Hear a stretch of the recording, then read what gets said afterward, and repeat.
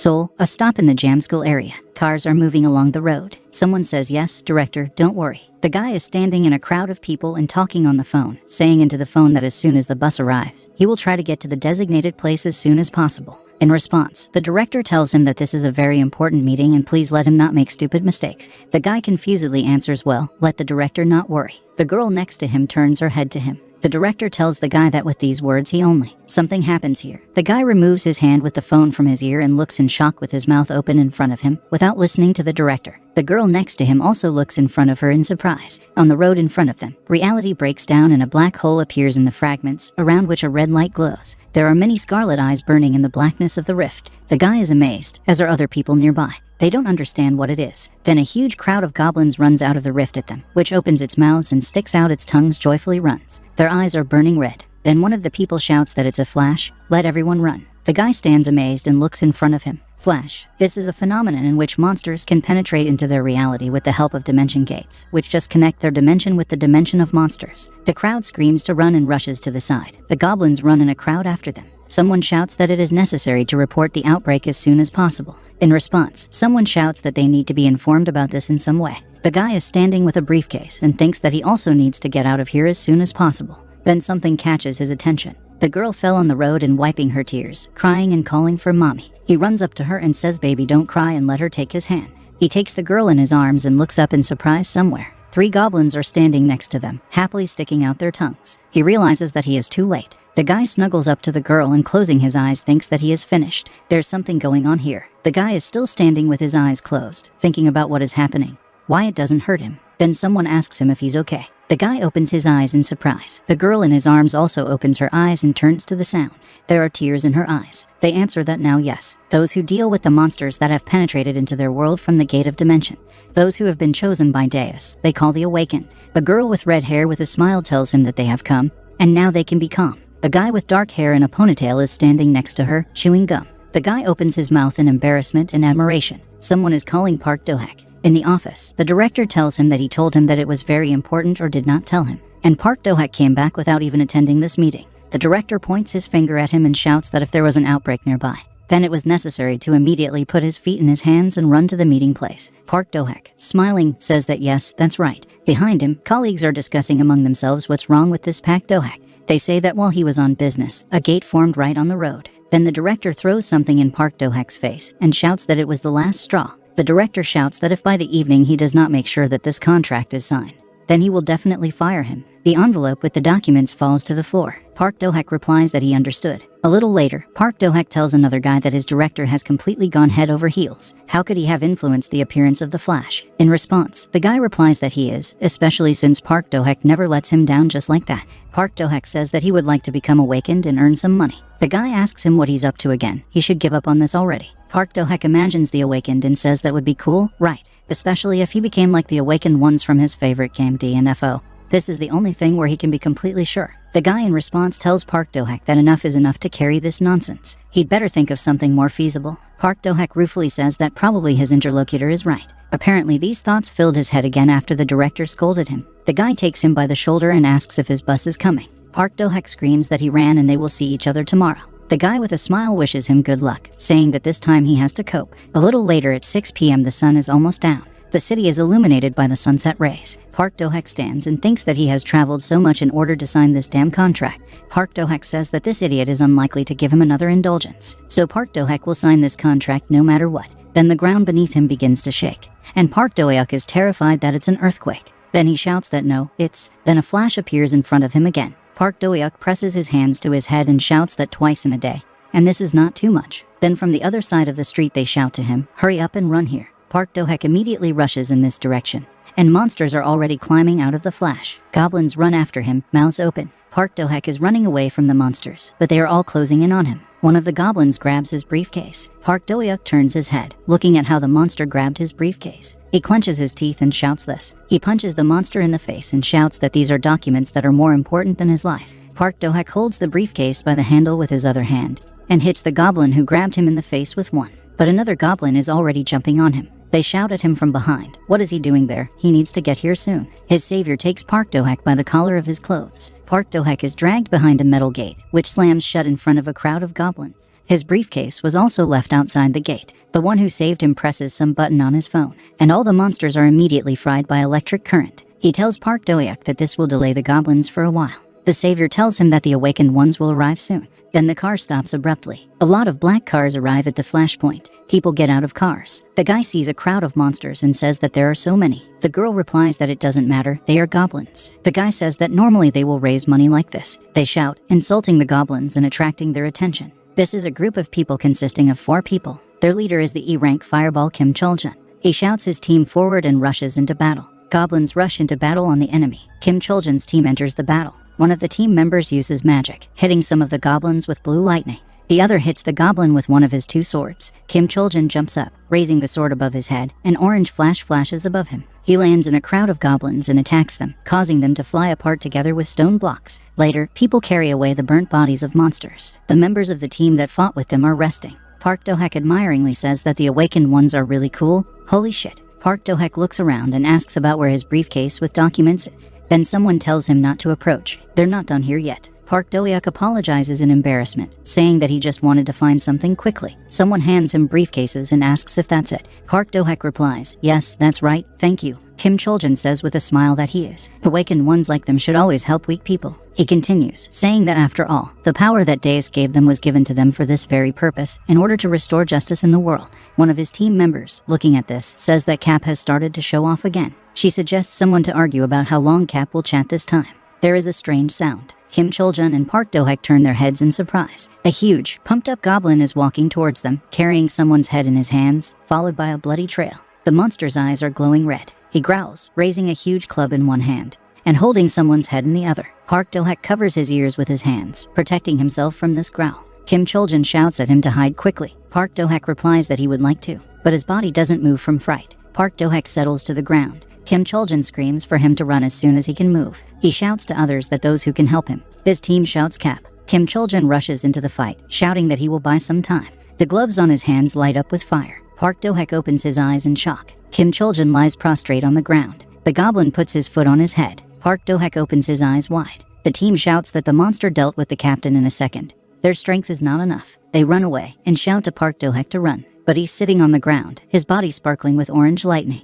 The monster looks at him with its tongue sticking out. Park Do-hyuk thinks with tears in his eyes that this is how his life will end, and he hasn't really done anything in his life. He says out loud that he said he didn't want to die. The monster attacks Park Do-hyuk. His body sparkles with lightning. He is informed that he has been awakened. The monster slams the club into the ground with great effort. Goblin smiles. His club broke through the asphalt. Smoke is coming from the pit. Park Do-hyuk is sitting safely in another place behind the monster. He asks about what it is. The system informs him that the awakened Park Do-hyuk can use D and F skills. Park Do-hyuk asks about the fact that he woke up at such a moment. The system informs that in order for Park Do-hyuk to become more familiar with the system, Park Do-hyuk was given access to all the necessary experience. His rescuer shouts at him to run faster as a monster runs at Park Do-hyuk, raising a club. Park Do-hyuk's body control was changed due to the danger. The monster approaches him, raising a club to strike. Blue lights appear under Park Do-hyuk's hand. He attacks the monster with magic projectiles. They hit the goblin in the face and body. The members of Kim Chul-jun's team watching them are discussing what it is. Wasn't Park Do-hyuk an ordinary person?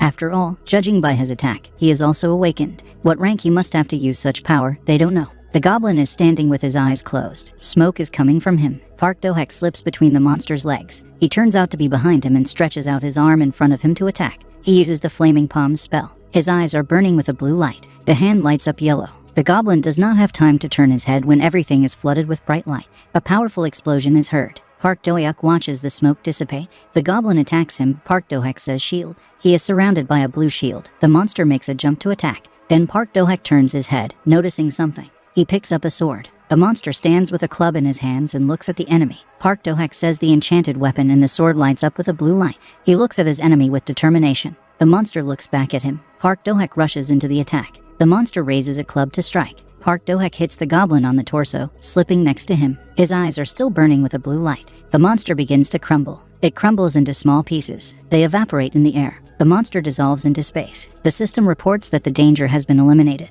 Body control and skills have been returned. The awakened ones watching him are in shock. They think that Park Do-hyuk can't be. He is an awakened duelist. It can be even higher. The system informs that the training is completed. From that moment on, Park Do-hyuk becomes awakened. The year 2000, magic towers began to appear in capitals all over the world. They were made of materials hitherto unknown to the world. It was rumored that a creature called Deus lived there. The towers were taller than any skyscrapers and glowed with a purple light. Currently, these towers are under the control of states. For a while, there were all sorts of rumors around these towers. Then outbreaks began to occur all over the world, and those who were chosen by Deus appeared to help contain the creatures that were coming out of there. And 20 years later, in 2020, the whole world recognized the awakened, and this time is called the heyday period. On March 27th, at 6:12 p.m., the system informed Park Do-hyuk that he had been awakened. He became awakened. Apartment building, the sun is shining brightly. Park Do-hyuk gets up on the bed, rubbing his head. He looks at his rumpled clothes and thinks that looking at it, it looks like yesterday's incident was not a dream. His washed suit is hanging on a hanger. Park Do-hyuk remembers how he defeated the monster with a sword. What he looked like then. When the danger was eliminated, his body control and skills were returned to him, and Park Do-hyuk's eyes took on his usual color. He immediately began to turn his head, not understanding what had happened. He looks at the iron sword in his hands and does not understand why it happened. Park Do-hyuk thinks that he definitely saw a goblin warrior just now. Then it seems to him that the monster is standing right behind him. Park Do-hyuk turns his head in fright, thinking that maybe the monster is still alive. But there is no one behind him, only a club lying around. Park Do-hyuk asks about the fact that there is no monster. He thinks that the goblin warrior couldn't have come back. He sees a goblin club and a lower rank crystal, which the system informs him about. Park Do-hyuk looks at the sword in his hands and thinks that he really woke up and destroyed it. Then someone shouts to him, "Teacher." A girl with a boyfriend approaches him. The girl takes his hands and says that they saw how Park Do-hyuk dealt with this goblin with his cool magic. He asks them what they are talking about. The girl in response says that he is so modest compared to other magicians she has seen. The guy replies that he can talk to them informally, calling Park Do-hyuk a teacher. He is shocked and does not know what to answer. After a while, Park Do-hyuk says that they need to clean up this place, otherwise there are corpses all around. The guy replies that this is normal. In places where there was an outbreak, it's always like this. Park Do-hyuk thinks about the fact that people's deaths are normal. The guy says they're more interested. Wouldn't know Park Do-hyuk like to join them since their boss is dead. The girl says that they are sure that he could definitely lead weaklings like them. Park Do-hyuk looks at their happy faces and thinks that just a couple of minutes ago they left him in a panic when their leader died, and now they call it the norm. Strange. Aloud, he asks them to give them time to think. The guy says he's asking him to lead them. The girl supports, saying, we ask. Here someone tells them to stop there. The guy and the girl turn to the voice. There is a girl with her hair braided in two tails. Two men in suits are standing behind her. The girl tells them to follow their instructions now. The guy and the girl say they have already come, quickly. Park Do-hyuk thinks that they came from the department and thank God. This is the management of the awakened. Briefly up, 20 years ago, guilds began to form in connection with the appearance of the awakened in the world. This is how the Black Panther, White Lotus, Plum Blossom guilds appeared. The task of one organization is to protect the security of ordinary citizens in the state, and this organization is the management of the awakened. The girl from the awakened management says that they really came faster than usual. The girl is Lee Young-so. She tells the guy and the girl to come here. They are amazed, and Park Do-hyuk takes the opportunity to disappear. The guy and the girl turn in shock looking at how he runs. They shout to him, teacher, and do not understand what to do, run after him or not. They rush after Park Do-hyuk. A man in a suit asks Lee Young-so what she will order them to do. She replies that unless she needs to be asked about this, the men must bring the fugitives. Men catch a guy and a girl, pinning them to the ground. The man looks at the fleeing Park Do-hyuk and asks about his two. Someone shouts, teacher. Lee Young-so replies that no, it's not necessary. She bends down, picking up Park Do-hyuk's briefcase from the ground. She picks him up and says she thinks they'll meet him again. She smiles. It's 7 a.m. On Park Do-hyuk's watch, the alarm clock is ringing. He thinks about what he should do. Will the director believe him if he says that he could not sign the contract because he woke up? Park Do-hyuk looks at his hands, thinking that okay, that was. He puts his palms to his cheeks. He decides that first he needs to study his abilities. It is necessary for him to survive as an awakened one. This time, Park Do-hyuk definitely wrote something about the abilities from the game. He remembers the notification from the system. He studies the console. His rank is F, class mage, mechanic, alchemist. Almost all of its characteristics are 5. Park Do-hyuk finds it great. All indicators are on the top 5. Magic 3, protection from magic. It seems he has already seen it somewhere. Park Do-hyuk understands that this is a combination of classes. Park Do-hyuk excitedly shouts that this is the first character of his favorite game. It turns out that he just repeated 3 classes, as in the game. Park Do-hyuk thinks admiringly that even those who have 2 classes of double awakened are already very rare and guilds are willing to pay them a lot of money. And Park Do-hyuk turns out to be a triple awakened. He clenches his fists happily, and then he screams out loud. His cry wow can be heard even on the street. Then someone knocks on his wall and asks him to be quiet. Park Do-hyuk confusedly replies, I'm sorry. He thinks that going to the dungeon now would be too stupid. Many awakened ones die on their first visits there, so he first needs to improve his skills. Park Do-hyuk opens the refrigerator, thinking about how he can earn money without straining too much. He pours milk into his glass, thinking about how to make money without fighting with anyone. He drinks milk thoughtfully. Then his eyes widen in amazement. He looks at the console, saying that for sure, among the spells of mechanics, there is a doubling of the maximum level. He looks at the spell description. It allows you to create an exact copy of the original thing.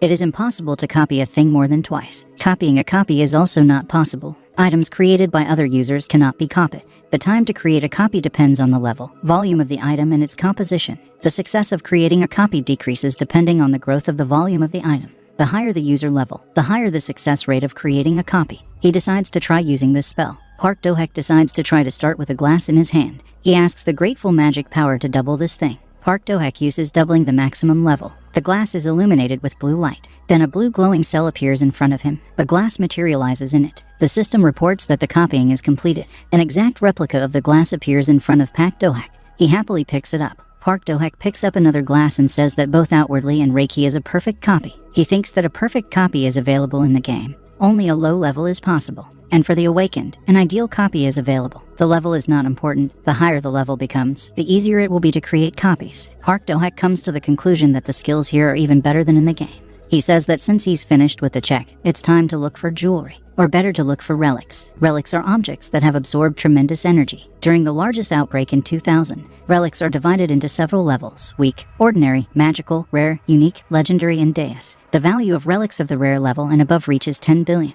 People who possessed antiques that suddenly became a relic and acquired powerful energy abruptly changed their lives, becoming real rich. The problem was that many old items had become relics, but none of the awakened ones had the ability to feel them. Park Do-hak realizes that he has the skill of identifying from the game. The taxi driver informs Park Do-hak that they have arrived. Park Do-hak thinks that this is why the place he is going to. This is the nearest antique store. Park Do-hak decides to look for relics there. 3 hours later, he clutches the ring in his hand, thinking that there are even such cool things. Park Do-hak has an Ort ring in his hands. This is a rare level relic. Her abilities: increases the level of magic by 100, increases wisdom by 10%. When using any spell, once replenishes the energy level. He looks at the ring, saying that it's awesome, it's cool. Park Do-hak looks at other things and says he found more than just the ring, so you can leave. He looks at the objects he found: a teapot, a ring, a pen, and a bib. The seller says that Park Do-hak has been looking so hard here since morning. Park Do-hak says with a smile that he has such a hobby on weekends to go out in search of interesting antiques. The seller answers him like this. Park Do-hak comes out of the store with a bag in his hands. Then his phone rings in his pocket. Park Do-hak takes out his phone and realizes that the damn director is calling him. He looks at the phone and says that although now he cannot worry about it at all. He answers, and the director shouts at him why he is not at work yet. Park Do-hak asks in response, and what is already working time? He continues, saying that by the way, he informs him that he is no longer going to work in an office that does not value its employees. The director shouts to Park Do-hak that he is carrying. Does he not want to receive money? Does Park Do-hak think there are so many companies in the world that treat their employees as well and pay like their organization? Park Do-hak shouts back, what the fuck is being treated well? They give tasks on the same day, no vacation days, and even on weekends they demand to come to work. Even tramps from the street would laugh at such work. Park Do-hak says that's it. From today he won't set foot there. Park Do-hak walks, whistling a cheerful tune. He thinks that so the job is done. Now he can go home and start selling items. Then he hears someone shouting what you said and repeat it. In response, they say they were told not to show off with such a level. These are two guys who are about to fight. One of them says that he accidentally touched him, which is why he is aggressive. The other guy in response says that if you hurt a person, you need to apologize. In response, the guy shouts that he touched a little. What a fucking apology. In response, they shout at him a little. That bastard. Someone from the audience asks about what's going on here. In response, they say that the awakened one started a quarrel here, and they can hurt people too. The girl who asked the question says yes, then it's better to move away. Park Do-hak stands in the crowd and watches the quarrel. The guys are already ready to fight each other at this time. One guy shouts that no, that won't do, and raises his fist to strike, which flashes yellow. His opponent shouts in response to whoever is talking, and also raises his fist to strike. He lights up with a purple light. They are almost ready to strike each other when Lee Yong-so gets between them. She grabs both guys by the arms and forcefully throws them in different directions. Lee Yong-so tells them that fights between awakened are forbidden. They should read the instructions carefully. Lee Yong-so says that the first time she forgives them, but the next time she will send them to prison. Here, from the crowd watching this, shouts are heard about how cool Lee Yong-so is and that she is a beauty. She turns her head to look at the crowd. Then she smiles, noticing something. She watches as Park Do-hak stands among the people in the crowd. At the same time, Lee Yong-so continues to shout admiration. Lee Yong-so shouts "Hey you," a guy in a black Olympic jacket and with a heavy bag, referring to Park Do-hak. He wonders if she is calling him. Lee Yong-so screams, calling his name. He waves at her, confused, realizing that he is definitely his. People next to him pay attention to him. Lee Yong-so yells at him to pick up the thing he left last time. He is amazed.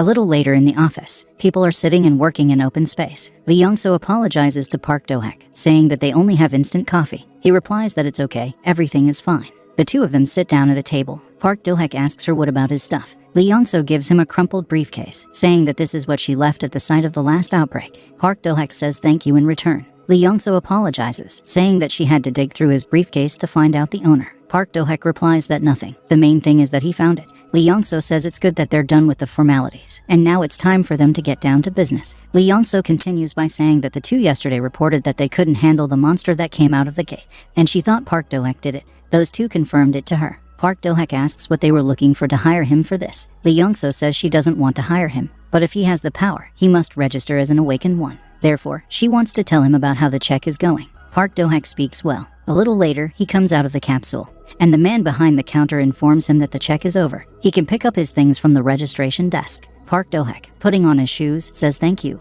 Lee Young-so tells Park Do-hak that he can sit down. He asks her if the results are ready. Lee Young-so looks at the sheet in her hands and asks to wait. She will explain everything. Park Do-hak thinks about why he is so worried. Lee Young-so is thinking about something. Park Do-hak sees this and asks about what it is. His stats are too low. Lee Young-so responds by saying no, nothing. She hands him a sheet and asks him to see what is approved on it, which means that Park Do-hak has passed. She turns to him, wishing him luck as an awakened one. And also Lee Young-so with a smile wishes him a long life. Park Do-hak thinks that her speech is so-so. Lee Young-so points his hand to the side and says that the exit is there. When Park Do-hak leaves, another employee approaches Lee Young-so. He asks her why she is so nice to this guy. He doesn't have any prospects at all. Lee Young-so replies with a smile that it's all about curiosity. Just curiosity. Park Do-hak leaves the awakened control. He sees a guy and a girl at the exit, who invite those who leave the building. The girl tells the exited guy to come to them. Their Black Panther Guild provides full support to newcomers. The guy next to her says that very promising newcomers have joined their Jinsen Guild. Why doesn't he come to us for a consultation? Park Do-hak looks at this and thinks that the representatives of the guilds are right at the doorstep trying to attract newcomers. He thinks that it is good that they are not interested in him at all. Park Do-hak thinks that it's much better for him to be alone now without attracting attention. After all, he only needs to earn money. Park Do-hak uses doubling of the maximum level on the ring. A blue energy cell appears. The system informs him that the copy creation failed. Its current level is not enough. The copy success rate is 0%. Park Do-hak rubs his eyes tiredly. He says that it looks like with his level, it's too early to try to copy a rare relic. He decides to look at the remaining 3 things then. This is 67-year-old Granny Kim Ok-bun's teapot. His level is normal. Abilities. If you brew and drink tea from this teapot, the level of maga increases by 0.01 for every 100 milliliters. Tea in this teapot never spoils, as it has an antibacterial property. The fountain pen of the writer Yu Disong, the level is normal. Abilities. Adds 20 magic points, adds 20 wisdom points, reduces strength by 3 points. Choi Jusong's champion belt. The level is magical. Abilities. Adds 50 energy points. The effectiveness of energy boosting potions increases by 50%. Park Do-hak decides to put the ring on himself for now. Since he already has the registration of the awakened one, he can use the Deus Net, so he will know the price of the ring. And the rest of the things Park Do-hak decides to copy and put up for auction. Deus No. Over the past 20 years, many awakened ones have begun to appear all over the world, and Deus No became a kind of space that united them all. Here they share news, information about dungeons and other things, and there is also its own auction site where you can exchange or sell items. Japan, Nagoya, someone's house. The awakened re-shooter is sitting at the table. She clicks her computer mouse, finding something interesting. She studies the description of the writer Yu Disong's fountain pen, saying that such ordinary things rarely became relics, but she understands that the pen raises the level of wisdom quite well. She eats candy, saying that wisdom is so difficult to lift, so you should definitely buy a pen. She clicks the mouse, saying that so many people do not give up because of such a price, but the handle is hers. An awakened woman from Japan named Ri successfully bought a fountain pen for 120 million won. At the same time in Seoul in the building of the White Lotus Guild, the office is on the highest floor. In the bathroom there is a girl who is talking on the phone, saying that the dear one knows that she receives a list of recent transactions on the Deus Net. She is talking to the master of the White Lotus, the best guild of the Republic of Korea, Kang and Han. He asks her what. The girl says that someone recently exhibited one rare and one ordinary relic. One of them has already been bought. Kang Ying-han asks about the fact that this is not an ordinary seller. The girl answers no, there is some new ID, about which there is no data. This is the deputy head of the White Lotus Guild, Min Sonal. She says that besides, with one awakened license, only one login can be created. Kang Ying-han asks her what she's getting at. Min Sonal replies that something is not clean here. These are relics that are unlikely to be found, even if you go around 30 dungeons. Kang Ying-han asks her what she means. That the seller has a hidden ability to find relics. Min Sonal answers yes. Expensive relics are usually sold at the Kanama market. She looks through the glass at Kang Ying and says that weak relics can be easily sold through Das No. She takes a robe and puts it on, saying that the seller is not like those who often sell ordinary and rare relics. She gets out of the bathroom. Kang Ying says that's right, no one can have such relics. He says that's fine. He will contact the development team and ask for information about this person. Min Siniol in response says thank you dear. Bright sunny day. A park where people walk. Someone is keeping score. This is Pak Do-hak doing push-ups and counting the number of push-ups. He made 48. According to the assignment, he has to make 50. On the last forces, Park Do-hak makes 50. The system reports that he has completed the task of 50 push-ups and receives skill points. His level has been increased. He gets level 11 and has reached the second mage class. Park Do-hak says he didn't think he could do it, but it's great that he can raise his level, just like in the game, and even distribute points according to the necessary stats. He is studying his increased characteristics. Park Do-hak says that the characteristics of magic are slowly taking shape. He sits down to tie his shoelaces and says that he will now try to get the passives movement spell and concentration. He understands that he needs these abilities to resist the monsters. After all, what kind of magician does not fight monsters? That is why spells are mandatory in the game. But you can only get skills through training. Park Do-hak shouts strong and resistant armor. The system reports that the spell concentration failed. The armor spell has been cancelled. Park Do-hak thinks that nothing works out the first time. He will repeat until he succeeds. Park Do-hak is running. He shouts again. Park Do-hak again shouts strong and resistant armor, making a hand gesture in the air. The system reports that the spell concentration failed. The armor spell has been cancelled. Park Do-hak says that this was the 20th time. What is the problem? He is being watched by a child who thinks, wow, the guy has been running so much and does not get tired. Then someone shouts to the child that he got up where the ball is. He has shouted that he needs to go and find the ball before it gets lost. The boy asks for forgiveness and shouts that he will find him now. The boy runs after the sword, which lies on the other side of the highway. He runs out into the road, saying that it's good that the ball didn't roll very far.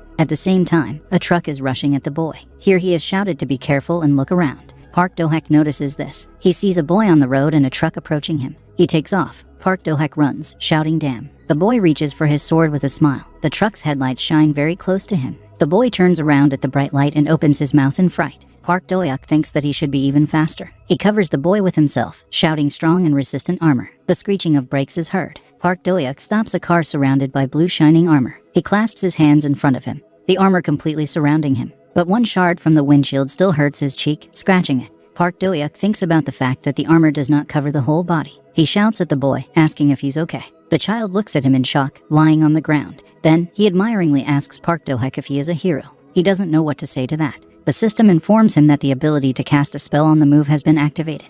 For 10 does not require any separate actions. Expends 1 point of magic. The spell concentration ability was also activated. If at the moment of concentration his mind points allow, then the skill will be applied in the usual way. However, if the mind points are below 5, then the ability will be impossible to apply. Mana points are not restored. Park Do-hak studies the consoles that have appeared. The boy answers him that he is fine, and his savior. Park Do-hak replies that he is too. He is glad that everything is fine with the boy. He pats the child on the head. He laughs in response. People from the sidewalk are shouting for everyone to look.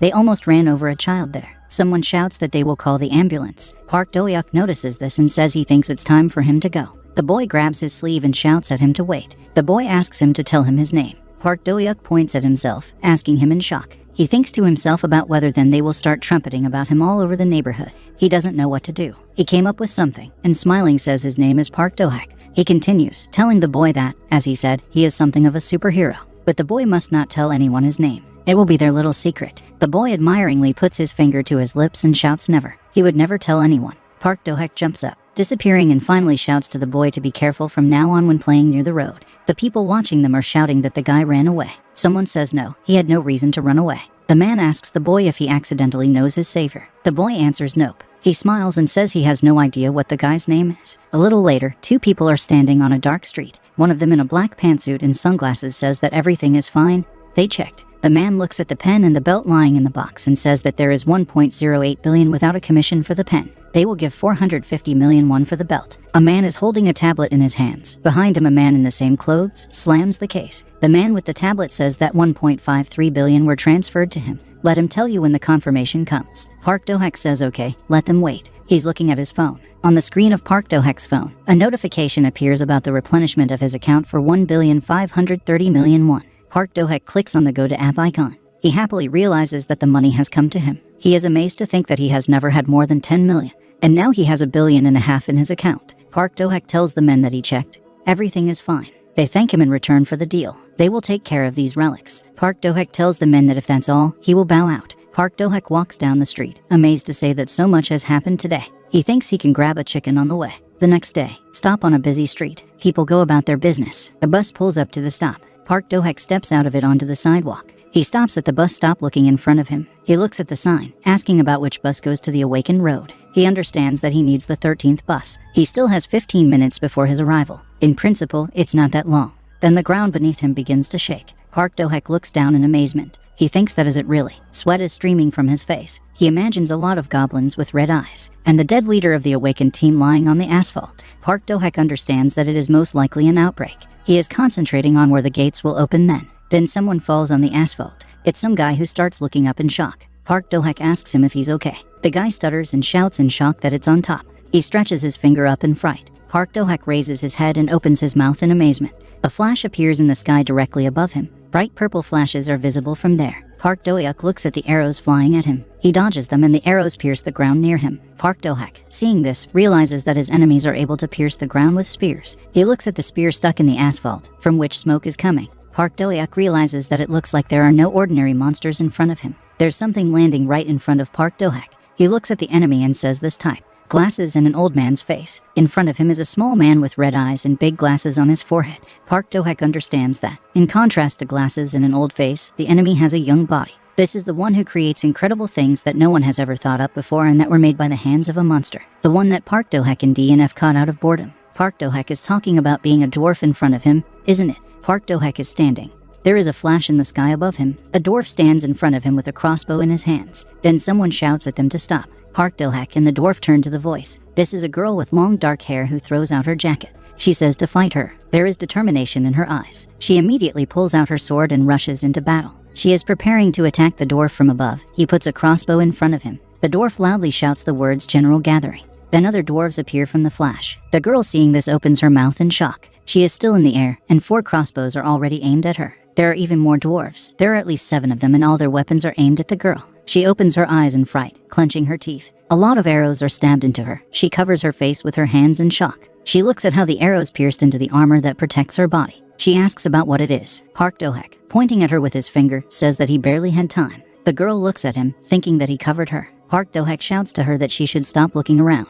A dwarf with a sword and shield rushes at her from the other side. The girl blocks his attack with her metal armbands. Here someone uses the spell Harmony of Magic. Coherence of the Poles, a magic projectile. He defeats the gnome who attacked the girl. The gnome blows off part of his face. He screams in pain. The girl opens her eyes in shock. Park Do-hak says that it's dangerous here and she should leave. The girl in response says that no, she is also awakened. She must fight. Park Do-hak says she thinks she'll change her mind after seeing that guy. Someone fully armored appears from the flash. He is huge for a dwarf. He has a shield and a hammer in his hands. A red light is burning from the visor of the helmet. It shines with a bright light. The girl opens her eyes in horror. She asks about what it is. Her body is covered with orange lightning. Park Do-hak tells her that this is a special intimidating ability of higher monsters. If she gets scared, she won't be able to move anymore, just like now. In response, she asks him how he coped then. Park Do-hak takes her in his arms and says that he has experienced this once before. The girl asks about what it means. Park Do-hak, together with a girl in his arms, jumps from the place of the fight. He runs with her in his arms. The girl looks at him in amazement.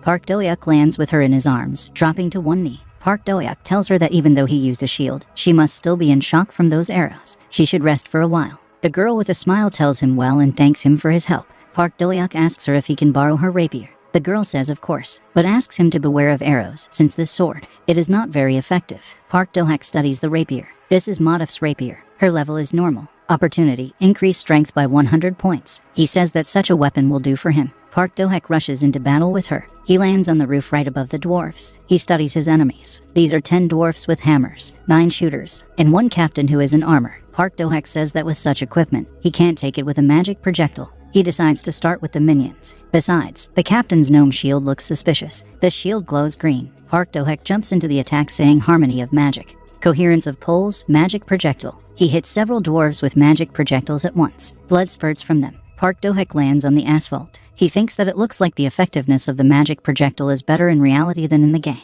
The dwarves, untouched by him, draw their weapons with a smile and anger. Park Do-hak goes to them with a gun in his hands. He tells them stupid creatures, let them face the Great One. He says fear. 2 red eyes light up behind him. A red mist envelops everything around. Park Do-hak's eyes are also glowing red. The dwarves look at him in horror. One of the dwarves finds himself face to face with a dragon with red eyes. The dragon opens its mouth, rushing to attack the dwarf. The dwarf screams in horror and shoots an arrow from a crossbow at the dragon. The arrow hits the dragon in the head. Instead of a dragon, another dwarf immediately appears in front of him with an arrow in his head. He's bleeding. He screams in pain. Park Do-hyuk looks at how dwarves attack each other and thinks that fear is much more effective than many skills. After all, under the influence of wisdom, he can cause hallucinations. Park Do-hyuk thinks it's a good thing he kept a copy of the fountain pen. Park Do-hyuk thinks that the action of the fountain pen will not last long, so you need to hurry up and deal with the boss. Park Do-hyuk says harmony of magic, coherence of poles, magic projectile. Park Do-hyuk attacks the dwarf captain with magic projectiles. The latter reflects his attack with his magic shield. Park Do-hyuk understands that this shield has a high resistance to magic. Then he must find another way.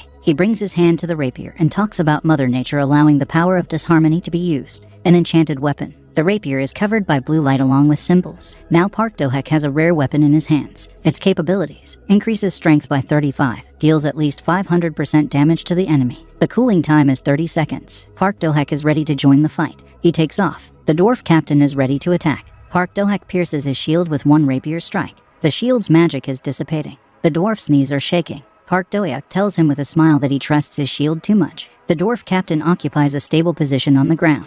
He doesn't know what to do. He throws aside his visor. Park Do-hyuk opens his eyes in amazement, saying that there was emptiness inside all this time, and the red light is a light bulb. Park Do-hyuk lands next to the opponent, looking at the pile of armor in amazement. Then she starts to move, and the warrior raises his sword to attack. It flashes with black and red fire. The warrior hits the ground in front of him, causing stones to fly in all directions and smoke to rise. Park Do-hyuk, frightened, begins to speak the harmony of magic, the coherence of the poles, a magic projectile. He jumps up, hitting the warrior with magic projectiles. They scratch the armor and heat it up. Park Do-hyuk lands on the ground. His armor is white hot. The smoking shield falls to the ground. A dwarf appears from the inside of the armor. Park Do-hyuk realizes that the captain has been sitting inside the armor all this time. He looks at the opponent who has appeared and thinks about how the boss of the dwarves looks like this. Park Do-hyuk realizes that his enemy's shield is broken and it looks like his spells are starting to work. Park Do-hyuk looks at the dwarves struck by his spell and realizes that soon the effect of fear will subside. He decides to get it over with as soon as possible. Park Do-hyuk uses the magic projectile again. The dwarf captain hides from the spell behind a shield. He stands in armor with a weapon and a shield in his hands. But then he is very surprised by something. A lot of magic projectiles fly into it. At this time, Park Do-hyuk slips behind him. He also attacks him with magic projectiles in the back. The dwarf's armor heats up to white on his back. Park Do-hyuk circles around the dwarf captain and hits him from all sides with spells. As a result, the armor of the dwarf captain lights up with a blue light. The dwarf is smiling inside at this time. Park Do-hyuk also thinks with a smile that his opponent is mistaken if he thinks he is a simple magician. He decides to end it. Park Do-hyuk finds himself above the dwarf and raises his rapier to attack. Park Do-hyuk says harmony of magic, coherence of poles, magic projectile. He hits the dwarf's magic directly in the head from above. Smoke envelops everything. Park Do-hyuk looks at the empty armor, around which a brown puddle is spreading and smoke is coming. Park Do-hyuk turns his head, saying there are only dwarves or servants who are already gradually coming to their senses. Park Do-hyuk says that only these puppies are left. He rushes at them with a weapon. A little later, smoke comes from the dwarves' bodies. Park Do-hyuk thinks that fortunately this time only the leader had an enchanted shield, but there's no telling what might happen next. Park Do-hyuk thinks that he needs to find second-class spells as soon as possible. Then someone comes up to him and says, "Hello, Mr. Park Do-hyuk." He raises his head and says that Lee Yong-so is in front of him. She replies with a smile that yes, it seems they began to meet often. She turns her head and asks about what Park Do-hyuk really did here alone. He folded his arms on his chest and answered yes. Lee Yong-so looks at the bloodied bodies of the dwarves and asks about that girl Kim In. Park Do-hyuk says she was wounded at the beginning of the battle, so he carried her away. Lee Yong-so is amazed, but Park Do-hyuk continues, saying that more importantly he would like to talk about compensation for this outbreak. In the case when the awakened are involved in stopping an unforeseen outbreak, they are supposed to be compensated with trophies. Lee Yong-so tells him with a smile that he doesn't have to worry about it.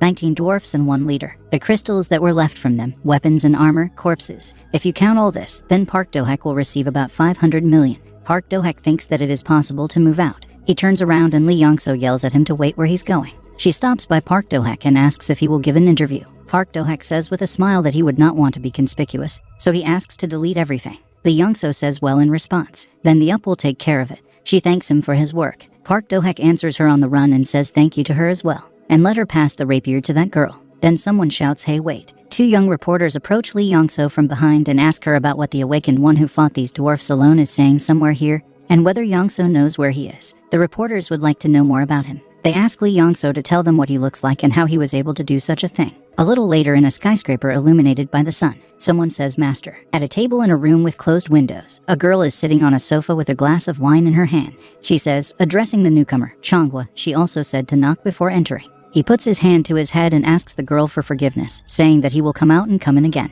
The girl in response says enough is enough, asking what happened. The man is the deputy head of the Plum Blossom Guild, Chan Changhua. He tells the girl that there has been an outbreak in the Shinan area. However, there are no deaths, only one wounded. He continues by saying that there are 2 F-rank awakened ones on the spot. One of them took care of everything. The girl in response tells him to stop pulling the cat by the balls and lay out what he is driving at. Chang Changhua says that an F-rank novice was able to deal with a pack of E-rank dwarves with only magic and 1 sword, but they say that what he used was like a spell. The girl asks for spells, not magic. Chang Changhua replies that yes, he moved his hands and spoke spells. The girl replies that she has only heard of such a thing. He asks Chang Changhua if he thinks that this is a special kind of awakened abilities. Chang Changhua says that this is the first time he himself has seen someone using awakened powers in this way. He continues by saying that in addition to this, the guy used something like magical crowd control and a magical force field. In response, the girl says that an awakened F-rank did it. She says with a smile that while the rest of the guilds have not woken up, they need to take the initiative into their own hands. This is the master of the Plum Blossom Guild, Lizzie. She asks Chang Changhua about why he came here after hearing this news. He does not understand her question, saying that of course, to report to her. Lizzie closes her eyes, lowering her head. She shouts to Chang Changhua that in this case, he should have immediately snapped at the scene to find and hire this newcomer. Chang Changhua asks again about hiring. Lizzie shouts to him that both she and he are hearing about such abilities for the first time, aren't they? It's something extraordinary. He doesn't think it would be worth bringing such a rarity to their guild. Chang Changhua responds by saying sorry. He's moving out right now. Lizzie throws him out into the hallway, shouting that it's enough talking and it's time for him to get out already. Later, on a busy street, the sun illuminates the skyscrapers. A white car stops at a traffic light. This is the deputy head of the White Lotus Guild, Min Sonal, coming. In the car, the news is announced on the radio. Here the announcer moves on to the next news, saying that this time the outbreak occurred in the Shinan area. However, the main topic was that during this outbreak of F-rank newcomers named Park Do-hek dealt with the dwarves with 1 blow. Min Sonal starts listening to the news with interest. The announcer continues, saying that according to the interview of the awakened Kim In-ae, who was next to him, here the news is interrupted by an incoming call. Min Sonal is calling baby. She asks, dear, what is it? White Lotus Guild Master Kang Yinghen is calling her. He asks Min Sonal if she is having fun. I left all the work for my beloved. Min Sonal replies that they agreed that she has external relations. She asks about what price they will put. Kang Yinghen says about the price that let her try 3 billion. Min Sonal asks him in response if he thinks that this will be enough to attract such an unusual awaken. She says to raise more. Chang Yinghen answers her 10 billion. In return, she will pass the guild's internal test. Min Sonal asks if this is mandatory, but she immediately says okay, I understood. Min Sonal continues with a smile, saying that he will use all his charm and will definitely bring him. Chang Yinghen answers her not to flirt with other men, but to do business. The sun is shining brightly in the residential quarter. There are people standing at the door and studying an ad that says, 100 billion won. If you're not going to pay that much, please leave. One of the people reading this says he doesn't even know if he's that amazing or just crazy. One of the people suggests that to regard such an announcement as simply unwillingness to sign a contract. The other one says in response that yes, he definitely moved. Thinks he's so cool. A white car stops here near these houses. Min Sonal comes out of it onto the asphalt. People open their mouths in shock at the sight of her, saying that this is the deputy head of the White Lotus. The girl behind their backs says in shock that this is the best guild in Korea. They are thinking that Min Sonal has also come to hire him. She removes her glasses, asking why so many small midges have flown here. From the crowd, someone says that they can go. It is unlikely that the guy has plans to sign a contract. Had he already negotiated with the Lotus? Min Sonal looks at the crowd in front of the doors and approaching her says that they didn't have a chance from the very beginning, but they decided to come anyway. She tells them with a smile that only with the wealth of the White Lotus can such an unusual recruit be achieved. Then something catches her attention. This ad, 100 billion won. If you're not going to pay that much, please leave. She repeats the sum of 100 billion in shock. She is amazed to ask what Brother Hongyi thinks about such a figure. This is the deputy head of the Makong Guild, Kim Hoon, who in response to her sternly tells her not to pronounce his name with her filthy mouth. He continues, saying, besides, which guild decides to pay so much to an awakened F rank because of some incomprehensible spells? Min Sonal responds by telling him that these are not spells. She said unusual. Did he see someone using spells? Kim Hoon thinks about these words and says no, but it's just a crazy price. They will never be able to get them in their lives. Min Sonal with a smile, folding his arms on his chest, says that he does not know. He thinks Mr. Park Do-hek wants to find a place that will appreciate his talent. She shouts loudly, Mr. Do-hek. She screams that she will leave today, but next time they should meet with conditions that will satisfy both sides. She's leaving in her car. From the con, the words are already gone. Park Do-hak puts his hands behind his head and says that it's nice when so many people are trying to attract your attention. But Park Do-hak has no plans to join the guild yet because of the money. Besides, working in the guild requires some sacrifices. He looks at the cards in front of him on the table and says that then you can say goodbye to your freedom. And all Park Do-hak needs right now is strength and growth. He studies the maps and says that with this data he will be able to raise his level. Park Do-hak says with a smile that he thinks it's time to act according to plan. After 5 days, on the metal fence there is a sign with large letters warning. In this area, the probability of monsters appearing is increased. Entry is prohibited. In case of unauthorized entry into this territory, the person who entered is responsible for his own life. Park Do-hak thinks that he is finally here. He stands in front of a huge metal gate. He's thinking about the relics he's been collecting for 5 days. This is a gravel bracelet. His level is normal. Rosary beads for entrance exams. Their level is magical. Yuhana's bracelet. His level is normal. The bracelet of the youth. His level is normal. Binoculars of the Great Emperor. His level is magical. Mr. Kim Yong-wan's belt. His level is magical. Park Do-hak says with a smile that he also has a suit that he managed to assemble from what was left in Shine.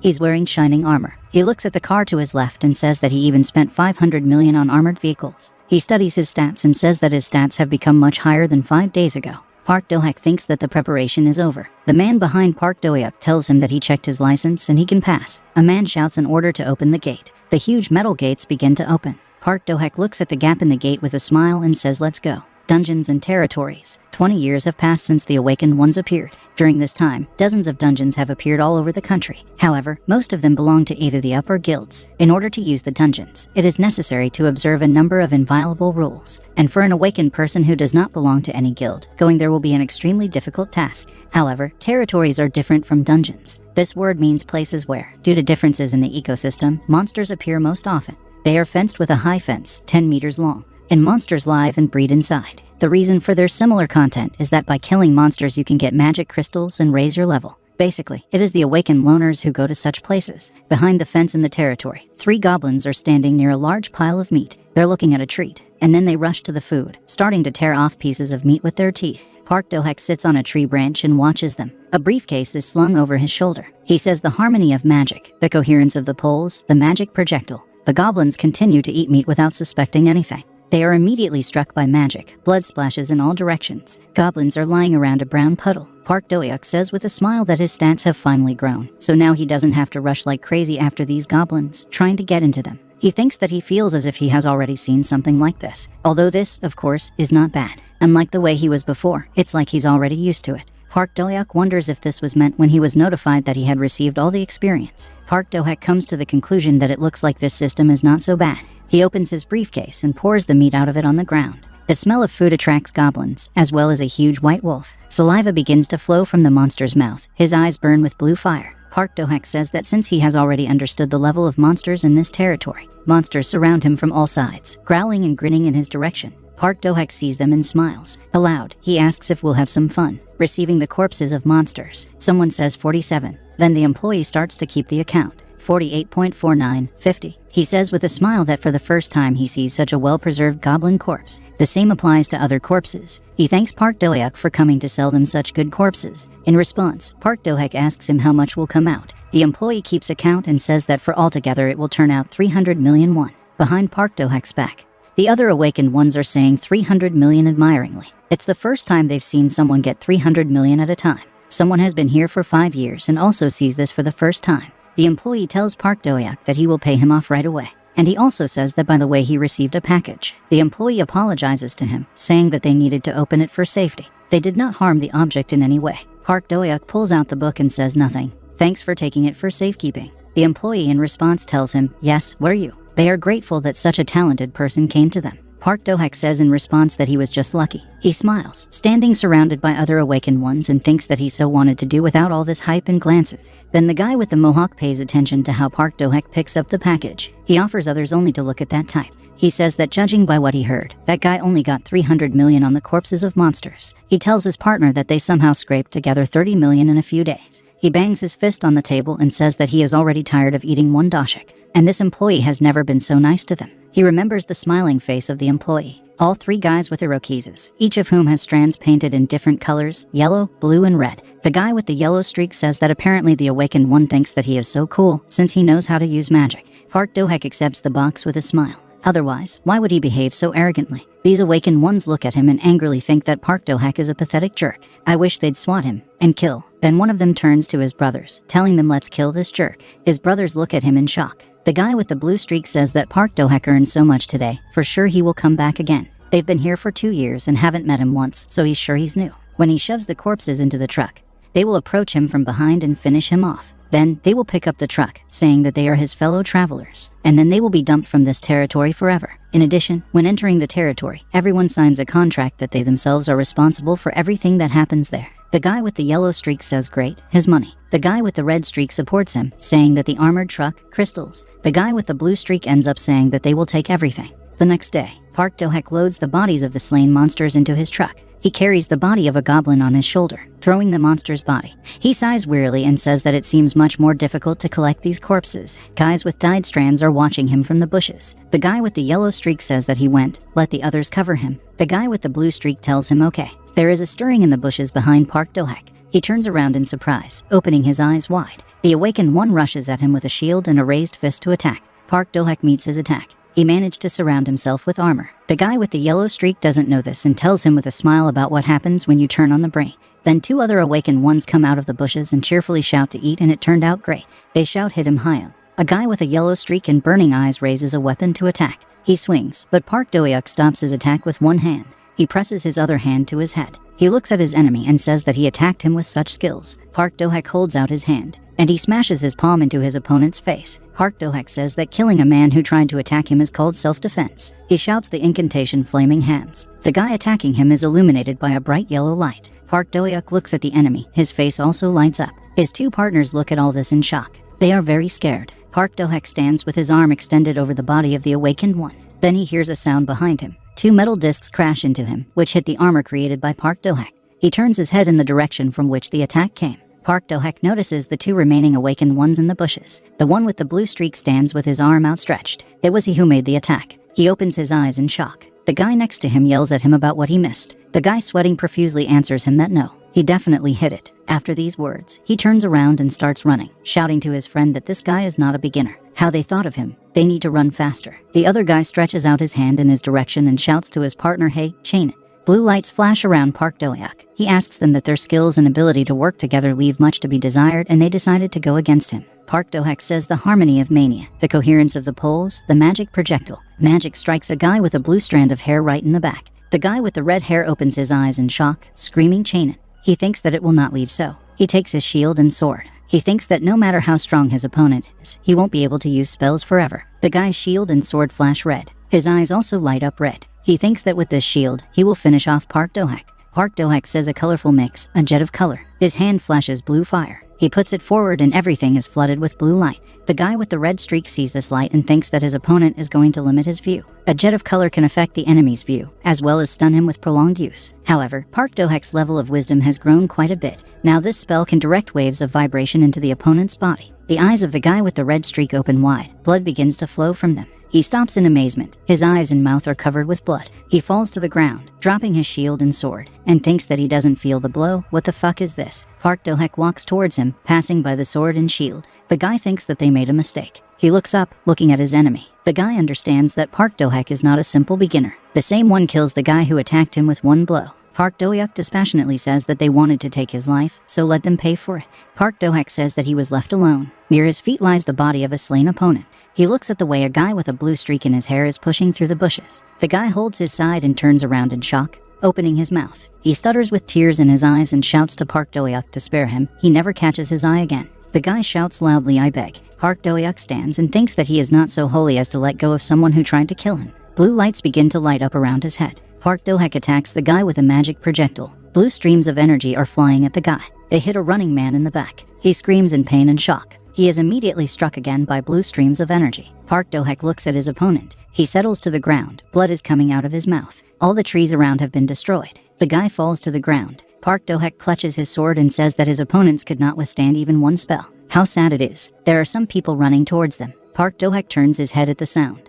These are workers who are shocked to ask about what is here. They see Park Do-hak standing next to the car with a sword, and 2 bodies are lying next to him. One of the employees asks Park Do-hak if he could explain to them what happened here. He answers yes, of course. He begins to tell the workers about how he was attacked by other awakened ones. The employee says, okay, they got it. They will also check the recordings from the video cameras, but they think it's self-defense. However, they still ask him for cooperation. Park Do-hak answers, well, he got it. The employee tells the others that in this case they need to remove the corpses and move out. Park Do-hak thinks that the hell because of the assholes who attacked him. He will have to finish for today and lose money. Park Do-hak stands with his hands pressed to him. Something surprises him a lot here. He asks the workers if they feel this magic. They don't understand what he's talking about. Park Do-hak says that he means the magic that comes from there. In the shadows, two burning blue eyes look at them. The employee says he thinks Park Do-hak is too sensitive right now after the fight. He'll go and check it out. Park Do-hak looks at him in amazement and immediately opens his eyes. He shouts to the workers, run now. The employee asks what Park Do-hak is learning there. He does not have time to finish. A huge white wolf appears in front of him, with glowing blue eyes and symbols on his forehead. The wolf opens its mouth and lets out a loud roar. Park Do-hak looks at the monster and thinks that this is the leader of the wolves of this territory. The wolves he hunted in D&F. The wolf takes off and rushes to attack a man in a black suit and glasses. He freezes in shock in front of the monster. Park Do-hak shouts shield. From the monster's attack, the man closes the shield, and the wolf's claws scratch the blue shield. The employee does not understand what happened. Here someone shouts immediately, run here. Park Do-hak says fireworks at your fingertips. A blue light lights up in his eyes, and everything flashes orange next to him. Park Do-hak shouts flaming hands. The whole space around is flooded with orange light. The worker behind him rushes away screaming. The flame reaches the monster's muzzle. The wolf immediately jumps sharply away from the fire. He lands in a completely different place, and then he shows his teeth again. Park Do-hak seeing this says that such attacks will not work. The monster is too fast. He thinks that with his monster roar, he also called his pack. Other wolves are running towards them. The workers, seeing this, freeze in shock. They look around and shout about what the fuck they're coming from. They shout in shock that this is a pack of wolves of this territory. Park Do-hak stands by his car next to other employees, surrounded by a pack of wolves, and thinks about coming up with. Park Do-hak shouts to the workers to get into his truck and leave here. The truck is armored, so they can get out without any problems. The workers shout back to him what he is talking about.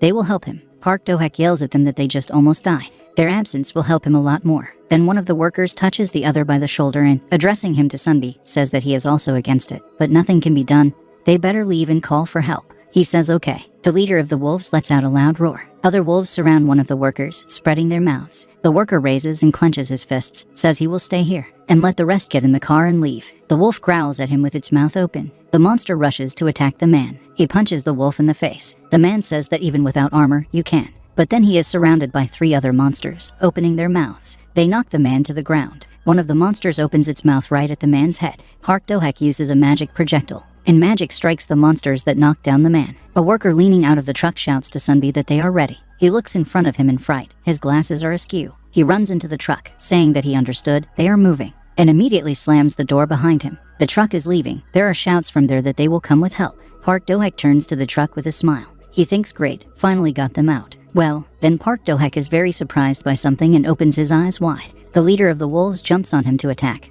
raising his paw to strike. The claws on his paw light up with a blue light. He makes a paw swing. The leader of the wolves hits the place where Park Do-hak was standing. An explosive wave immediately emanates from this place and blocks of stone fly away. Park Do-hak realizes that it was a jump and a paw strike, and then a flick of the tail. He walks around the wolf from behind. Park Do-hak thinks that he definitely saw it in the game, and if he dodges this attack, then the others will attack. Park Do-hak stops, and the wolves immediately approach him. They rush in a crowd to the place where Park Do-hak was standing. The same one jumped up, avoiding the attack. He thinks that then, the leader of the wolves begins to sparkle with blue lightning that covers his entire body. He lets out a roar and lightning strikes up. Park Do-hak opens his mouth. Lightning strikes the ground. The monster rushes to attack. The whole space around is covered with smoke. Other wolves are looking at a crater in the ground, in a place where lightning struck. Wolves, not understanding what is happening, raise their muzzles up. They are immediately hit by magic projectiles. The leader of the wolves stops. He opens his mouth, sticking out his tongue. Park Do-hak says that just like in the game, the monster cannot move after using the ability. Park Do-hak holds up a finger, saying that it's okay to end this. The whole space around him is filled with blue lights. The leader of the wolves, frozen in place, looks at him. Park Do-hak screams fireworks at his fingertips. He shouts flaming hands and a magic projectile, and immediately the whole space in front of Park Do-hak is flooded with fire. Magic projectiles are flying through the flames. They all rush towards the monster. The leader of the wolves freezes before the attack. Immediately, the flames engulf everything around.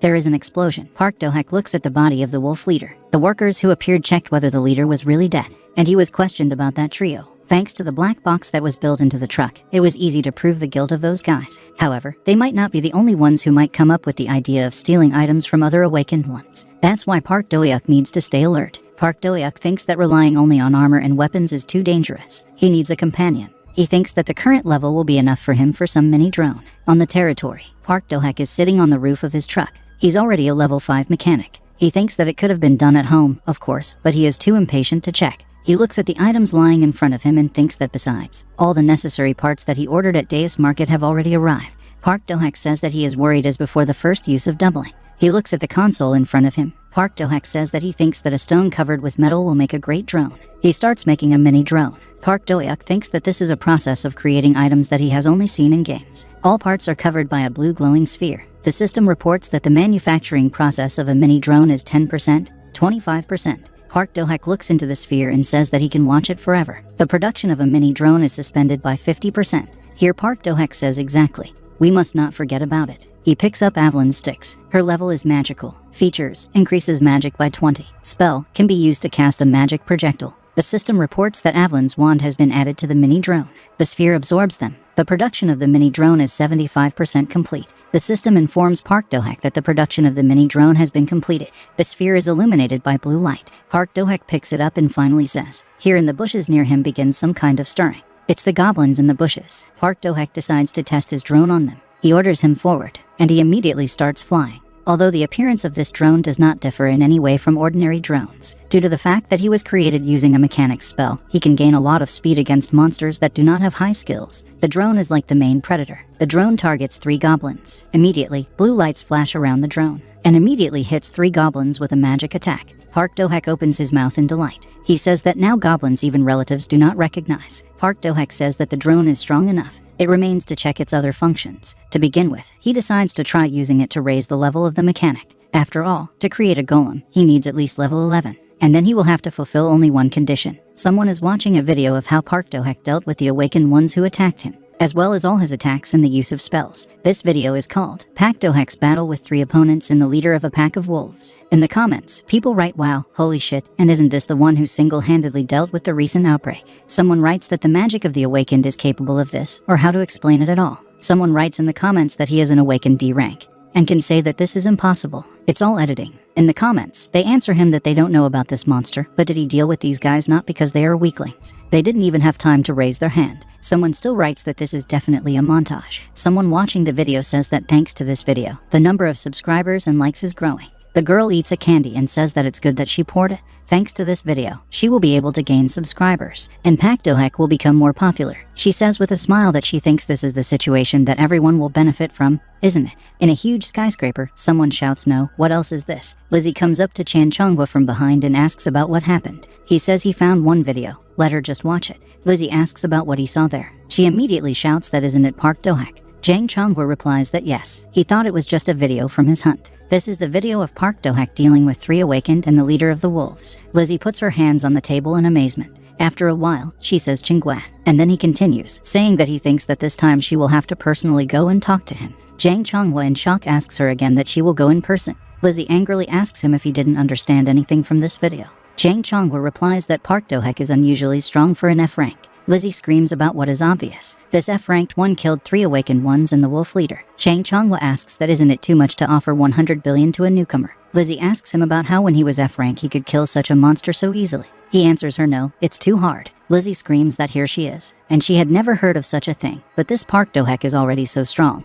But if he gets even stronger, then 1 trillion won't be enough for him. Lizzie grabs Jang Chonghwa by the suit and shouts that they don't have time to sit idly by. She drags him along, saying that they need to move out. At the same time, in guild number 54, the big picture is one employee shouting to another that they don't have time to sit idly by. In guild number 101 Black Comet, one of the employees shouts to the other rather, if they can get it, they will immediately break into the top.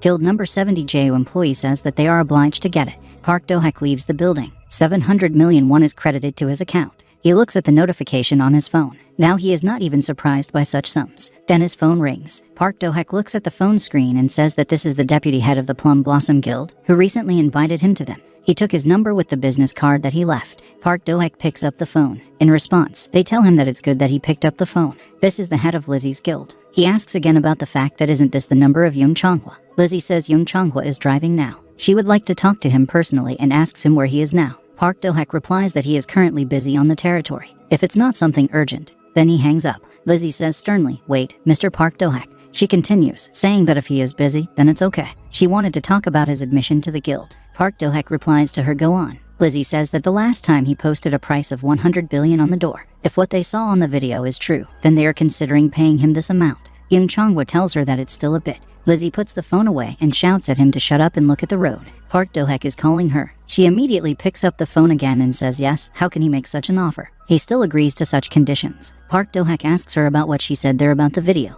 Lizzie says that yes, a man named So Harry posted a video with him on YouTube. He didn't know about it. Park Do-hak says it's the first time he's heard about it. He says he thinks he needs to sort out the situation first. He hangs up. Lizzie, not understanding, asks him to wait. But Park Do-hak hung up the phone and Lizzie calls him into the void. She looks at the phone in amazement. Young Changhua asks her to give up these stupid thoughts. Lizzie grabs his neck with her hands, screaming that he has nothing more to say. He coughing shouts Lady Road. Park Do-hak looks into his phone, where a video of his fight is playing. He says that someone really posted the video. He puts his hand on the hood of the car and shouts, "Who is it?" He exhales. Park Do-hak thinks that it looks like the video was posted for the sake of subscribers. Someone may misunderstand and think that he is some kind of killer. Park Do-hak clenches his fists in anger. He thinks that since everyone has found out that he uses spells, then he needs to take advantage of the moment. Park Do-hak says that he was not going to join the guild, but he will be able to descend into the dungeons, thereby increasing his level much faster. He types a message on his phone that it's Park Do-hak. He sends a message to anyone who wants him to join their guild, despite the fact that it was not he who posted the video from his hunt.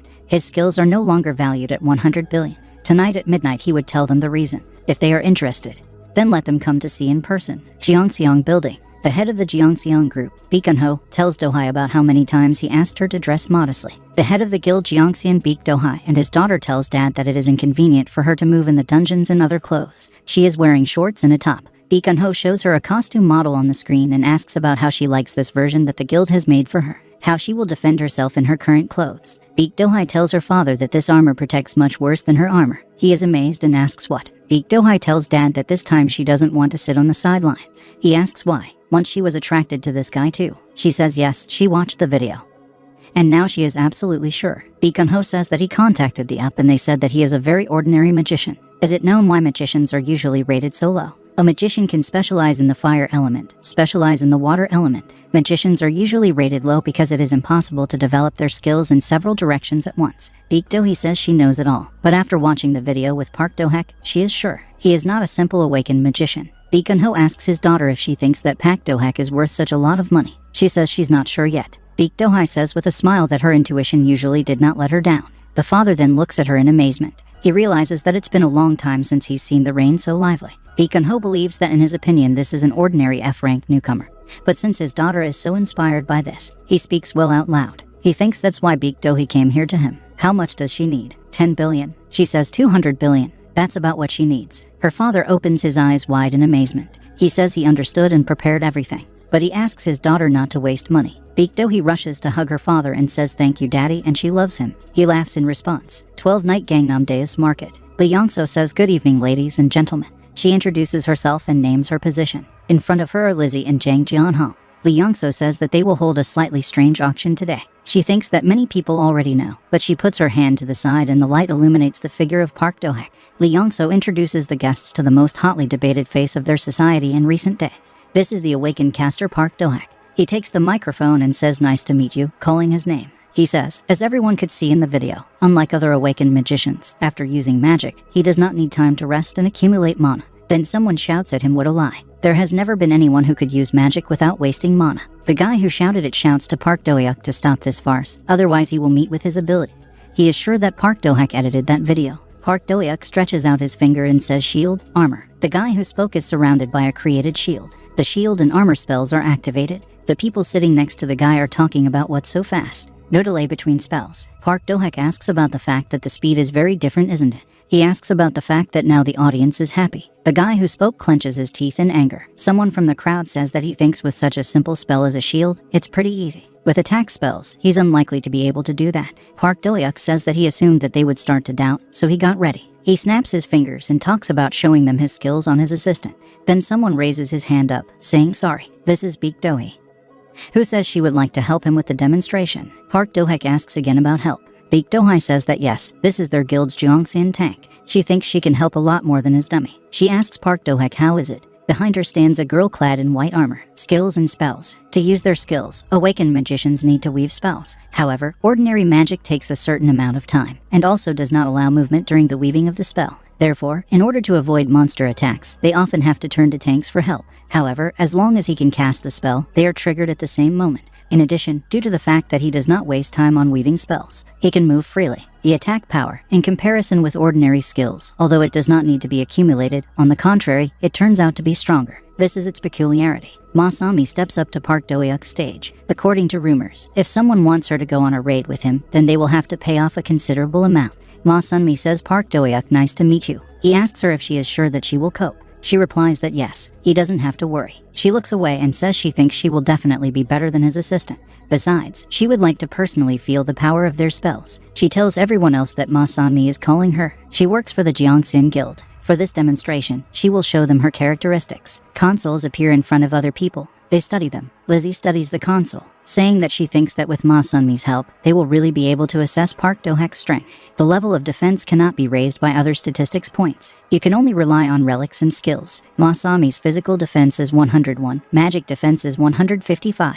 Lizzie says that if Ma Sunmi has such indicators in a normal state, then during the fight they are probably even higher. Park Do-hak remembers how he fought with the Awakened. He thinks that apart from those three weaklings, this will be his chance to test his magic on a tank that specializes in defense. Park Do-hak says he plans to show all his strength. Ma Sunmi says she's ready. She raises her shield, and it is surrounded on all sides by the same and pink screen. There is determination in her eyes. In this case, for the safety of the audience, the stage will be protected by a shield. Immediately the screen lights up, which protects the audience from the scene. Park Do-hak smiles. A lot of blue lights light up around him. He says the harmony of magic, the coherence of the poles, the magic projectile. Blue lightning bolts immediately rush into Ma Sunmi. They hit the shield exposed to her with force. She holds the shield, thinking that each of the blows is incredibly strong. And Park Do-hak also launched 5 shells at once. Park Do-hak immediately uses fireworks on his fingertips, flaming hands. Fire rushes into Ma Sunmi. People in the audience are in shock, shouting wow. Such devastating attacks, but Park Do-hak doesn't waste time weaving spells. Ma Sunmi holds the shield with clenched teeth. It begins to dissipate, falling apart. She opens her eyes wide in amazement. Baek Do-hee is shocked to think that Sami's first defense has been destroyed. Despite the fact that she is one of the strongest awakened D rank, he was still able to destroy her shield. Baek Do-hee smiles. Then someone asks him that he can show something else. Ma Sunmi holds the shield with a smile and says she can still continue. She didn't feel anything at all. Let him show everything he is capable of. Ma Sunmi smiles. Baek Do-hee says with a smile that Ma Sunmi, who rarely recognizes magicians except the most outstanding ones, has finally become interested in someone. If they can get Park Do-hak, then they can make a great team. Park Do-hak speaks well, he understood. Blue lights light up in the air around him, and his hands burst into flames. He says he thinks there are enough games. Park Do-hak smiles. He uses flaming hands, blue lights flash here. Park Do-hak raises his hand. Ma Sunmi opens her mouth. A monstrous explosion is heard. The shield created to protect the audience is destroyed. Lizzie opens her mouth in shock. Kang Ying-hen and Min Sonal also open their mouths in amazement. Lee Young-so looks at the stage in shock. Ma Sunmi stands clutching the shield, covered in soot and soot. She's in shock. Park Do-hak rubs his head, asking for forgiveness, and saying that he didn't mean so much. Ma Sunmi says nothing in response. She says it's an honor to be wounded after all this time. Park Do-hak holds out his hand to her, thanking her for her help. Ma Sunmi accepts his hand, saying it would be great to see him in action again. Well, this is the end of the demonstration. Park Do-hak tells the audience that now he would like to put forward his condition. He has no plans to join any guild. He would like to sign the contract not as a guild member, but as a mercenary and partner. Kang Ying-hen tells him in response that if he is not going to join the guild, then what is the point of paying him so much money? Park Do-hak replies that it's their choice. Kang Ying-hen says that showing off such skills, he shouts to Sonal that they are leaving. Other people talk about Park Do-hak wanting to be a mercenary. Of course, his skills are good, but there's no point in giving him 100 billion. Their guild would have no use for such a mercenary. Park Do-hak says with a smile that only you are left. He looks at Lizzie and Baek Do-hai. Lizzie asks about why they would spend so much money on a mercenary and not a guild member. Park Do-hak says that he is not satisfied with the idea of getting only money for the contract. He's going to sell such items. His mini drone appears in the air. Jeonghyun asks in shock that Park Do-hak knows how to build products. Lizzie screams that she can't believe he's not just using spells. She screams that he is a double awakened. Park Do-hak presses his finger to his lips, saying it's a secret. Lizzie screams 100 billion. She accepts his terms. She offers him a 5-year contract. Their guild needs him. Baek Do-hai says 150 billion and she will give him 1.5 times what the Flower Guild will offer him. There are headlines in the news that F-rank newcomer Park Do-hak signs a contract with the Jeongseon Guild for 3 years as a mercenary. Newcomer Park Do-hak broke the record for the contract price by 30 times. A mercenary along with a guild member. Park Do-hak is in the spotlight because of an unusual contract. Park Do-hak in a suit shakes hands with Baek Do-hee. In the comments, people are discussing what a newcomer will cost 150 billion. Park Do-hak that brainwashed them or Baek Do-hee went crazy. The head of the guild has shrunk his brains altogether. People thought that being the head of one of the top 10 guilds of Baek Do-hai would be wiser to manage money. Someone writes that yesterday he saw with his own eyes how Park Do-hak uses his skills in the Deus market. Park Do-hak can wipe the nose of any magician with his abilities alone. In response, they answer that his ability to use spells was not a lie. Well, then it's worth recognizing him. It turns out that he can use a variety of types of spells, both attack and defense. Park Do-hak looks at his phone, saying that a day has passed. Isn't the news spreading too fast? He thinks about what he didn't even tell his parents, because I was afraid that they would worry. But it looks like they don't really mind. His parents told him that, whatever it was, he should value his life and not get into trouble for anything. Safety always comes first. Don't do anything that will make his mom cry. Mom and dad are very worried about him. Park Do-hak thinks with a smile that during the break he collected a few more relics. This is Kim Ok-bun's grandmother's bracelet. His level is rare. Features: increases wisdom by 25. Increases magic by 20, increases attractiveness by 5. If used in a temple, then magic defense increases by 10 times. The recovery time is 3 days. The shoes of marathon runner Kim Yi-jo. Her level is rare. Features: increases dexterity by 40, increases dexterity by 20, increases dexterity by 10. Does not change stats at rest. An old prayer book. Her level is normal. Opportunity: increases wisdom by 15. The Twilight Ring of Nobulus. His level is magical. Features: increases mana by 20. When the mana reserve is depleted, it restores it by 100%. The reuse time is 1 day. Park Do-hak thinks it's time to check the statistics. He studies his characteristics. His wisdom and magic are already over 300. The rest are about 100. Park Do-hak says that he thinks that with such characteristics he is already pulling at the C rank. Now it's time to focus on learning spells, not relics. Park Do-hak says it's time to start. The sun is shining brightly on the skyscraper. Park Do-hak stands in the lobby of the Jeongseon Guild building. Other awakened ones are discussing him behind his back, saying what the head is thinking about, inviting a newcomer to the guild. Park Do-hak hears this and realizes that as he thought. There will be a lot of discontent due to his presence. But there's nothing to be done for the people here. He's just an F-rank rookie. Park Do-hak approaches the girl behind the counter, asking for forgiveness and saying that he came to meet the guild master. She says yes to him with a smile for a second. Here someone says who it is with us. There is a man standing behind Park Do-hak, who asks if this is really the super newcomer Park Do-hak in front of him. Behind their backs, the same awakened ones say that Young Min-kal is at it again. They are interested in how the rite of enlightenment of beginners for Park Do-hak will take place. He hears this and thinks about what the rite of enlightenment is. Young Min-kal holds out his hand, saying it's nice to meet him and introducing himself. Park Do-hak shakes hands in response, also giving his first and last name. Young Min-kal smiles strangely. He forcefully squeezes the outstretched hand. Park Do-hak feels it and squints his eye. He thinks about who would have thought that the rite of passage is just a cliched handshake like in the movies. Park Do-hak thinks that he can't just give up. Young Min-kal's eyes light up red. Park Do-hak activates the armor. Young Min-kal thinks that with such strength, he should have reacted somehow. He doesn't understand what's wrong with Park Do-hak. He leans over to him and asks about what can't be. That's all he has. Park Do-hak asks Young Min-kal if he can show him more. This angers the latter. He squeezes Park Do-hak's hand so that there is a blast wave everywhere, but he is surrounded by armor. Other awakened ones are screaming about whether it's too much. They're barely holding their ground, but Park Do-hak doesn't seem to care. He just stands there and smiles. Young Min-kal is lit up, illuminated by a red light. Park Do-hak asks him with a smile, "Is that all?" It seems that this rite of passage is nothing of itself. Young Min-kal says good with a smile in response. He tells Park Do-hak not to regret those words. The same one thinks about how easy it is to withdraw it.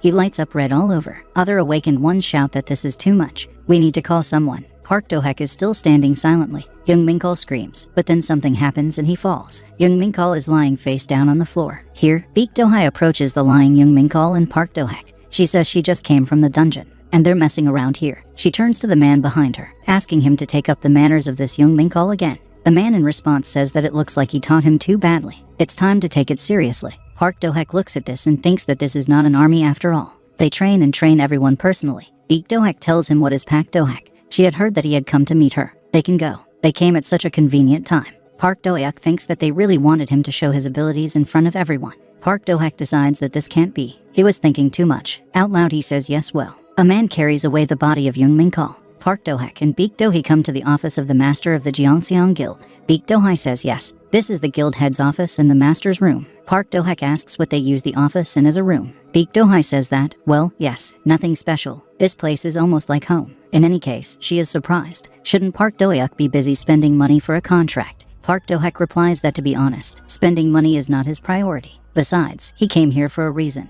He needs a special dungeon for his abilities. Baek Do-hee asks again about the dungeon. Park Do-hak answers her yes, in particular the Goblin Mechanics dungeon. Had she ever heard of such a thing? Baek Do-hee replies that yes, it is just on the list. Goblin Mechanics dungeon is abbreviated PGM, Shinadram D731.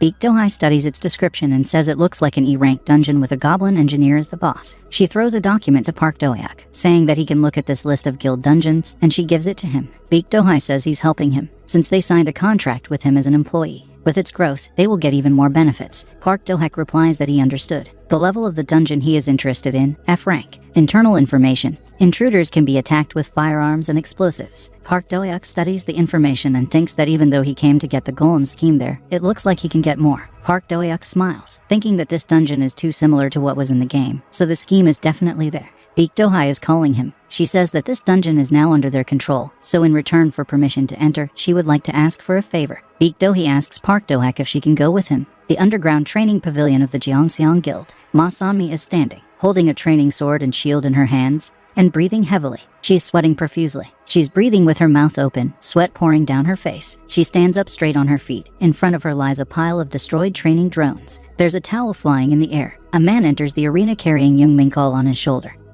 who asks Ma Sunmi if she is tired of training since the morning. Ta greets teacher Park Guide. She asks him what it is. He looks at the load on his shoulder and asks him this. He throws the guy to the floor and says that the master saw him when he got into a conflict with Park Do-hak in the hall. He was assigned to teach him a lesson. The girl says she heard that Park Do-hak got a contract for 150 billion. Park Guide answers her correctly. This was recognized as the largest amount for the contract for all time. Park Giddy asks her, saying that after all, she blocked his attacks, so she probably knows his strength. Like him to her. Ma Sami raises her left hand, saying that this is the first time she has been injured in a long time. She looks at her injured hand, saying that it was the first time she had so much fun. She says with a smile that she wants to fight him again. Park Guide says it's good that she has found a worthy ranger for herself. She replies to Park Guide that he is right. Park Guide, listening to her speech, says that she still won't stop talking like in the army. If she finally stopped talking like that, she would look more like a beautiful young girl. Ma Sami replies that it's just a habit to talk like that, since she grew up in a military family. Ma Sami wipes her head with a towel and says that she asks her to forgive. Park Guide says nothing to her. In any case, he will try to keep her place. It would be great to combine them. Park Guide asks her not to overdo it with training. Nothing good will come of it. Ma Sami replies that it is good and she understood. 6 am near the Shindorm station. Someone says, "Welcome, Mr. Park." Park Do-hak tells Baek Do-hee, referring to her as a master, that she works fast. He hadn't expected to go on his first raid as an awakened one so early in the morning. Baek Do-hee replies that it's nothing special. Still, he's part of their guild now and it's worth getting used to. She says she also called the porters. Only Park Do-hak remained. Most often, porters are ordinary people who collect corpses, but as expected from the 7th best guild in the country, even their porters are awakened. This is something like a training session for beginners to learn what dungeons are, since the chances of encountering monsters, except during outbreaks and in territories, are almost zero.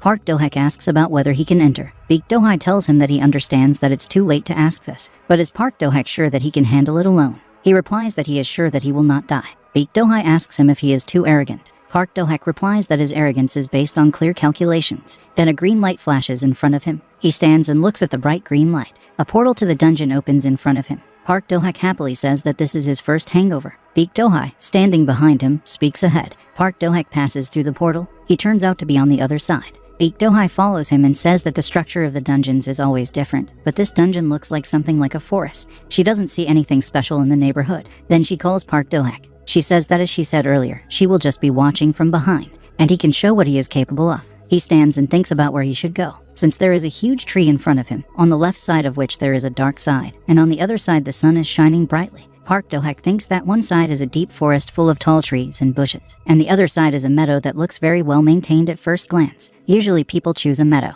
but Park Do-hak decides to go to the forest. He uses the spell of strong and resistant armor, and also a shield spell. He thinks that goblins with intelligence will play dirty, setting traps in the meadow, where they expect all people to go. Park Do-hak steps on the side of the dark forest. He walks among the huge trees. Bullets are flying at him here. Bullets crash into the shield. The strongest explosion sounds. Smoke envelops everything around. In the thicket of trees there are goblins with weapons in their hands. The smoke begins to dissipate. Park Do-hak flies out of it to the enemies using a magic attack. Goblins are struck by his magic. The other monsters are already preparing to shoot at Park Do-hak. He says with a smile that he knew where they would be. Blue magic sparkles around Park Do-hak again. She attacks goblins, killing them. Park Do-hak asks about where the others are. Here at least 4 goblins with weapons in their hands appear above his head. They attack him. A blue light lights up on Park Do-hak's finger. He uses a shield. There is an explosion. Park Do-hak says with a smile that goblins are jerks. They thought that such an attack would go against him. They should only dream about it. He stretches out his hand, saying fireworks on his fingertips. The fire reaches the goblins. Park Do-hak uses the flaming hands spell. Fire burns goblins. All monsters are consumed by flames. Park Do-hak is standing with his hand raised, and everything is covered in smoke. Ash falls on him from the sky finally. Park Do-hak says that it's nothing special. Around him, the ground is littered with the corpses of monsters. Park Do-hak says there's no one left here and it's worth continuing.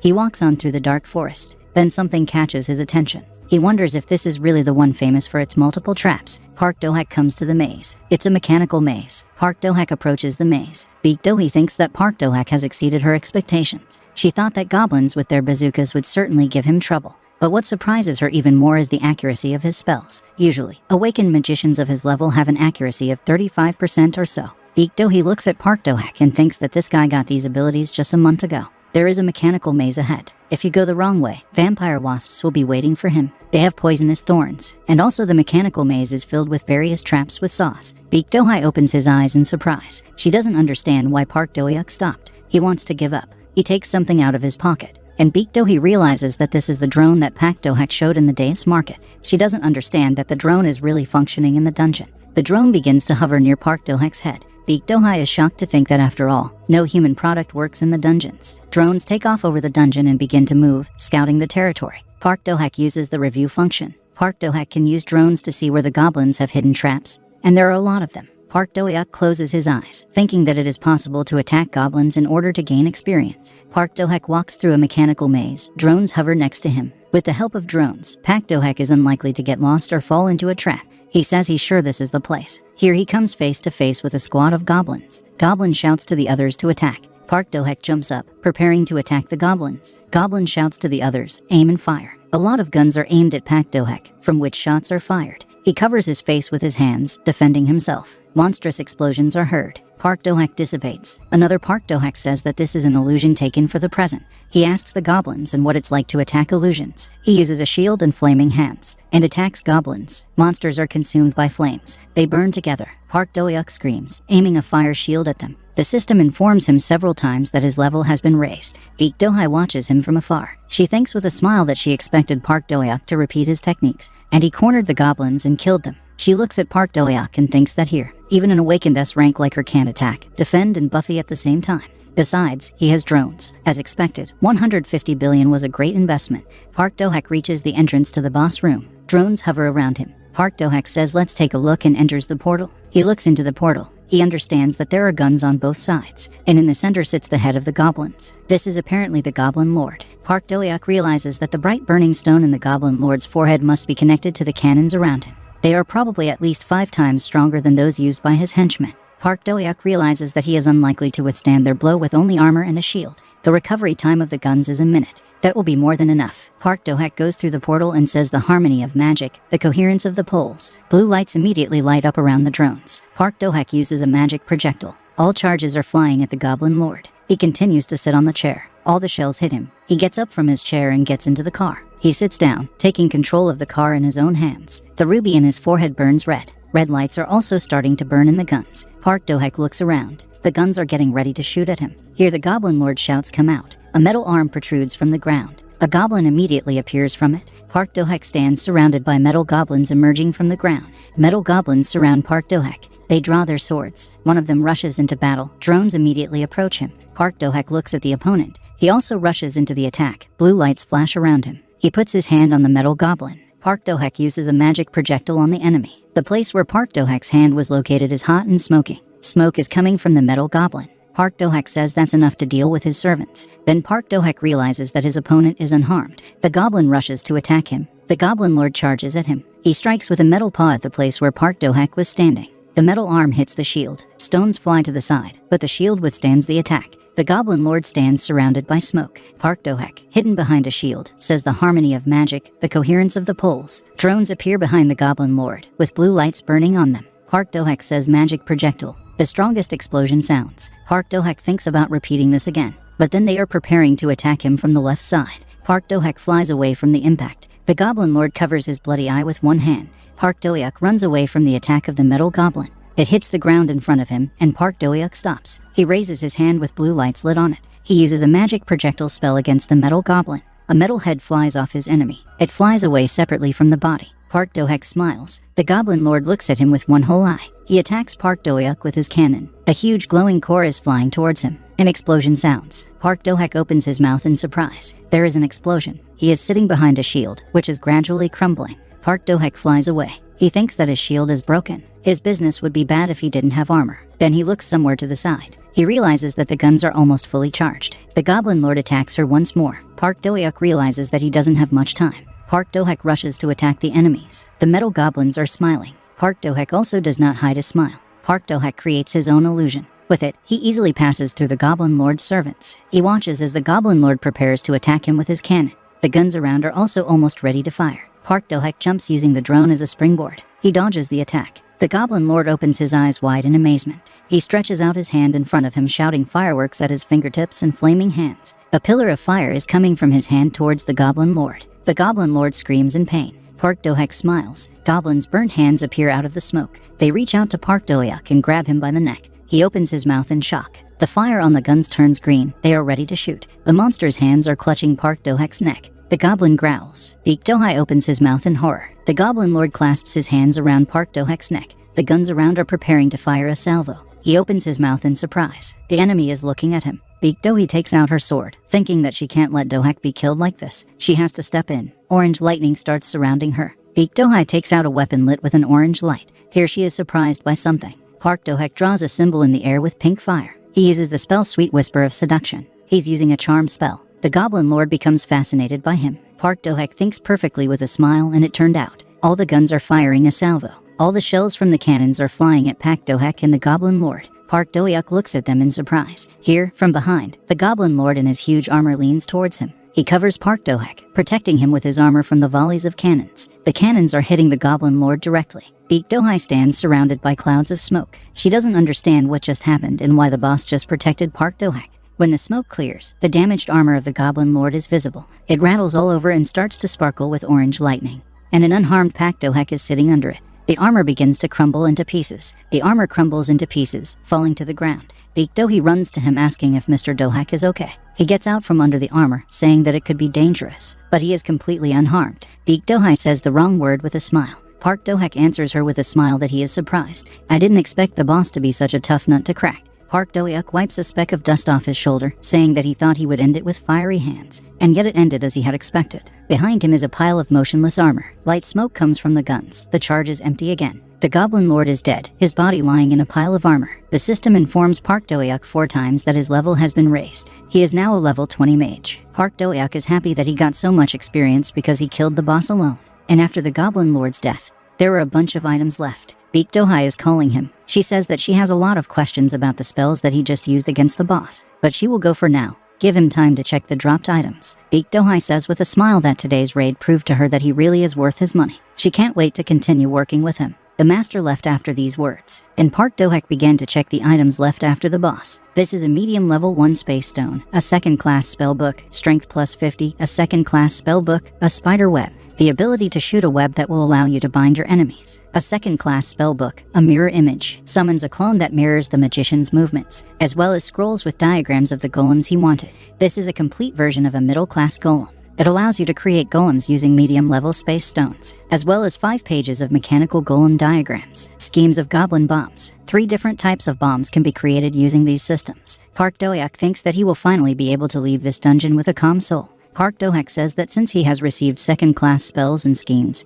he can start right away. 3 days later, in the underground training hall of the Jeongsin Guild, a voice from the speaker asks Park Do-hyuk if he is sure he can handle it. He answers yes, please. He asks you to adjust everything to the maximum level. He presses the zoom button. The person at the console tells Park Do-hyuk, since the works are set to the maximum level, they will attack as soon as they notice the target. He asks him to be ready. Then Baek Do-hyuk enters the hall. She says with a smile that they came out of the dungeon not so long ago, and what Park Do-hyuk is up to this time. He replies with a smile that he has an offer for her. Baek Do-hyuk asks that this proposal is something like the drones he showed her last time. Park Do-hyuk tells her just look at it. The person informs him that the robot setup is complete. They will attack immediately. It's dangerous. Robots choose Park Do-hyuk and Park Do-hyuk as targets. The robots draw their weapons and prepare to fire a volley. Park Do-hyuk says get up Akron. Something appears here. It destroys the floor of the training hall. This is a huge golem that appears in all its glory. His eyes burn with red fire, and his body is illuminated with blue fire. He easily destroys one of the robots while Park Do-hyuk and Baek Do-hyuk are watching him. The robot is preparing to fire a salvo.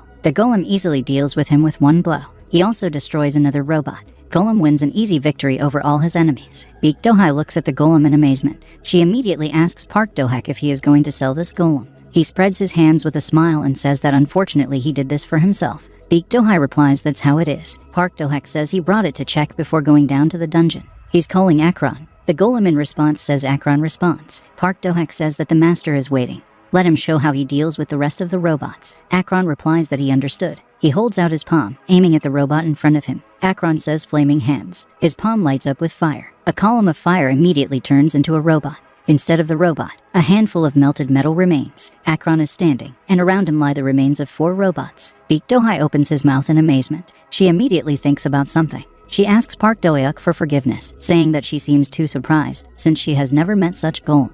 Park Do-hyuk replies that he understands, because this is the first time she sees his Akron.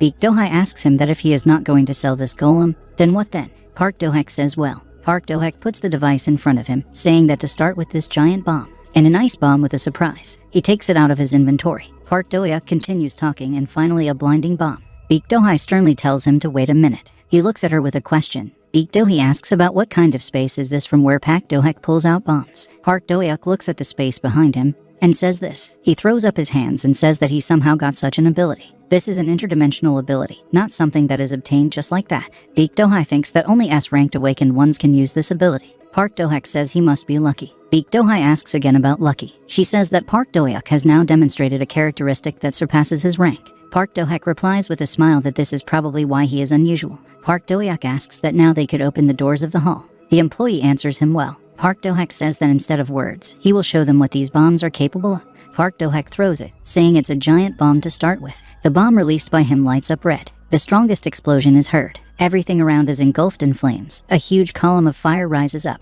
The worker, looking at this, tells the master, Baek Do-hyuk, that this is an incredible force. After the explosion, the walls covered with stones of the space simply melt. It could end badly if they don't lower the temperature. Park Do-hyuk tells them not to worry. He'll figure it out with this. An ice bomb appears in his hands. He throws it, saying that this bomb is the second in line. Immediately, a huge ice crystal appears at the place of her fall. All the walls and the space around are covered with ice. Park Do-hyuk says the ice is temporary and it will disappear in 10 seconds. He asks Baek Do-hyuk about the effects of the bombs. She replies with a smile that she likes them and asks to show her the last one. Park Do-hyuk says in response that she needs to put this on first before doing this. He gives her sunglasses. Baek Do-hyuk is surprised to pick them up. She puts on her glasses, saying that Park Do-hyuk has prepared well. Park Do-hyuk throws the last blinding bomb. Immediately there is a flash of bright light. Bright light covers everything around. Baek Do-hyuk takes off his glasses and says that all 3 bombs seem to be very useful. She asks him the price of their production. Park Do-hyuk replies that it's a secret. He plans to sell them to the guild for 6 million, and to the rest for 10 million. Park Do-hyuk says it's a pity he can't name the production price. He tells her that Pandora's box is most beautiful when it is closed. Baek Do-hyuk says that the price that Park Do-hyuk called sounds quite acceptable even without the cost of production. It represents what the effect will be from the use of bombs in real combat. After all, these bombs can be used not only in dungeons, but also in other places. Park Do-hyuk says that he thinks this is a pretty low price to pay for saving a life. Baek Do-hyuk tells him that she would like to propose to him. He asks her what conditions she is talking about. Baek Do-hyuk tells him that if he sells them only to them, Their guild will pay him 10 million apiece. So Park Do-hak made a deal with the master. They shook hands with a smile. The next day, someone is running very fast. This is Lizzie, who is wearing a protective suit. Then Jang Chonghwa shouts to his master that they have serious problems. She asks him about what happened. He shouts at her just to look at it. The Jiangxian Guild is rapidly gaining a profit of 123,500, increasing it sharply by 28,500. She picks up a tablet and says that the Jiangxian Guild, thanks to their exclusive contract with Park Do-hak, have started selling explosives that can be used in dungeons. She slams her fist down hard on the table. She thinks about the fact that she has seen his manufacturing skills. Lizzie remembers the drone created by Park Do-hak. She thinks she should have gotten it despite the price. Jang Chonghwa tells her with a smile that Park Do-hak's contract expires in 3 years. Then they will be able to invite him. Lizzie clenches her teeth in anger. She's calling Jianghua. He freezes. Lizzie screams at him to think before opening his mouth. There is an explosion, as she is very unhappy. Other employees hearing this ask about what they are again. It seems their bosses have dispersed today. It seems like it's all because of that news about the Jiangxian Guild. Jang Chonghwa is lying and shaking on the floor, and Lizzie is standing over him with a clenched fist and shouts that Park Do-hak, who is now at the F rank level, is worth 150 billion. She shouts that Jang Chonghwa thinks that in 3 years Park Do-hak will be the same level. Jang Chonghwa answers her no way. Lizzie leaves, and Chan asks her where she is going. Lizzie screams about how he thinks she is going to negotiate with Jiangxin, and he should also get ready. Chan answers her so exactly. A little later in the sales department of the Jiangxian Guild, a lot of people come to the staff of the Jiangxian Guild. One of them is shouting about how to sign a supply contract. Someone in the crowd is shouting about how much they have. Guild employees are shocked, as they do not have time to cope with the pressure of willing buyers. Someone in the crowd is shouting that they heard that the bombs were created by Park Do-hak. It's true. The guild employee Jiangxin replies that yes, that's right. They sell them on the basis of an exclusive contract with him. Immediately in response, the question is that they have concluded a contract with him for monopoly rights. The employee replies that since the negotiations were conducted by the master, he does not know the details. From the balcony, Baek Do-hai watches all this with a smile. Then someone asks her why she's here. Baek Do-hai replies that it's still the first day of sales. She says she thought it would be fun. The employee asks her what she means. Baek Do-hai asks her if she remembers what happened 2 years ago. 2 years ago, due to problems with exclusive rights to the dungeon near Name Station, Jiangxian and Plum Blossom became rivals. At that time, Lizzie started spreading dirty rumors about Jiangxian and Baek Do-hee, who was only 18 years old at the time. In the end, she won the rights to the dungeons, and a bad reputation haunted Jiangxian until today. Baek Do-hai says that he understands why Lizzie did it then.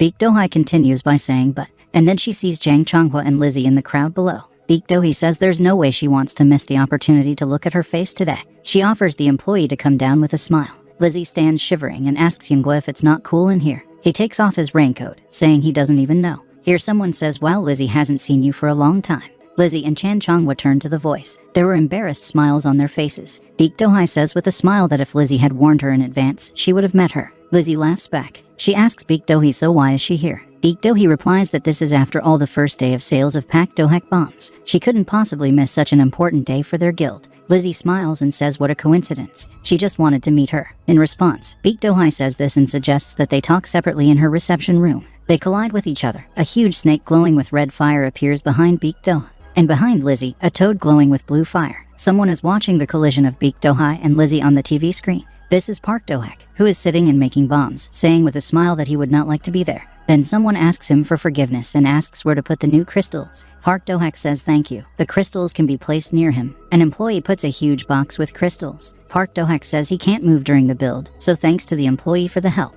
The employee says in response that nothing is a burden to him. Then Park Do-hak notices in shock that the crystals were brought to him by Ma Sanmi. She tells him it's been a long time since we've seen each other. Park Do-hak asks her about how she got here. Ma Sanmi says she was looking for him and the master told her he was here. Park Do-hak asks that she was looking for him. She wanted something from him. Ma Sanmi says yes. She asks him to fight her again. Determination burns in her eyes. Park Do-hak asks again about fighting. She says that last time she only blocked his attacks. Ma Sanmi remembers their battle and says that this time she would like to fight him one-on-one. So she asks Park Do-hak for this favor. Ma Sanmi puts her fist in her heart area. He lowers his hand, talking about the fight. He answers with a smile well, he agrees. Ma Sanmi smiles happily in response. She says she'll go get ready then. Park Do-hak in response asks her if she could wait a little. He's a little busy right now, and it seems this activity will take some time. Ma Sanmi happily approaches the chair. She sits on it, smiles and folds her hands in her lap. Park Do-hak looks at her and confusedly asks if she can come back later. Ma Sanmi says that no, she will wait here. Ma Sanmi continues with a smile, saying that if Park Do-hak needs something, he can talk.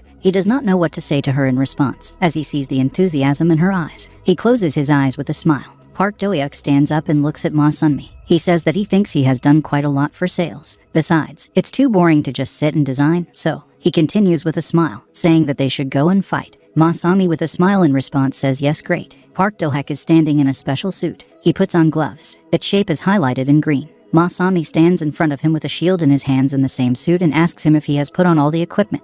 Park Do-hyuk replies that yes and asks about what it is. Ma Sunmi replies that it is a protective equipment that adapts to them and helps to increase their endurance. Depending on their state of health, the form will glow green, yellow, or red. Ma Sunmi continues by saying that the equipment also absorbs most of the attacks, and when the health drops to 0, the suit will turn off as if they die. In this case, the match will be over. Park Do-hyuk says that this suit is worth 25 billion apiece. It's amazing. Ma Sunmi says that the master said it was cheaper than getting injured guild members every time.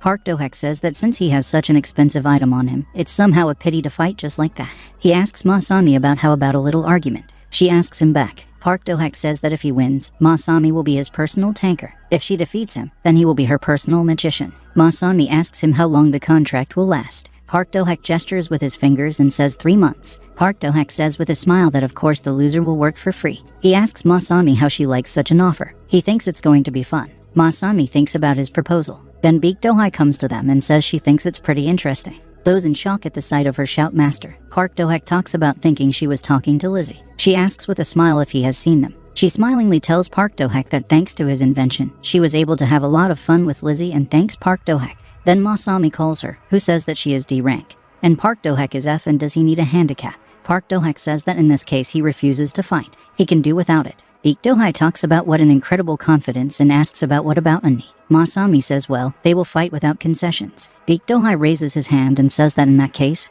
get ready. Ma Sunmi puts her sword in front of her and says that this time she will give her all. Park Do-hyuk says that he is no longer the same as she saw him in the Deus market. Baek Do-hyuk shouts for them to start. Ma Sunmi thinks that she must defeat Park Do-hyuk before he can cast his spells. She is preparing to attack. A red fire is burning around her. Park Do-hyuk is also engulfed by this red light and opens his mouth in surprise. He looks at himself and thinks that his legs are moving by themselves. He thinks about the fact that this is the skill of provocation. His leg begins to sink under the floor. Park Do-hyuk rushes into battle using strong and resistant armor, and also the harmony of magic, the coherence of the poles. It activates magic projectiles. Ma Sunmi shouts Iron Wall. Movements during the skill are prohibited. It strengthens the defense by 50% and allows you to use an auto counterattack. Behind Ma Sunmi, a figure of a warrior in armor appears in yellow light. Park Do-hyuk thinks that Ma Sunmi used a provocation to get him closer, and now an iron wall to increase her defense. Ma Sunmi was waiting for an opportunity to launch a counterattack. This is a fairly standard defense strategy. Park Do-hyuk thinks that he could just break through with fire, but a blue fire lights up on his finger. Park Do-hyuk thinks that this is not the outcome he wants. Magic projectiles appear in the air. Blue energy flashes around Ma Sunmi. It completely surrounds the girl's figure. Ma Sunmi looks around through a curtain of smoke. She realizes that she is surrounded by a smoke screen. She uses a mana locator. It allows the user to feel mana for 3 minutes. She sees a lot of blue lights in the smoke. Ma Sunmi asks in shock that Park Do-hyuk has already used so many spells. She opens her eyes in surprise. Then projectiles of blue magical energy fly into it from all sides with all their might. He flies to the side, opening his arms. Ma Sunmi cancels the iron wall and uses the fast wind. It increases the speed by 40% for 5 seconds. Restoring this ability takes 20 seconds. She quickly rushes to attack Park Do-hyuk, who is still flying after the last blow. Ma Sunmi raises a sword to attack, which burns with a bright purple light. Park Do-hyuk opens his mouth in surprise when he sees this attack. Ma Sunmi hits him once on the chest with a sword, then also forcefully hits him again in the chest. After that, Ma Sunmi hits Park Do-hyuk in the chest for the 3rd time. The sword in Ma Sunmi's hands is burning with a bright purple light. She is preparing to attack again. She rushes into battle, holding a weapon in front of her. A flash of purple power breaks from the sword, which flies straight at Park Do-hyuk. She slams it into the floor, causing it to collapse and smoke rises up. Ma Sunmi stands panting. She looks at the pile of rocks at the place where Park Do-hyuk fell and the smoke rising from there. Baek Do-hyuk, watching the fight, speaks with a smile about what was to be expected from Sunmi. She was able to improve her skills in the short time that they did not see each other. Then she notices that Ma Sunmi seems to be bound by blue threads. Baek Do-hyuk's eyes widen in shock. Ma Sunmi is bound by blue luminous threads that do not allow her to move. They are increasingly entangling the girl's figure. Baek Do-hyuk, watching this, asks about what it is. Threads entangle Ma Sunmi's figure, her equipment, and sword and shield. Baek Do-hyuk touches the thread and says that this sparkling and sticky thing is a spider web. Then Baek Do-hee looks up, looking at something that surprises her. She realizes that the whole room is shrouded in cobwebs. Ma San-mi says that she can't move. She asks Park Do-hak, who has appeared, about what it is. He looks around with a smile and says that while there was smoke here, he installed them. Park Do-hak says that no matter how these suits protect them, he still wouldn't want to hurt her. Ma San-mi says that it turns out that Park Do-hak came closer not because of the lack of mana. He replies with a smile that yes, he wanted her to launch an attack and take down the iron wall, although it was quite dangerous to release the armor. Ma San-mi opens her mouth in amazement, and then he smiles. She says that she lost in this fight, but next time she will definitely win. Park Do-hak tells her okay, they will definitely fight again. Ma San-mi says that then he could not release her. Park Do-hak apologizes with a smile. He forgot to do it while talking. Then the two of them turn, looking away. Someone claps their hands. It's Baek Do-hee who says they both did a great job. She takes Park Do-hak by the hand and says that he is the winner of this fight. She asks him to take care of San-mi. Park Do-hak says yes of course with a smile. In the office of the White Lotus Guild, the girl stands at the window and looks at the setting sun. A man approaches her from behind it, addressing her as a deputy, says that the mercenaries have just arrived in the country. She asks in response like this. After that, she asks about how, after all, they put a guard. The employee answers her yes of course. The man continues, saying that the transaction was carried out through the account of the ghost aunt.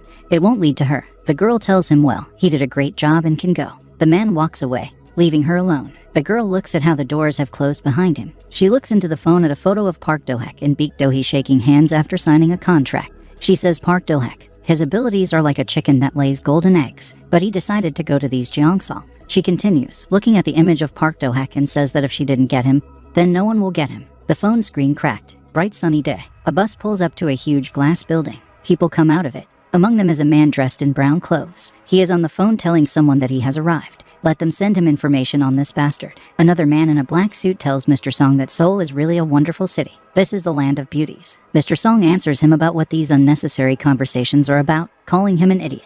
Tomorrow he will return to his shithole anyway, as soon as he has sorted out all his affairs. The dream says that they will leave back as soon as they deal with this puppy. His partner replies that he understood. The man who was talking on the phone tells them that this Park Do-hak is so popular, it seems they will find him very quickly. The dream says that then they can split up and start looking for him. But the man asks his partners if they think that the price for his head is some kind of high for the F rank. In response, he is told that they are only tedious to fulfill the order. Mr. Song tells his people that they should start doing it. In the cave, blue crystals glow on the walls. Monsters with bone helmets on their faces come out of the darkness. Then one of the monsters gets hit in the face. He flies off to the side after Ma San-mi's attack. Another monster is pierced by sword blows from both sides. Ma San-mi pulls the hand with the weapon to the side. 3 monsters with weapons rush at her at once, exposing spears to her. She is breathing heavily and looking at her opponents when blue energy lights up behind her, and flashes of blue energy fly past her face into the opponents. They hit all 4 monsters at once. Their charred and stricken bodies are lying right in front of her. Ma San-mi thinks about the fact that she felt it during their sparring, but the power of Park Do-hak's attacks. He calls her, interrupting her thoughts. Park Do-hak tells her to finish up here as soon as possible. These guys are putting him into melancholy. Ma San-mi thinks that with such a spell power, Park Do-hak doesn't even need a tank. She feels like some kind of mule, namely a rapist. Ma San-mi thinks in anger that she cannot afford to become a tank from which there is no help to the team. She thinks she has to find something she can help him with. Park Do-hak asks San-mi what she's thinking about. She answers him that it's nothing, she's just a little stuck. By the way, she's not surprised. Ma San-mi tells him that who would have thought that his drones could be used in dungeons. One of the drones hovers near Park Do-hak's head. He tells her with a smile that if they continue, they will see something more interesting. Park Do-hak tells Sama that he did say that she could talk to him informally. He asks her about the fact that it is still difficult for her to switch. She does not know what to answer him to these words. Ma San-mi purses her lips. Park Do-hak tells her that he thinks there are a lot of people who don't just switch to informal speech, so she can take her time. Ma San-mi answers well. Park Do-hak tells her that since it's their first day, he will be buffing so she can move more freely. Buff is a concept in computer games that denotes the temporary strengthening of a player, usually under the action of a special spell. Park Do-hak says that even though she is a tank, she doesn't have to follow his rhythm. They just need to be on the same wavelength. Ma San-mi tells him understood. Here monsters are approaching them through the cave. They turn at the sound. These are huge hairless monsters with red eyes. Park Do-hak says that here are the main monsters of the dungeon. Ma San-mi opens her mouth at the sight of them. These monsters are trolls. They are huge, slow, and have high regeneration, but they are not very difficult to defeat. However, there are exceptions. Park Do-hak tells San-mi that he would like to ask her to get rid of these goblins and trolls. She answers him so accurately, but she is afraid that it will be difficult to hold out for a long time. Park Do-hak tells her okay, but for now. A blue light lights up in his eyes. He'll deal with that goblin shaman for now. He stands clutching a staff behind the trolls. A red ball lights up at the top of the staff. Goblin shaman opens his mouth and sticks out his tongue. When goblins are accompanied by a shaman, then with the help of a buff, both goblins and trolls are reborn into strong berserkers. From the action of the goblin shaman, the monster's eyes light up red. They fly into a rage and growl. Goblin shaman directs his staff towards the enemies and shouts to other monsters to attack. All the other monsters immediately rush into battle on Masami and Park-Dohak. He calls Akron. A golem created by him immediately appears. He hits one of the trolls with force. He flies away from him, crashing his head into the ground. The golem stands and looks at the defeated opponent.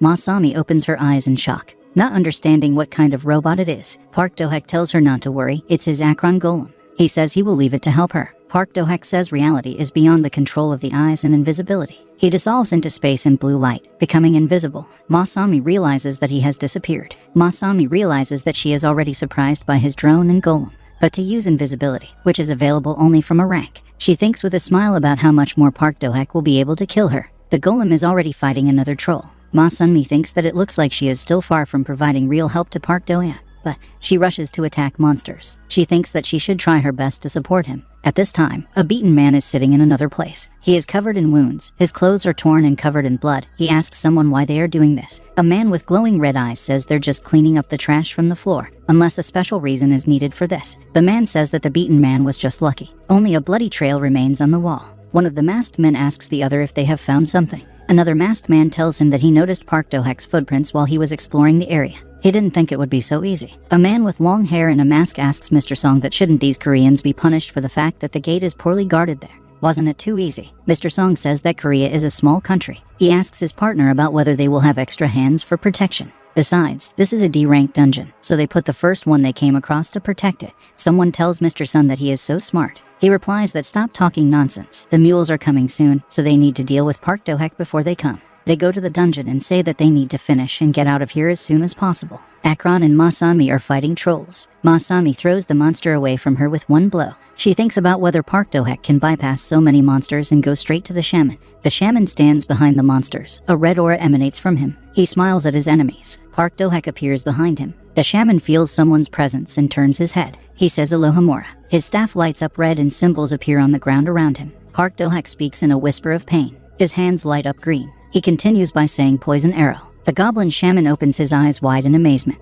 He is struck by Park-Dohak's spell. Goblin shaman is struck in the head. Park-Dohak stands and looks at the gap in the enemy's head. He smiles. The troll raises his fist to strike. The fist smashes into Masami's shield. It blocks the monster's attack. Masami then jumps to get around the monster from the side. She screams and attacks the monster with a blow of her sword. The troll's body is cut open. Masami looks at her enemy. The severed part of the monster's arm begins to glow with green lights. Masami lands on the ground in front of the enemy. Two goblins with bone helmets on their faces immediately rush towards her. Here the monsters are absorbed by bright light. Masami turns her head towards the light, opening her mouth. Akron stands with his palm raised. Masami looks at the goblin who just did this spell. It's Mr. Dohak's goblin. Gollum says he is Akron and follows the orders of the master. Masami stands with her mouth open. Park-Dohak shouts to Akron, "Great job." He appears behind the monster's back in front of Masami. His hand lights up with a bright fire. He uses the spell Unexpected Wave and Lightning Bolt. Bright light covers everything around. Masami covers her face with her hand, protecting herself from the bright light.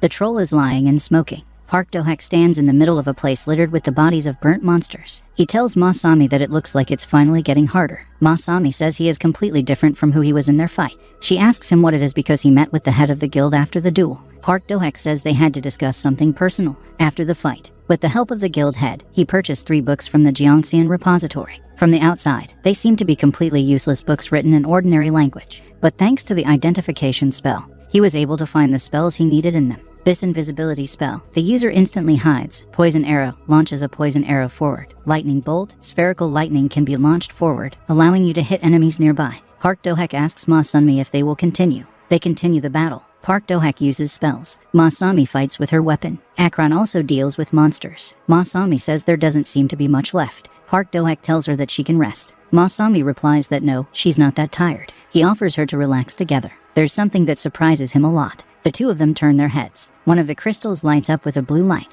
Park-Dohak thinks that they only wanted to rest. He uses the spell reality, which is beyond the control of the eyes, invisibility. Park-Dohak releases a drone there. He uses a review spell. He sees 3 masked men enter the dungeon. He thinks that these people are not from their guild. Park Do-hak thinks that the entrance was definitely guarded by people from the department. He asks about who these strangers are then. He calls Sanmi. She asks him what happened. Park Do-hak asks her what to do if people got into the dungeon without permission. Ma Sanmi says that first they need to check if they really don't have permission. However, in case of an attack from their side, as far as she knows, they are allowed to kill. Park Do-hak asks her like this. He says that's what they'll do then. The monsters kept coming. Sanmi and Park Do-hak were watched by two people. The man, addressing Mr. Song, said that it seems that his magicians are not as strong as they say. The man with the short haircut said that he was right. Who knew that it would be so difficult for him in a D-ranked dungeon? Another man said that even though they were being paid, he didn't think it was worth complaining about it. And one man said that he was just wondering how such an unremarkable type became their target. 2. The man asked if he saw that group of trolls. He's got to get them wet. And turning to Mr. Song, they asked if he was really trying to go the easy way.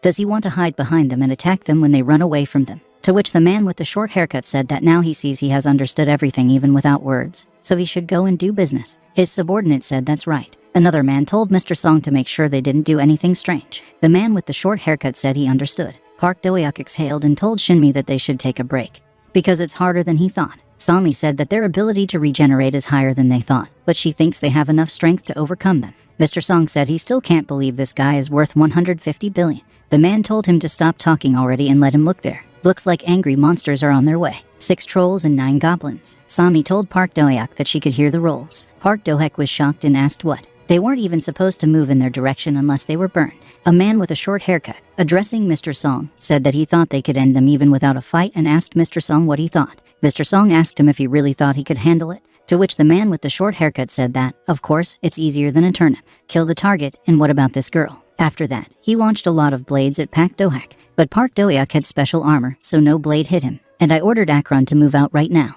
A huge robot appeared behind 2 of these men. Mr. Song was not at a loss and asked what it was, rushed to attack the robot. But the huge murmur with its iron hand grabbed Mr. Song by the throat. After that, the robot abandoned the gentleman. A subordinate approached Mr. Song and asked what was going on here, to which Mr. Song asked him that how could he know about it. They were approached by Park Do-hak, who said what it was like to be attacked like this after they were like rats planning to attack them from behind. A subordinate of Mr. Song called Park Do-hak and rushed to attack him. But Park Do-hak remained calm and applied his ability to spark at the tips of his fingers, flaming hands. Mr. Song was scared and thought that his strength was at a completely different level, unlike what they had seen during the battle with the trolls. Then why didn't he show his true strength? Did he do it on purpose? Did he realize that they were going to attack from behind? Did he know that he was planning a trap in advance? Park Do-hak turned to Mr. Song and asked him, what, is he really just going to stand there? Mr. Song was grabbed by one of the goblins. He was very scared and shouted for help. Then one of his subordinates rushed to his aid. He tried to attack Park Do-hak, but it was all in vain. After that, Park Do-hak attacked the man himself. The man was at a loss and thought that he had noticed his attack. But how? Then he looked into the air and saw a drone there. And I thought what it was. Did he reveal their location with it? Park Do-hak told him that they rely too much on their skills. This man thought that in the end they just played according to his plan.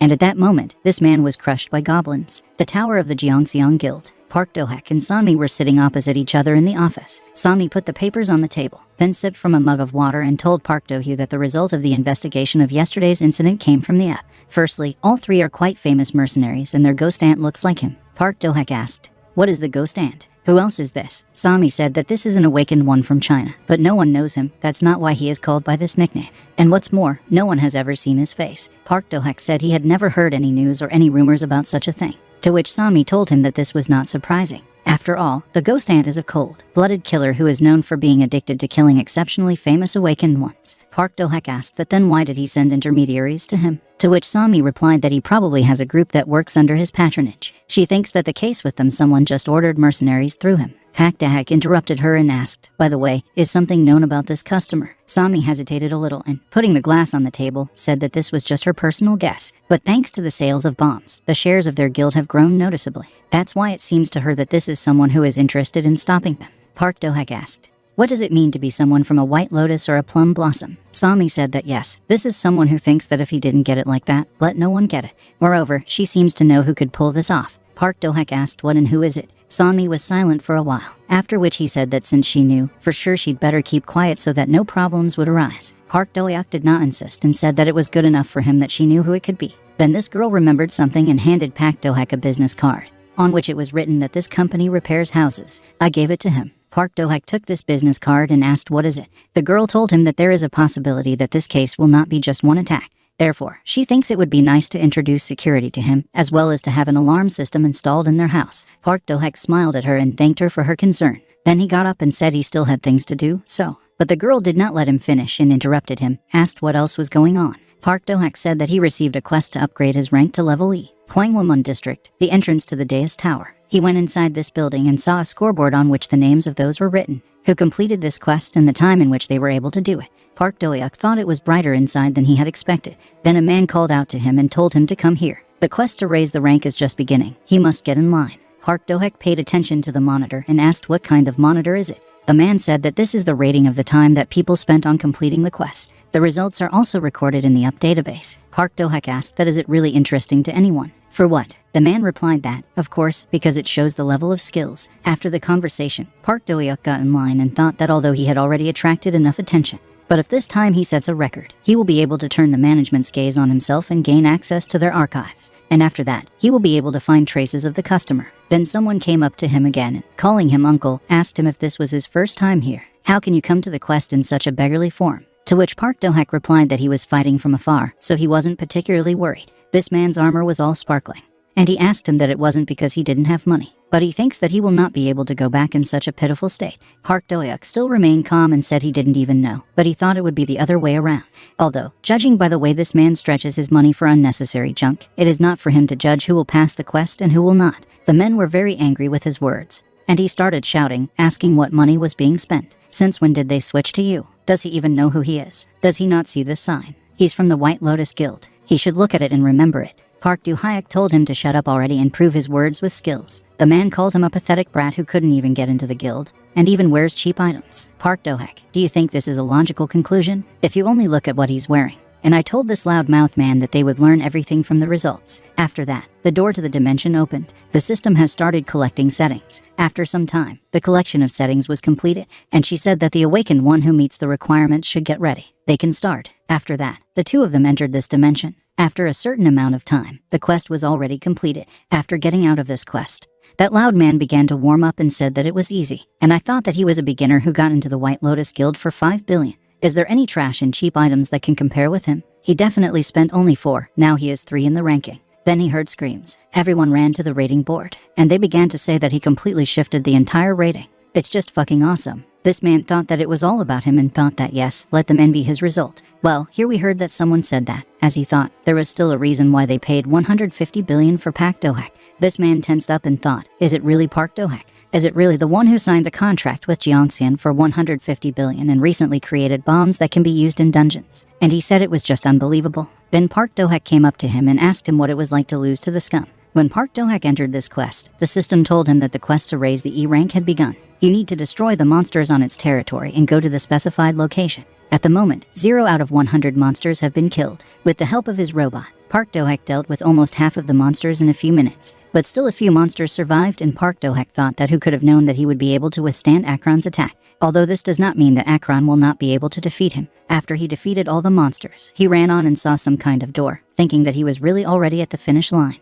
The system notified him that 100 out of 100 monsters had been killed. After he entered this room, the system congratulated him that he had passed the quest to increase the rank. Its execution time was 59 minutes 35 seconds. Park Do-hak's house. Park Do-hak was in his kitchen and thought the quest was pretty simple. Akron and the drones weren't strong enough for trolls and ogres. There was a 60-year-old kettle of Grandma Kim Akbun on the stove. Recognized, 100%. Level, normal. Ability number 1. If you brew and drink tea from this teapot, the magic level increases by 0.01 for every 100 milliliters. Ability number 2. The tea in this teapot will never spoil, as it has antibacterial properties.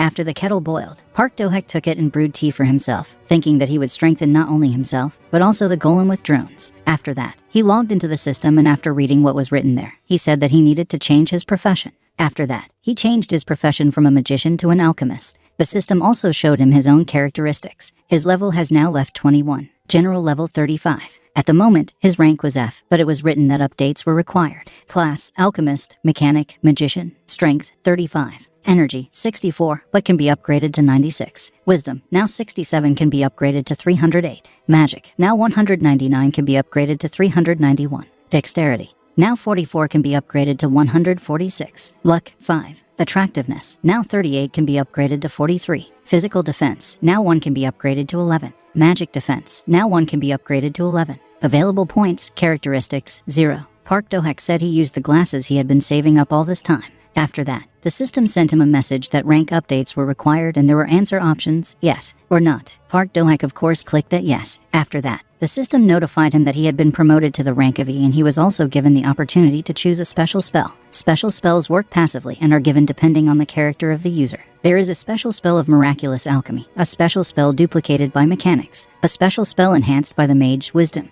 In the game, the player can only receive this spell at the beginning of the game when creating a character. After that, there will be no such chance. Park Do-hak thought that he didn't think he could get a special spell with his current ability.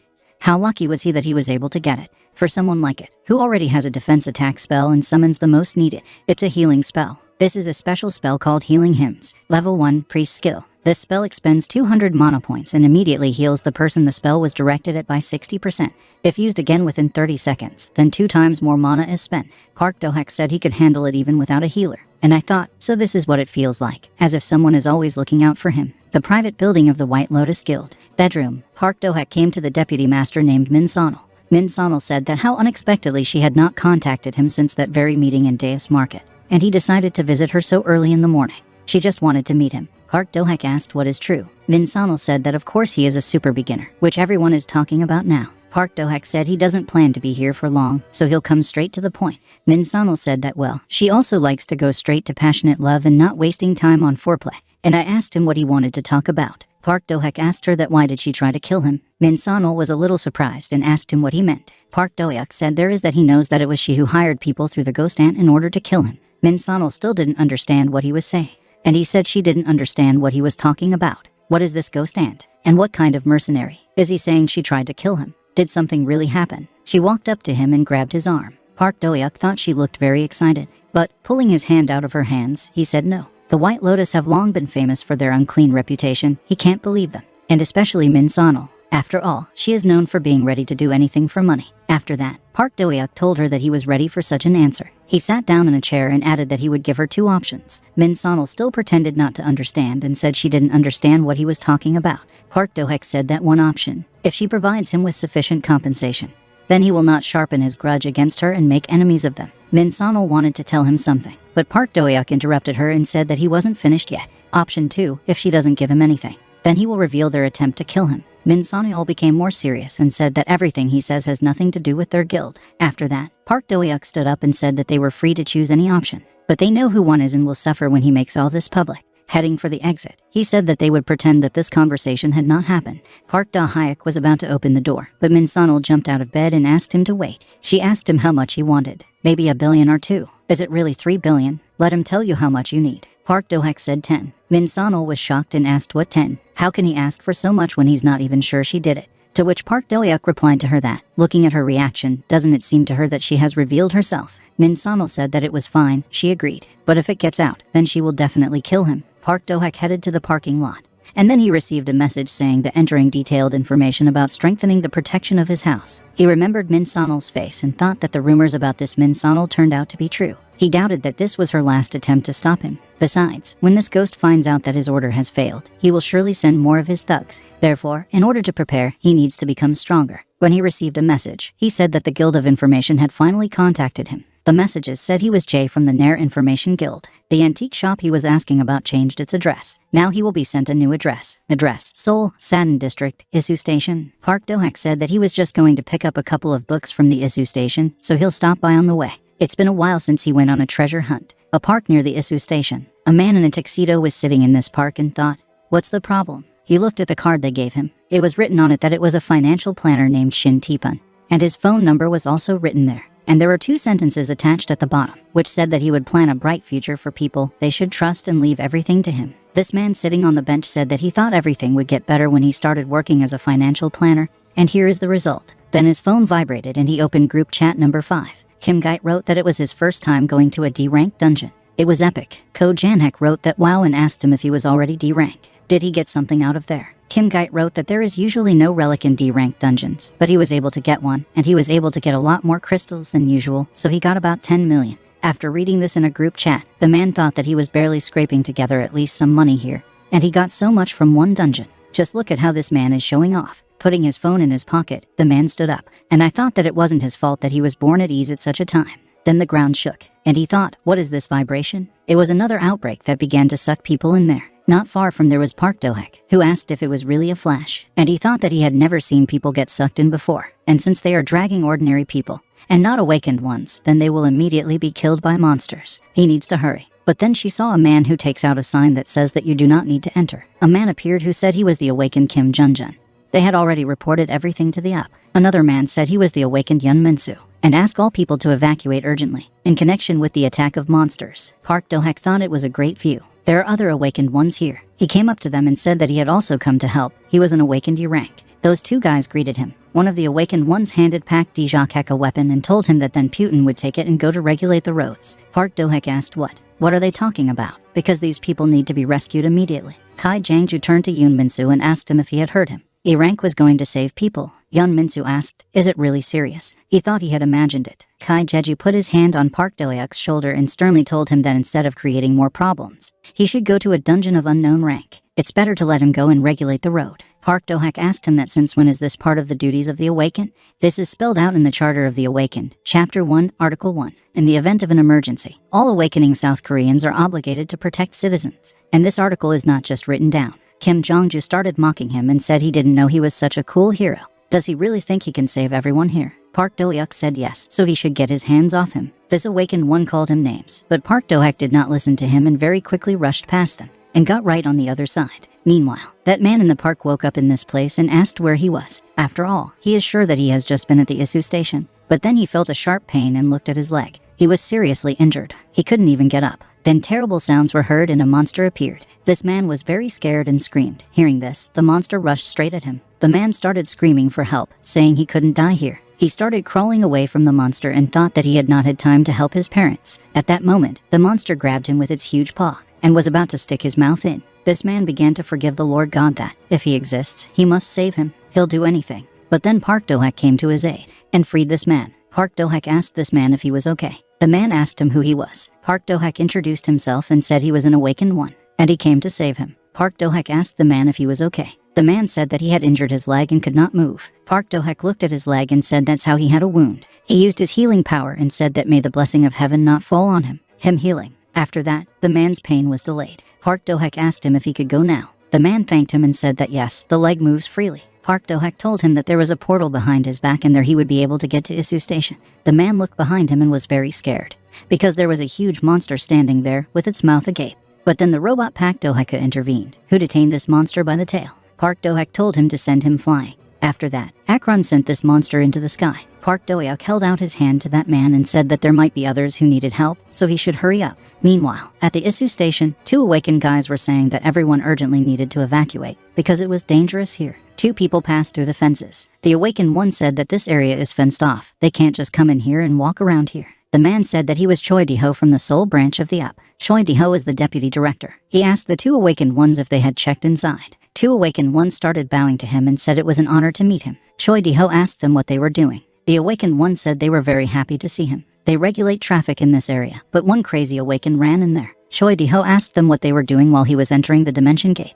The guys said they were waiting for UP. They can't just die like that. Monsters can fall from there. Choi Di-ho asked them what monsters appeared. The guy said not really. Choi Di-ho was very angry with them and asked them if they hadn't even thought about helping the citizens and the awakened who got there. Have they forgotten their awakened duties? Don't they know that the responsibility of the awakened is much higher than others in cases of emergency? A girl intervened in their conversation and told Mr. Choi Di-ho that she didn't think they had time for this. Mr. Choi Di-ho said she was right. Park-Do-hek kept walking around this dimension. Noticed the registered person here and thought that this was the last survivor. After that, he attacked this monster and saved this person. Then Park-Do-hek felt a strong headache and thought that, it seems, the constant use of spells causes a headache, but he can still be patient. Park-Do-hek grabbed this girl in his arms and attacked the monster and ran. He told her to be patient a little longer. After a short time of trying, Park-Do-hek was still able to tie up this monster. After that, using the incarnation of Hellfire Fireball. At this time, Mr. Choi Di-ho came in accompanied by this girl and told her that they needed to split up to search. The girl said that's right. After that, the two of them saw some kind of light in the sky. After that, he distributed all the fiery blow.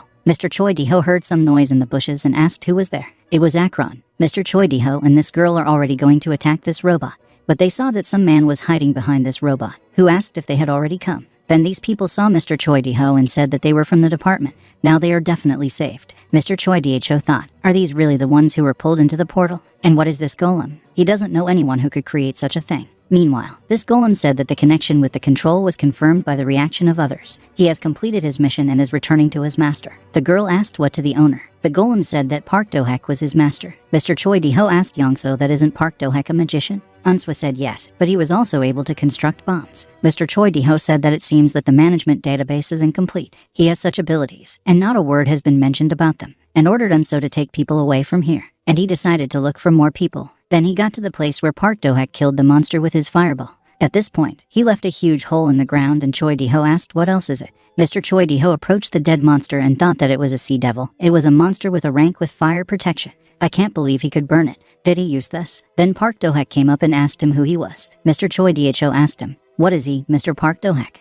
Are there any survivors left? Park Do-hak pointed to the girl and said that he had saved the last one and was about to leave. Mr. Choi Di-ho said that he is the deputy director of the Seoul office and thanked Park Do-hak for his help. Thus ended the outbreak at the Isu station. In the evening of the same day, the news about this took the first page in the Newsnet. One of the articles was devoted to an interview with the awakened SS rank, Choi Di-ho. But an interview with Mr. Choi Di-ho said that he thinks Mr. Park Do-hak showed what a real awakened person should be. He was not afraid of death and immediately went to the portal opened as a result of the flash. He rushed to the rescue with only one thought to save people. All 10 citizens who were dragged into the portal were successfully rescued, thanks to Mr. Park Do-hak. This interview, Sami was watching right now and asked Park Do-hak, who came out of the portal, that this was why they were busy all these days. Park Do-hak said no, it's just a coincidence. Before the flash appeared on the station in Isu, he received a Class 3 spell. This Class 3 spell was called the Herring Ball. When used, it creates 4 fireballs and hits enemies, and also a spell of Class 3 heights for a certain time.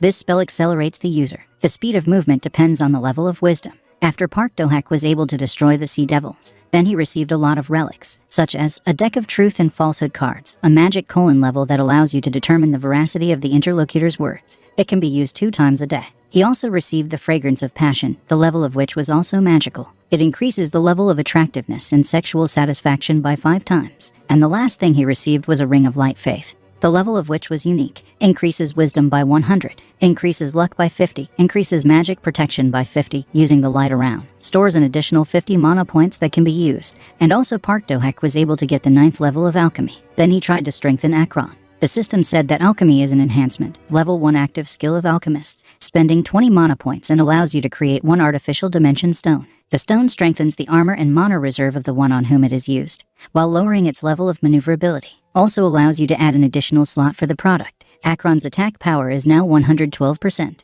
The mana reserve has now become 1,500. Armor protection level per level. Maneuverability 92%. The system told Park Do-hak that he had added a new slot for Akron, and she asked me to name the formula that needs to be added. Park Do-hak used an instant influx of power, heights. The system said that a new formula is being added. After some time, the system notified that the addition of a new formula was completed. Park Do-hak looked at the improved Akron and said that he had become even stronger, and asked him to take care of him, to which Akron said that he would protect the owner until he died. After that, they went to another dungeon and Sami said that in the next one, the monster was already on the way. Park Do-hak said he understood. There were a lot of monsters, and they were all very angry. Park Do-hak told Sami to repeat it. Sami prepared her shield, and Park Do-hak activated the swamp from which there is no escape. The web. Park Do-hak said that armored trolls are different in that they cannot be defeated by attacking from the front. Therefore, it is simply necessary to get close to them from behind.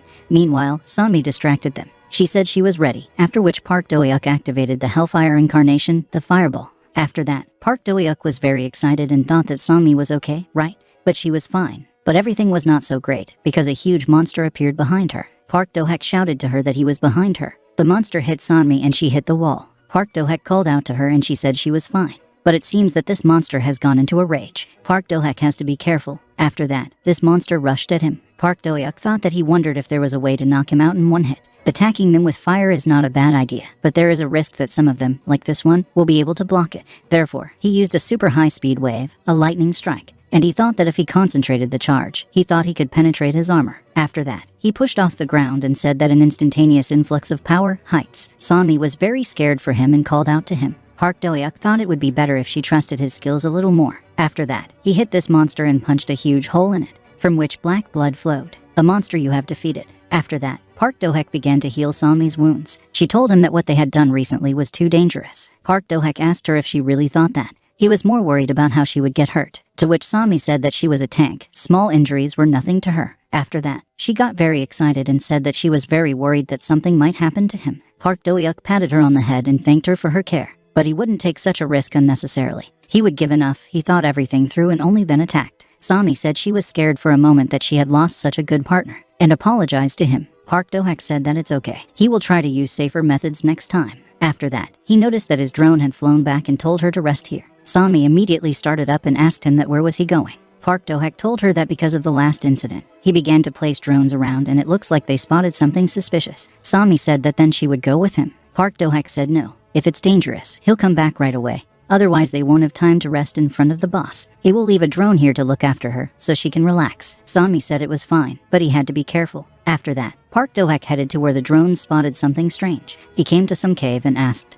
"What is it really here?" He went inside and thought he hadn't seen it, but he thinks that this artificial structure is here for a reason. After that, something strange happened, and he went out on the road. Park Do-hyuk looked very excited and surprised. He looked around and asked, "Where is he? What is this place?" Then he noticed someone's silhouette not far from him and thought that it was simply impossible. Shoulder-length gray hair, wine-colored robe, even the staff at the end of which the blue stone shines. And he asked, "Is it really Berhard?" Berhard said he was the first one to call him by his first name so confidently. And he asked Park Do-hyuk that how did he know him. Park Do-hyuk thought that how did the NPS from the game suddenly end up here? And he said that there was a game in their world, and there was a character just like him. Berhard asked, "Is that how?" This is very surprising. Park Do-hyuk said he was surprised too. It's like a dream. It's like he's about to wake up. Berhard asked him what dream he was talking about. Many strangers who wandered here said the same thing. Park Do-hyuk was very surprised and asked, "What are the strangers?" Berhard said that those who came to them through the crack of time and space, those who live in another world. And this is the examination arena that he made for strangers. This is a space that will allow you to test his abilities and potential. Park Do-hyuk asked, "What does it mean that the others who came here also passed this exam?" Berhard said that was true, but none of them could handle him. Many people had to suffer because the final task is always different. And I asked him that how is he ready to accept this challenge? This is a test that will allow the one who has passed to accept it with joy and modesty, and the one who has failed to accept his defeat humbly. It doesn't matter where he is now. If he can rise even higher thanks to the trial, then it's worth it. And Park Do-hyuk said that he accepts this challenge well, and I thought that he would do anything. The exam conditions are simple. The main goal is to get to the top of the tower without dying at the same time. It is clear that the road had a lot of traps and moving objects, as well as hitherto unknown monsters. And finally, the exam will be considered passed successfully, if only you can overcome or bypass the giant black lions that guard the magic tower. In total, 5 attempts are given to pass this exam. Park Do-hyuk's remaining attempts are 5. One attempt was unsuccessful. Now he has 4 attempts left. The next one was also a failure. Now he has 3 of them. After that, it was also unsuccessful, and now he has only 2 attempts left. Well, on the second attempt he was defeated by that giant lion. And now he has 1 attempt. Reborn next to Berhard. Park Do thought that he didn't think that the feeling of being chewed alive would be so realistic. Is it even possible to pass this exam? He knows how to get around traps and monsters, but black lions are on a completely different level. There's no way he can beat them with the current level. Then Berhard called out to him. He told Park Do-hyuk not to be afraid of trying again. Park Do-hyuk didn't really understand him, so I asked him what he meant, to which Berhard replied that he could not tell him that. Then the old man turned away from him. Park Do-hyuk thought about it and thought that there really is another way to go this way. He looked at the road and thought that the path in front of him was exactly the same as in his previous attempts. Cliffs on the sides are a direct path to death. And what about the back? He looked back and was very surprised, asking that why is there a wall? This map has a standard scheme where all paths except that road to the tower lead to death. Then why is there a wall instead of a cliff? There was one character in the film who left a deep impression in his soul. He came up with something that others could not even think of. Therefore, Park Do-hyuk decided to follow his path. 2. Will think more broadly. Then he said he was going. He rushed to that wall and thought that there was no need to be afraid of new attempts. After that, he used an instant influx of power, heights. He broke down that wall and walked through it. This place was exactly the same, but slightly changed. He saw Bernhard there and called out to him. He raced on and thought that he had not noticed him, which means that he is now in another dimension. The same huge giant lion got in his way, but Park Do-hyuk did not slow down and thought, what does it mean he can pass by them? But then a real black lion appeared, and Park Do-hyuk used a multicolored death, a colorful flash. After that, the system notified him that he had successfully passed the Berhard exam. Park Do-hyuk reappeared next to Berhard. He woke up and shouted the word exam. Bernhard said he passed, so there's no need to worry. He won who passed his exam. This exam requires the lion's share of creativity and stubbornness. Great job. Park Do-hyuk shook his hand and said that he wasn't at all, he just looked around after his words. To which Bernhard told him that he had said this to everyone who passed his exam. And if the words passed his exam, he will give it to him in his blessing. And I asked him what is his most valuable relic now. Park Do-hyuk took it out and said that this is the ring. Bernhard told him that he would raise his level by 1 with the help of Deus' blessing. But now it belongs to him, and only he can use it. Park Do-hyuk may think it's bad, but let him believe that it's not as many as good blessings as this. Park Do-hyuk asked what effect it gives. Bernhard said that with this relic, he would no longer have to cast spells out loud, and I asked him if he would accept it. Park Do-hyuk, without even thinking, said that of course this is the best offer. Bernhard said that he was fine, and then improved his ring. Now it was a ring of faith and light, and its level was now legendary. It increases wisdom by 250, increases magic by 500, increasing that cottage by 125, increases magic protection by 125, using the light around, stores an additional 125 mana points, which can be used at will. The Deus blessing allows the user of this ring to cast a spell without saying them out loud. Park Do-hyuk has now received his improved new ring. He thought it was his one legendary ring. Bernhard asked him that this was how he found it. Did he like it? Park Do-hyuk was just happy and said he didn't just like it.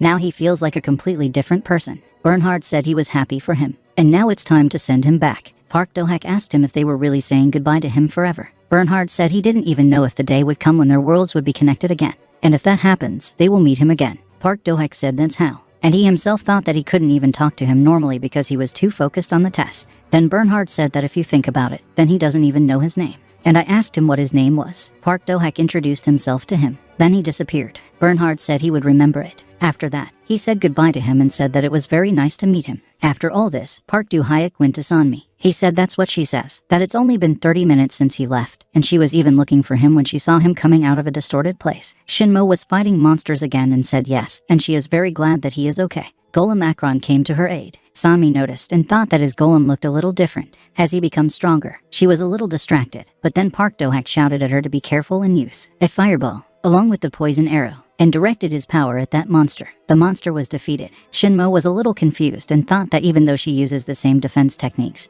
but it seems to her that his spell has become much stronger, and he doesn't cast spells like he used to. What happened to him in those 30 minutes? Park Do-hyuk came up to her and said that it was great to go on. The next day, the Gyeongsong building. Park Do-hyuk was sitting on a chair in the office and thought it was a great day. He met Bernhard and he gave him the legendary ring, and he even took out a fire arrow spell. A fire arrow sends a charge of fire in the shape of an arrow towards the front. Then a girl came up to him and asked how he was doing with Sanmi. According to the guild's report, she fights in dungeons with a plus level. Park Do-hyuk said that everything is just fine. She defends him wonderfully, taking a lot of damage, and the fact that she trusts him so much. The girl said that she was very happy for him. It seems that something has hurt her. She comes to train even on weekends. It would be better if she rested from time to time, so he has to take care of her for her. Although she looks strong because of the situation at her home, she is a very nice girl. Park Do-hyuk said he should be very grateful to her for letting them fight together. After that, the girl asked him what now. Can he tell her why he called her? Park Do-hyuk said that there is an item that he would really like to sell with her help. The girl asked what is the subject. Park Do-hyuk put a package on the table and said that here. The girl picked it up and said that it was a magic spell recognizer, and asked him what it means. Park Do-hyuk said that this is the essence of this scroll. In other words, you can use it to find out the hidden abilities of objects, for example. But the girl interrupted him and asked him to stop. And I asked him that maybe then they would use it on a more important subject. There's a beautiful sword on the table. It's a silver sword, the level of which is unique. It increases strength by 150, increases agility by 150, increases speed by 10%, effective during use. The unknown strength of the ball allows him to be punished more easily. She said it was a white sword and she really enjoyed using it. Park Do-hyuk asked her if she knew his capabilities. The girl said she had been using it for years. So of course yes. Park Do-hyuk told her that then he would show her the power of this bundle. After that, he tore the sheet and used the item. He said that everything was ready. The girl should take a look. After Hana looked, she said it was just incredible. A new ability has appeared. It was a skillful, white sword, a level that is unique. He also still increases strength by 150 and increases dexterity by 150, increases speed by 10% and has an increase in stamina by 55.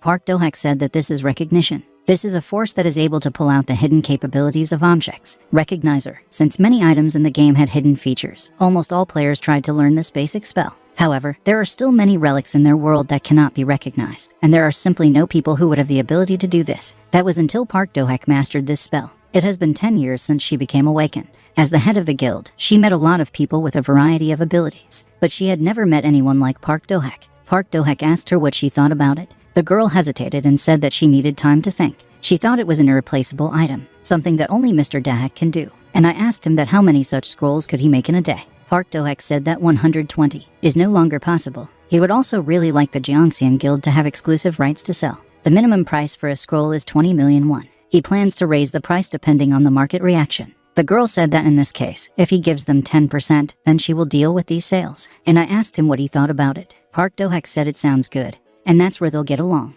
The girl said that she thinks that this scroll will raise a lot of hype. Park Do-hak said he was already looking forward to it. 5 days later, this scroll was written about in all the news. The appearance of these scrolls completely changed the view of relics. This became the basis for disputes about levels, opportunities, and much more. For this reason, the media turned all their attention to Park Do-hak, who invented the recognition scrolls. Soon he was invited to TV shows, and whole fan clubs were created. The woman had just read all this news and, addressing Mr. Choi Di-ho, said that it had been 5 days since the scrolls were shown in public, wasn't it? Choi Di-ho said yes, that's right. The starting price was 20 million won, but now it has grown to 33 million. He would never have thought that just one awakened person could bring so much in just a couple of days. The woman agreed with him. Mr. Choi Di-ho said that if news about the inventor of the scrolls reaches other countries, they will certainly start acting. He thinks they should be the first to do something. The woman said that she had heard that Lee Yong-so was acquainted with Park Do-hak and asked him to contact her and make an appointment with Park Do-hak. Park Do-hak was standing outside on his phone and thought that, as expected, his influence had greatly increased. Now it is only increasing at a high speed, so we need to start acting on a larger scale. To do this, he needs to establish relations with an organization that is connected with the state management of the Seoul branch. There Mr. Park Do-hak was met by Liu Yun-soo. She asked him how long he had been waiting for her. Park Do-hak said no, he just came in. And he thought that who knew that the department itself would call him. Liu Yun-soo asked him, is this really his first time in this building? Park Do-hak said that yes, the Seoul branch looks very busy. Lee Yun-soo said that dungeons, guilds, all reports go through them, so there is no time to rest at all. Park Do-hak said that's how it is. They came to the place they needed and Liu Yun-soo, opening the door, said that they were here. The girl told the director that it was Liu Yun-soo, and she was with Mr. Park Do-hak. The director told them to pass. Park Do-hak thought that this person was the head of the Seoul branch of the department. Yes, he came in. The director greeted him and asked him to apologize for calling him here. She said she should have met him in person, but she was afraid there were too many eyes around. She introduced herself and said that her name was Cho Chang-mi, and she was the head of the Seoul department. Park Do-hak thought that these are SS rank people. Their countries, the pressure here is serious. Cho Chang-mi told him that she would get straight to the point. Park Do-hak agreed with her and said that, yes, he would prefer that too. Cho Chang-mi said that in this case, they in the department believe that he will become the next rising star to represent South Korea. Park Do-hak was a little shocked and asked, what's a rising star? Cho Chang-mi said yes, attack, spell defense, buff, golem and scroll creation and other stuff. Unlike others, Park Do-hak is strong not only in one area. In such a situation, they have no choice but to. Park Do-hak thought, are they really planning to put pressure on him? He was going to make a deal with them, but he's not going to be at their beck and call. Bo Chong-chaman went on to say that to give him full support, including dungeon raiders and in other areas. Hearing this, Park Do-hak thought, does this really mean that they want to support him? How unexpected it is. And I asked them if there was a special reason for such a decision. Mr. Choi Di-ho said that the department always provides support to the promising awakened. The main reason for this is not to allow other countries to poach them.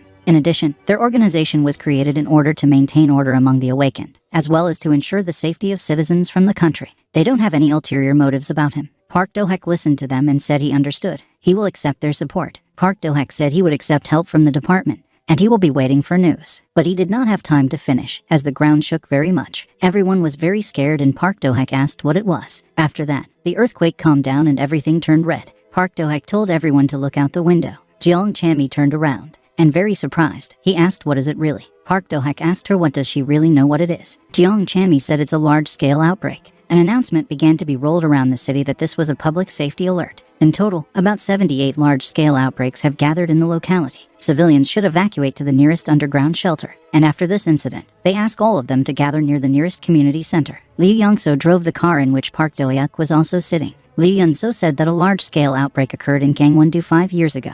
Previously, there were only 30 or 40 low-rank outbreaks, so there weren't that many casualties. But this time there are 78 flashes at once, which makes them worry. Park Do-hak asked that it's okay that he's riding with SS rankers. Choi Di-ho said that depending on the request, they can do a specialized translation, so that's fine. Then Liu Yun-soo said that the flash area was seen ahead. Choi Do said that he would go there with Mr. Park Do-hak, and she should go with the director of the department and should always be in touch. People in the area were very scared, because there were a lot of monsters. One guy was surrounded by 3 mantises at once and were going to kill him already. But then the Akron golem comes to his aid. He used his fiery hands to save this guy. On the roof of the building that was next to this place was Choi Di-ho, who said that the location was established. Then he jumped off the roof and killed this mantis. Akron said the area has been cleared. Now we need to evacuate citizens to a safe place. Choi Di-ho said that Mr. Park Do-hek's golem never ceases to amaze him. Park Do-hek called out to Mr. Choi Do over the comm. He told the gentleman that there was no response. He has to follow the drone. Mr. Choi Di-ho said that yes, he understood.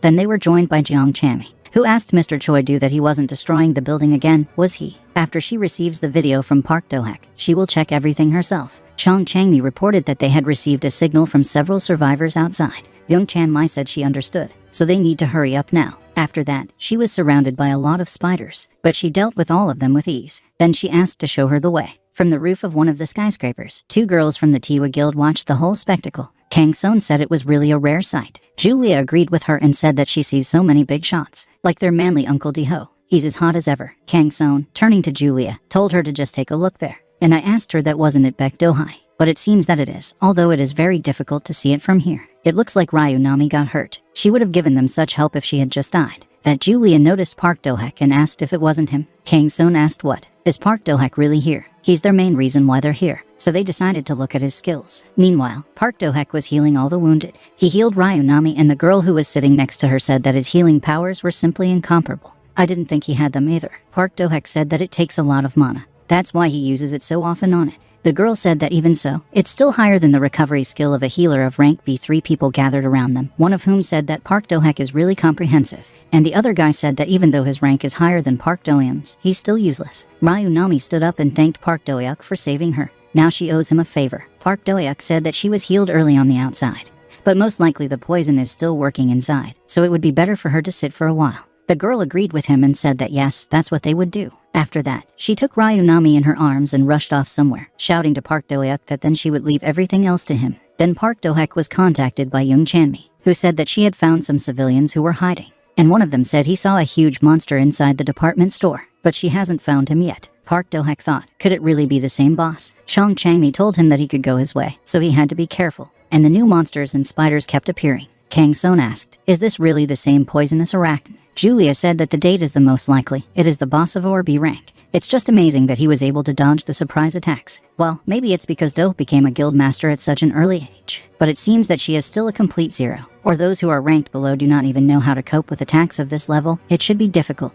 The other awakened ones were ecstatic and asked that how this amount of firepower should be more than enough even for the boss. They shouldn't even dare to underestimate the Jiangxian guild. Park Do-hek thought that things were bad. The poisonous arachnid has the ability to resist type 1 attacks. So it turns out, however, it should have been just a fire attribute that many of them have. But the spider showed no reaction. Is this boss resistant to magic? Then the other awakened ones decided to go on the attack, and the magician should move away. They began to use shields for protection, but even they could not cope with the attacks of this monster. Kang Son, grinning, said that it was unlikely that they would be able to strike when their defense against physical attacks was reduced by half. If they don't have people with such good teamwork as they have, then it will simply be impossible. Park Do-hyuk thought that if he could avoid these attacks and get closer to this monster, then he would be able to hit it.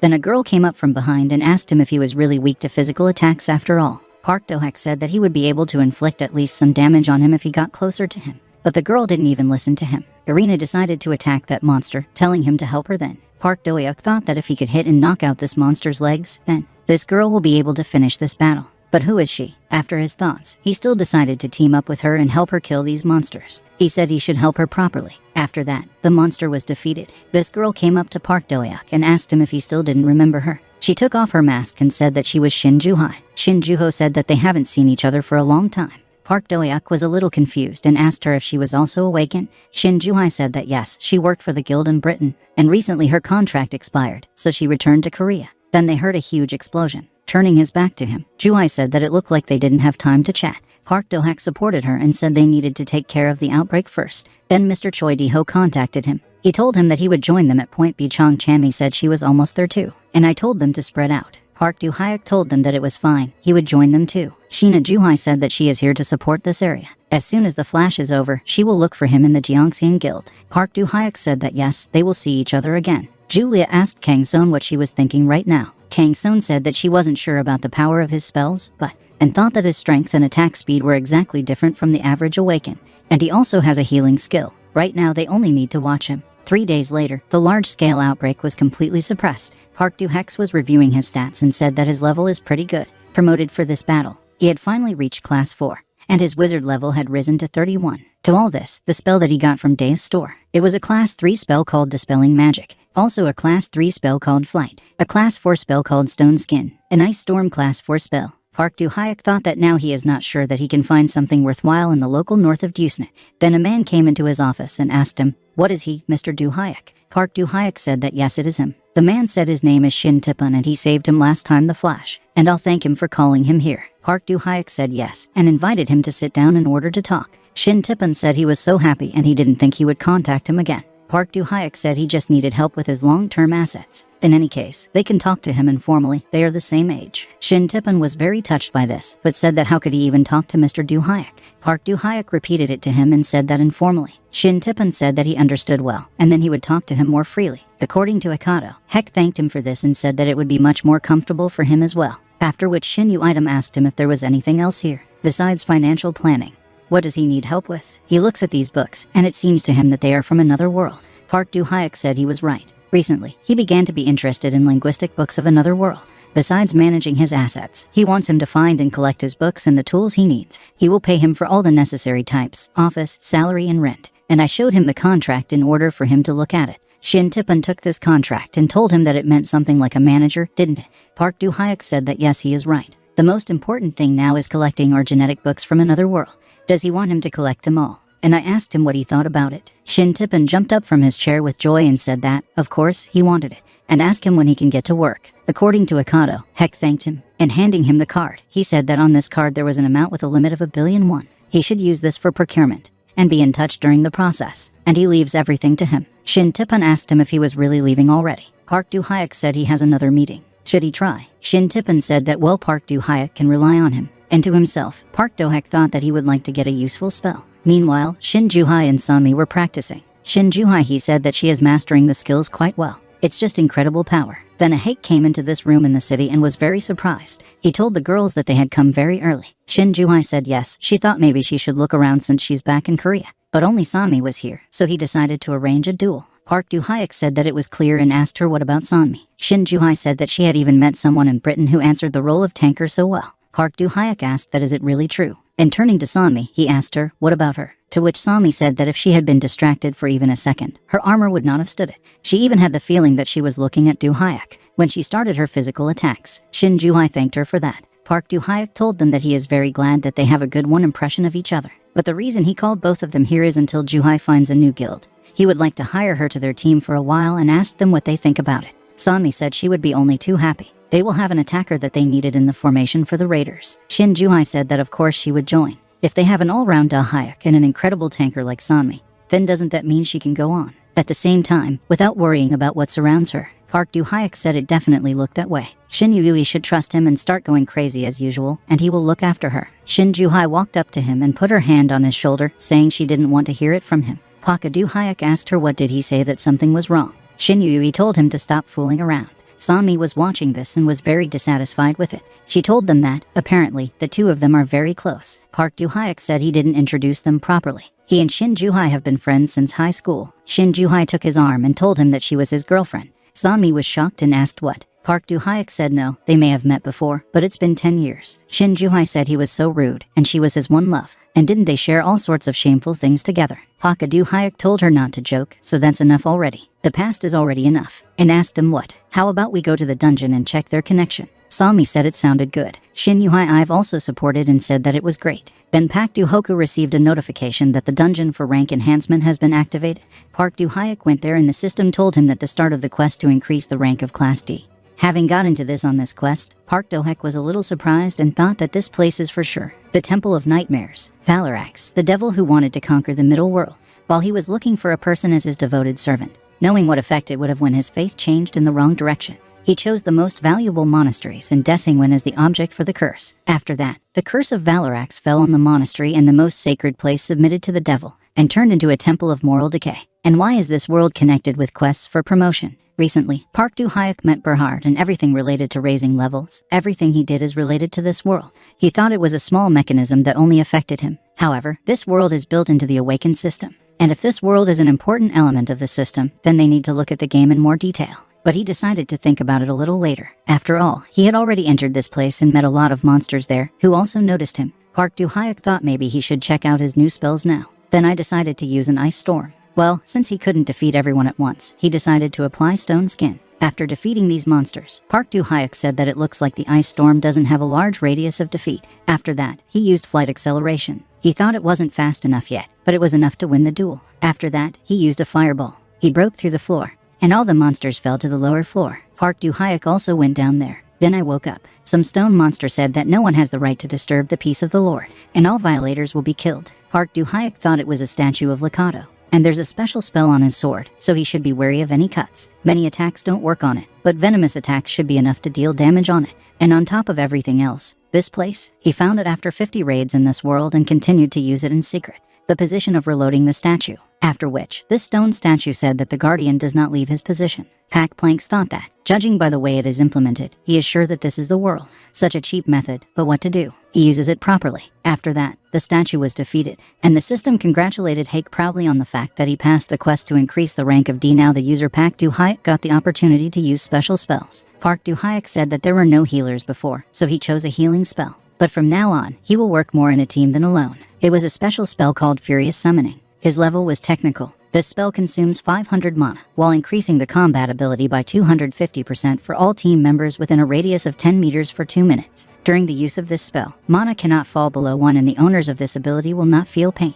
The cooldown of the spell is 30 minutes. Park-do-hyuk decided to say that this time he would choose something related to the buff. The assistant sent him a notification that he had received a special spell, a Furious Summoning. Park-do-hyuk was walking down the street and then 2 guys came up to him and asked him that they were his fan. Can I get his autograph? They also asked him that what is the secret of his level up. Then a car drove up to him and a woman got out of it, who greeted Park-do-hyuk. She said her name was Ko Yuri, and she hires people to the American Freedom Guild. And she asked him that if he wasn't busy right now, could she take some of his time? Park-do-hyuk asked her what such a sad guild wanted from him. Ko Yuri said that actually, after hearing from him, she came to talk to him about the dungeon. Park-do-hyuk said he has no plans to join another guild. Ko Yuri said she knows that. The reason she's here now isn't to hire him. And I asked him what. How about we discuss an S-rank dungeon? Park-do-hyuk agreed and said it was fine. Ko Yuri said there are too many people here, so can she talk to him in the car? Park-do-hyuk said yes, of course. Ko Yuri told him that the Free Guild was planning an attack on an S-rank dungeon in America, and the guild master wants to invite him as mercenaries to the party. Park-do-hyuk said he thinks there are enough strong awakened ones in America without him.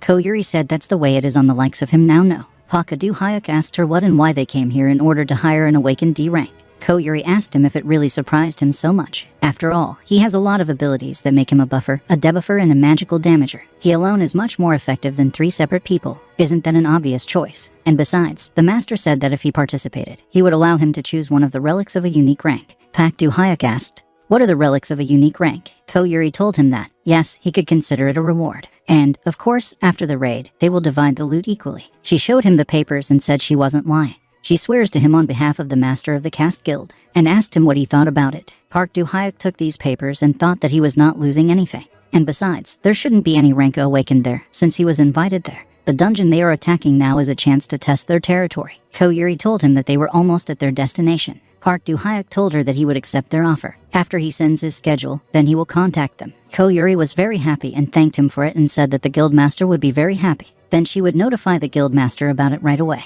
After they brought Park-do-hyuk, she told him that she would wait for his call. After Park-do-hyuk left, the driver asked Miss Ko Yuri that it's okay that they don't talk about guild membership. Ko Yuri said that yes, everything is fine. After what she saw, she realized that Mr. Park-do-hyuk could not be bribed with money. Oppa is more important to him. She will allow him to have an unforgettable experience. And then she will make it so that he cannot refuse. The stairwell of Park-do-hyuk. Now there were 2 girls who called Kang-seon and Julia. They tried to open the door to Park-do-hyuk's apartment. Kang-seon asked how she was doing right now. Julia said she was expecting this, but there's a lot more security than she thought. There are a lot of mono sensors here, so if you overdo it, you can set yourself on fire to the crest. Kang-seon asked that how much did he spend on such protection then? Julia said that, most likely, more than 50 billion. She can even feel the energy of the dimension stones through the building. And I thought that how could they then get through such protection? And Kang-seon said that wouldn't it be better to just let this situation go? To which she replied that no. Considering the stock prices of Park-Do-Hyuk, she is sure that the management is definitely involved, and now they have a new director. But in the past they gave him so much support, after which they struck from the back when she thinks about the past, and then the elevator arrived on the 31st floor. But it turned out to be empty, since Park-Do-Hyuk sneaked up on them from behind. Dr. Hyuk approached them from behind and asked who they were. He doesn't think they are his fans. So what do they want then? Kang Sung came forward and said that they would talk later, because this is not the best place to talk. After that, they both turned around and were about to leave, but Park-Do-Hyuk told them that as they wanted. After the girls left, Park-Do-Hyuk said he only thought it was finally quiet. For 2 days he was busy finishing all the cases in Korea. He created items for Young Song, explained the whole situation to Sanmi and Shin Ju-hai, and I will check the book that I received recently. After he collected the non-dangerous necessary things for the flight, Tun went to the States, USA, New York Freedom Building. There he met the head, and it was the guild who told him that he was welcome and extended his hand. Park-Do-Hyuk said he was glad to meet him and shook his hand. And I thought that this man, the head of Freedom, is the best guild in the USA. The man said it was mutual and said his name was Brox. He is the head of the Freedom Guild. Park-Do-Hyuk noticed and said that he had so many books from another world. Brox said he's been learning the language of another world lately. After all, you never know when you will be able to talk to them. Park-Do-Hyuk asked what was wrong with them. Brox told him he'd better sit down first. After they sat down, the man said that he had recently received quite interesting news. In the dungeon, his people met a man who spoke the language of another world fluently. But, unfortunately, he died immediately after their meeting. Someone ordered it. Park-Do-Hyuk asked him if the dungeon they would go to this time was the same. Brock said yes. They hoped to find other traces of the new world. But since there are restrictions of 6 people per dungeon, Park-Do-Hyuk thought so. That's why he was interested in him. Brox went on to say that usually an awakened person has only one ability and will raise it to the SSS level for the rest of his life. He also has a similar ability, but other than that he can't use any magic or other abilities. But if they have Park-Do-Hyuk, someone who has different abilities, and with skills, then they will be able to create as much hibernation as they want. Therefore, he decided that Park-Do-Hyuk was the most suitable candidate. According to the cat, Hake thought that this man spoke as if he was interested in him only within the dungeon, but he probably wants to invite him to his guild. But now he has no reason to refuse, because with this raid he will be able to satisfy his interest, as well as take advantage of unique relics. Brock said that since they were done with explanations, he would fulfill part of his promise. He opened a secret passage in the wall and told Park-Do-Hyuk to follow him. The two of them entered a new room and Brock said that he either did not need the relics in this room, or he did not use them, as he had others that were much more useful than this. Park-Do-Hyuk looked around and thought that even with one glance he could understand that these relics were above a unique level. Brock told him he could pick them up after he recognized them. Park-Do-Hyuk tensed up and thought, did he do this on purpose so that he would use the recognizer? After that, he used recognition, and decided to take this ring. It was Kata's ring. His level was unique. Recognition level, 100%. This ring increases wisdom by 100, increases magical abilities by 100, increases luck by 50, and increases dexterity by 52. If the remaining mana is less than 10%, then the recovery rate increases by 5 times. Brock said that in that case they should go to another place for a briefing before the raid.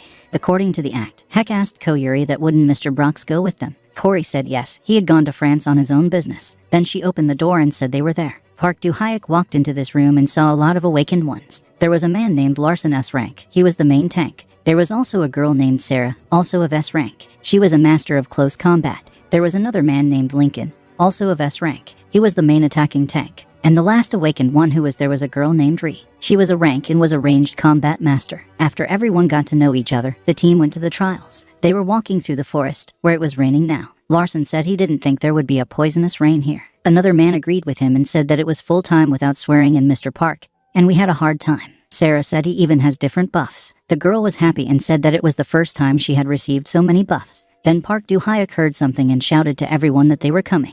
After that, they were surrounded by many monsters. Everyone started to defend themselves. Larson said there was no way he would lose to them. Sarah also went on the attack and destroyed one of the monsters. Park-Do-Hyuk watched her and thought, as expected of an S-rank Milishnik, she cuts the thick skin of these creatures. So difficult to cut ordinary meat. Maybe then he will find the owner of these guys for now. After that, he used moving the view, and he was able to find it. It looks like they didn't notice the drones because they are busy controlling. This is excellent. He was also watched by a girl who thought that looking at how he could control the situation with the help of drones and a golem, she understood why Park-Do-Hyuk was not so much interested in the team. Meanwhile, Park-Do-Hyuk opened the spatial door. After that, he defeated those monsters. In the middle of the battlefield, one of these skeletons fell. The man thought what it was. Where did the black lick fall from? The blonde girl was very surprised and thought that it could not be magicians with abilities in space management. This is a real rarity. Besides, he is only a D rank. Park-Do-Hyuk asked them what they were watching, and turning to Koyuri, he told her that they needed to use their firepower. Koyuri was still under the impression and thought that it was really possible to increase her abilities so easily. Now she also really wants to know more about him. Meanwhile, the raid was still going on,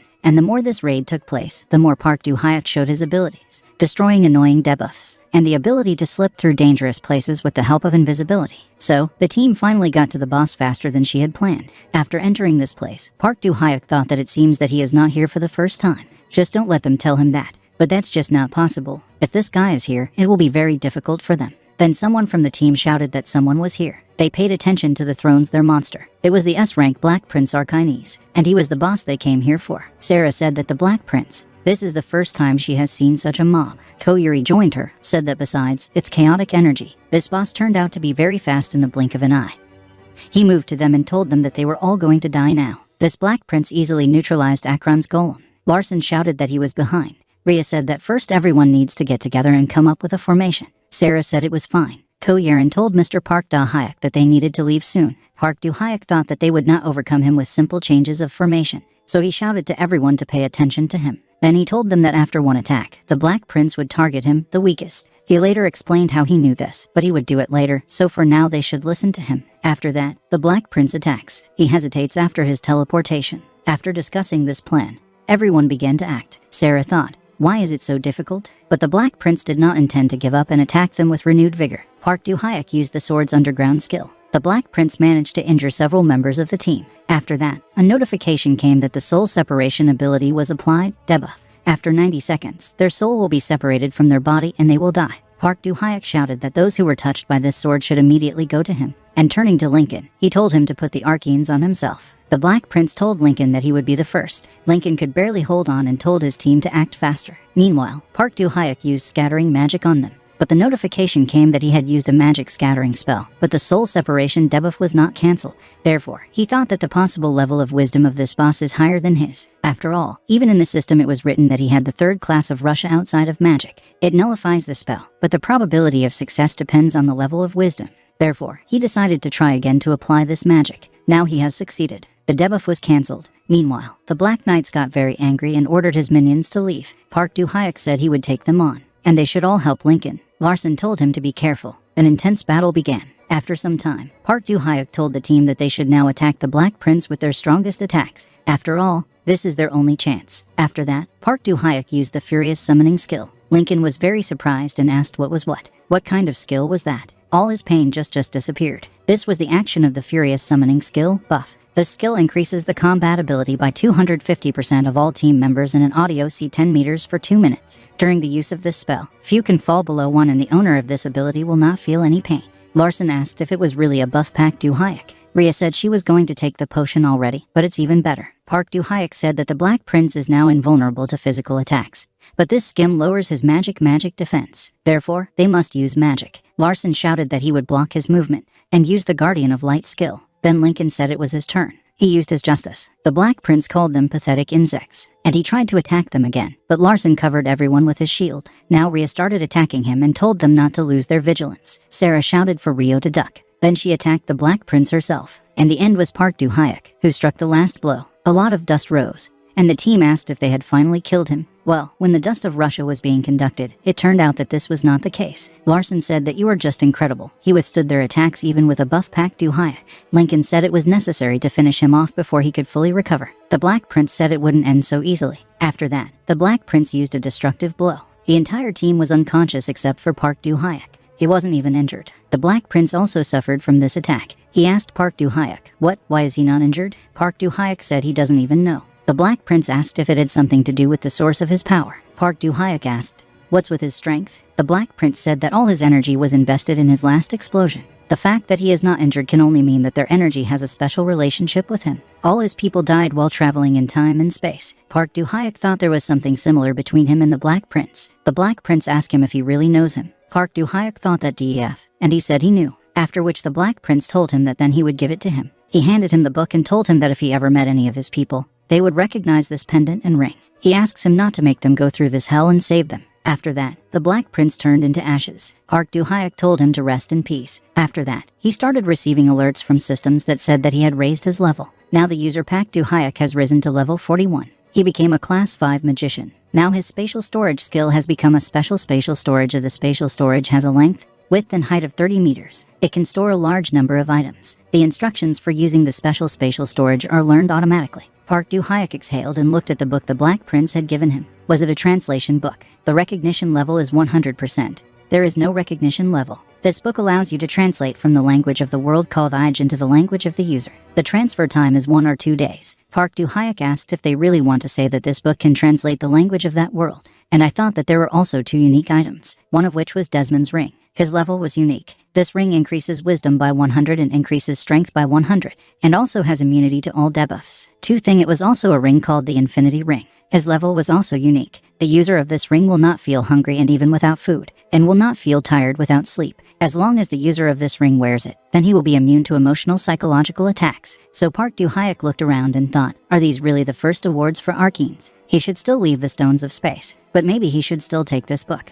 It could be a spell book. He touched this book and thought that's what he thinks. It was a level 5 spell book called Solar Flame. After that, he decided to try this Solar Flame. After the application, sunlight began to spread around the area, and his team began to wake up. One Koyuri woke up and asked, "What kind of heat is this?" Park Do-hyuk asked her that she was awake, and he himself thought that their raid on the S-rank dungeon had just ended. They returned to the Freedom Building and exchanged contacts with the team. He thinks they were all impressed. Koyuri offered him a place in the guild, but he still refused. Carefully and finally, he returned to Korea, the administration building in Korea. Cho Chang-mi went to Choi Di-ho and woke him up. Dho was very scared and asked her why she was such a person who worked all night. Cho Chang-mi told him that she had an important story about Park Do-hyuk. Choi Di-ho immediately roused himself and said that it had been so quiet lately, and he asked if something had really happened. Cho Chang-mi said that he was recently called by the USA guild called Freedom, and she heard that they had raided the dungeon. Choi Di-ho said they probably did it in secret, and asked her that how could they have known such a thing. Cho Chang-mi is just incredible. Cho Chang-mi said that information is life. But the most important thing is that everyone who was with him on the raid was impressed by him. After that, the Freedom Guild tried to hire him. Choi Di-ho said that such a large guild has already made attempts to adopt nothing, but they can't just sit idly by.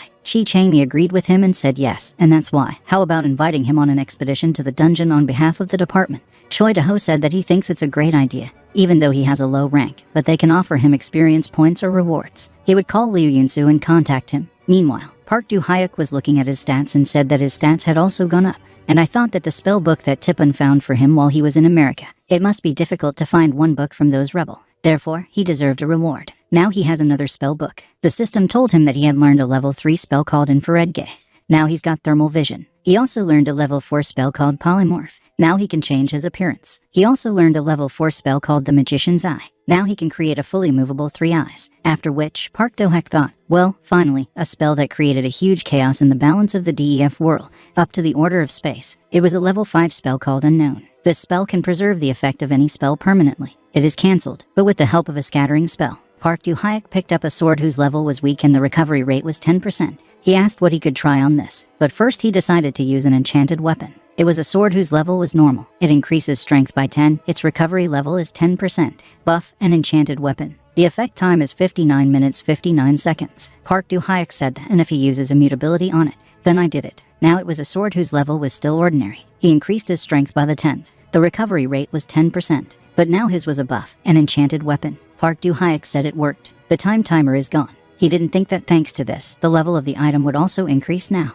Although the number of unique items is still limited, maybe then he should look for something for himself for close combat. If the requirements for the user reach, it would be nice to raise the level of the glove. Maybe then he should call Liu Yunsu. But he was outpaced by the girl herself, who called him one. He picked up the phone and said that he was just going to call her. Liu Yunsu asked, is it really true? Well, they look like Siamese twins. Park Do-hyuk asked him what she wanted. Liu Yongsu said it wasn't very important, so let him speak first. Park Do-hyuk asked if there is a mitten sale in Deus Market today. He would really like to purchase one of a unique level. Liu Yongsu asked him to wait a second. Then she said that yes, there is one. Park Do-hyuk said that he would also really like to put his skill up for auction and asked her if it was possible. Liu Yunsu clarified with him, asking what is not an item, but a skill. Deus Market, Gangnam. The man, addressing his mistress, asked her what, didn't she say she wasn't interested in today's exhibition of exhibits? The mistress said yes, she said so. The man asked her that then why was she here, and what are they doing here? The lady said that a few hours ago she received a notification about a special auction. The man asked, what is the special auction?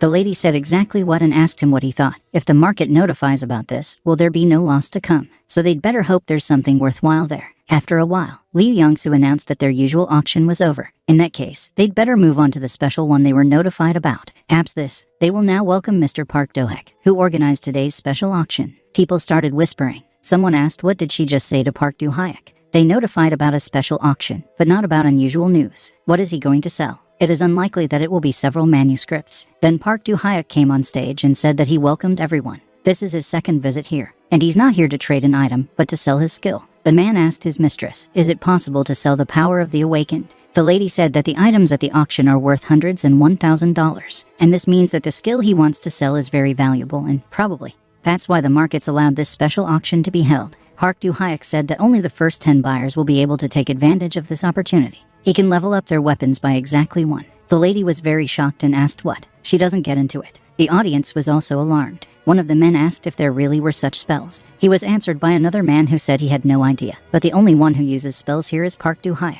Ms. Min Sonal was also here and asked him if he was telling the truth. Park Do-hyuk looked at her and thought, is she really here after all? And he asked her if she had ever heard him lie. Any weapon below the legendary category can be upgraded by 1 level. However, if someone perceives him as an enemy or tries to harm him, then the level of their belongings will immediately drop to the original. When he said these words, he was looking at Ms. Min Sonal. Mrs. Min Sonal told him that there are many people who can enchant things like precious and spatial stones, to which Park Do-hyuk replied to her that if this was his plan, he would not have announced the sale of skills. She thinks too primitive. If everything is clear to everyone, then they start the auction with 500 million won. After some time, Lee Young-soo said that it was sold for 2 billion won. In total, this is 20 billion won. All 10 buyers are down if they already have their money. And now she's asking Park Do-hyuk to start upgrading. Park Do-hyuk said that then he starts. He asked these 10 people to put their weapons on the table right in front of him. After they did that, then Park Do-hyuk started his spell. One who took her weapon was that lady. She said she just couldn't believe it. Her Satito has truly become a legendary weapon. Another person said that his rare weapon was now unique. And who did you even say that this is a scam? Park Do-hyuk told Lee Young-soo that he needed to go somewhere, so. But Lee Young-soo understood him and without listening to the rest, said that of course and thanked him for his work. When Park Do-hyuk came out of this room, he thought that the other 2 who were staring at him besides Min Sonal were definitely Ki Hin-soo and Kim Hoon from the Mukhian Guild. They probably won't try to catch him unexpectedly like Min Sonal. However, caution will never prevent him from remembering this. Then Choi Di-ho came for him and said he needed to come here. Park Do-hyuk said it was nice to see him again. The last time was already during a large-scale outbreak. Choi Di-ho agreed with him and said that yes, a really long time had passed, and I asked him that he had already finished with the business in the market. Park Do-hyuk said that the auction had already gone smoothly, and he had achieved what he wanted. Choi Di-ho said that's how. This is great news. Then they already need to go to the meeting place. Min Sonal was also moving towards the exit. Then she noticed that someone was following her. She told them that she thought stalking a woman was hardly good manners, right? They were Cha Hin-soo and Kim Hoon from the Mukhian Guild. The master of the Mukhian Guild, Chang Hin-soo, told Min Sonal that there was no need to show off like that when she called them.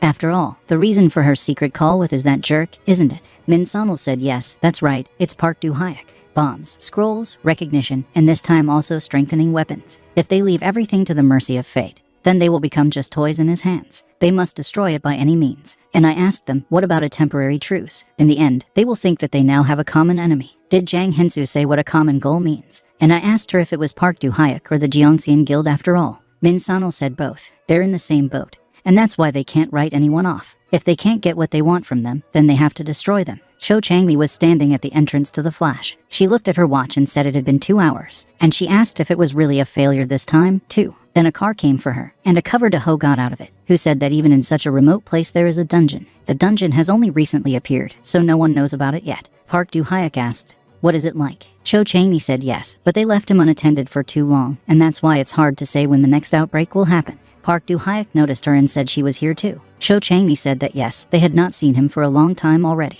Cho Chang-mi told Park Do-hyuk that she would briefly explain everything to him, since he likes to get straight to the point. Initially, they planned to invite him to another private dungeon, which is controlled by the app. Park Do-hyuk said that yes, he heard about it from Lee Young-soo. Cho Chang-mi said that he was, but after the report, they found out that there is an open dungeon here, and for the sake of the safety of people in the area, they tried to quickly neutralize it. Park Do-hyuk interrupted her and asked her if there were any problems after they entered there, didn't he? Cho Chang-mi agreed with him and said that yes, firstly, only one person can enter there. And when he fails, the same person cannot come back. There are already 5 victims in the app. She and Choi Di-ho are SS ranks, but they were still caught off guard and failed. Choi Di-ho said they still don't know exactly what they need to do. Park Do-hyuk asked them, what are the monsters inside so strong? If even 2 SS rank like them failed, wouldn't it stop being impossible? Cho Chang-mi said it wasn't about strength at all. There are invisible traps and monsters with resistance to attributes. There are too many factors that affect the outcome. That's why they need Park Do-hyuk with his extensive skills. Park Do-hyuk said that he only came because he received an invitation to a private dungeon.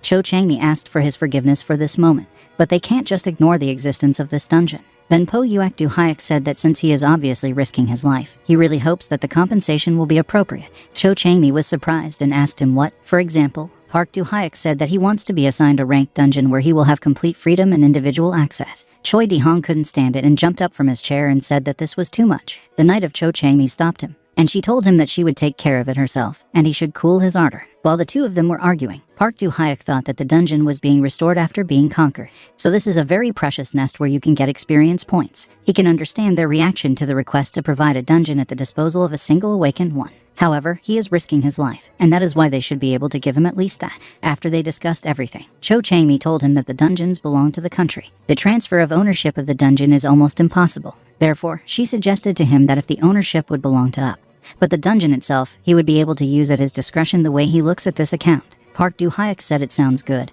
and he agrees. Cho Chang-mi told him that there was one condition that he had to accept unconditionally. If the dungeon is open for too long and it causes an outbreak, then he will take full responsibility only on himself. Park Do-hyuk said that of course he will take full responsibility for everything. And now they need to talk about an urgent problem. Cho Chang-mi told him that as soon as he entered the dungeon, he should run. If he is even 1 second late, the poisonous clouds will catch up with him. After he leaves this cloud, then lava will block his path. Cho Chang-mi suggests that Park Do-hyuk can use walls to overcome. There are also a very huge number of different traps in the dungeon. That's why she really hopes that he will be extremely careful. After that, there will be a place that is difficult to describe in words. At the end of the cave system there is a straight road in complete darkness. Park Do-hyuk must find the light on the other side of this tunnel. Being already in this tunnel, Park Do-hyuk thought that from now on he would have to overcome everything on his own. He applied his skill called infrared vision, and I saw a huge number of snakes in this tunnel. He thought that if it was a high-ranked dungeon, then in complete darkness, anyone would be easy prey. He used his lightning bolt skill. Since this dungeon is difficult to clear, it gives a lot of experience points. But in a situation like this, when he can't relax and it's worth taking out all the drones for a second, he must continue to pass this dungeon with even more caution. Choi Di-ho told Cho Chang-mi that Mr. Park Do-hyuk should have already reached the unexplored part. Cho Chang-mi suggested to him that then they should check it out. Then Liu Yunsu arrived and said that she rushed here right after the call without any equipment and asked them that it was okay. That Chang-mi said that it doesn't matter, because it won't be her who needs to conquer this cave. Choi Di-ho said she would have a very simple task, since only one person can enter the caves. They will check Park Do-hyuk's condition, so whether she can enter, since they can't do anything else. Liu Yunsu asked, is that really all that is needed from her? Choi Di-ho said she wouldn't be able to clean up the cave in Ranga. Liu Yunsu asked the director if she was worried that she thought Park Do-hyuk would be okay. After all, it had been several hours since he had entered there. Cho Chang-mi said that Park Do-hyuk has a wide range of skills needed here, so they can only trust him and wait patiently. Choi Di-ho said that if Park Do-hyuk failed, then they would have no choice but to ask for help from the highly rated guilds. But still they hope that he will return to them with good news. Meanwhile, Park Do-hyuk finally reached the boss room, and I thought that if Lemon didn't use drones, then 100% would have fallen into a trap and maybe even died. Well, now he decided to take a look at this jerk who runs this dungeon. He entered this room, but there was no one there. Park Do-hyuk was at a loss and thought, what does this mean? Where is the boss? Then he noticed a woman chained to the wall and thought, who is this woman? Is this person at all? Then this monster asked him who he was. He got out of the floor and said and asked him, where did someone like him get Arcane's things from? It was a monster named Lick Deluxe. He was a rank. Park Do-hyuk thought that Lick a rank. He had never seen such a monster on the DEF floors. And how does he know Arcanes? And I asked this monster that why should he answer him? And he himself thought that even if this monster is a rank lower than Arcanes, but this time he is alone. The Lick was furious and asked who he even thinks he is. Let him know the pain now. Park Do-hyuk thought that fortunately, unlike the Black Prince, this monster is a magical type. During DEF, he adored dueling with other users and was happy to fight again. Park Do-hyuk put on a radius glove. The recognition percentage was 100%. The level of this glove was legendary. Magic power increased by 150 points. Wisdom is increased by 150 points. Physical damage resistance increased by 50 points. Magic damage resistance increased by 50 points. The spell lasts 50% longer, in relation to monsters below a rank and at the same time excluding bosses. Additional magic damage of 200% is possible. A radius liquid is stored inside the glove, which allows you to steal 20% of experience points from the dungeon. The Lick used the Thorns of Darkness skill, but Park Do-hyuk managed to dodge this attack. Leech said it looks like he's not complete trash, and Park Do-hyuk himself exhaled and thought that it was close, but he expected that he would cast the spell one by one, and he hoped that he was mistaken. Then he noticed that Lynch was going to do something, and so he used a shield to repel his attack. The Lick asked him if he really wanted to block his attack with this pathetic shield. Then he used the Spear of Darkness skill. Park Do-hyuk's shield couldn't withstand his strength, so he decided to use invisibility. Leech said it was very stupid. After that, Park Do-hyuk moved the cry and applied a mirror image. The Lick told him that his magic was just child's play. He will destroy everyone in an instant,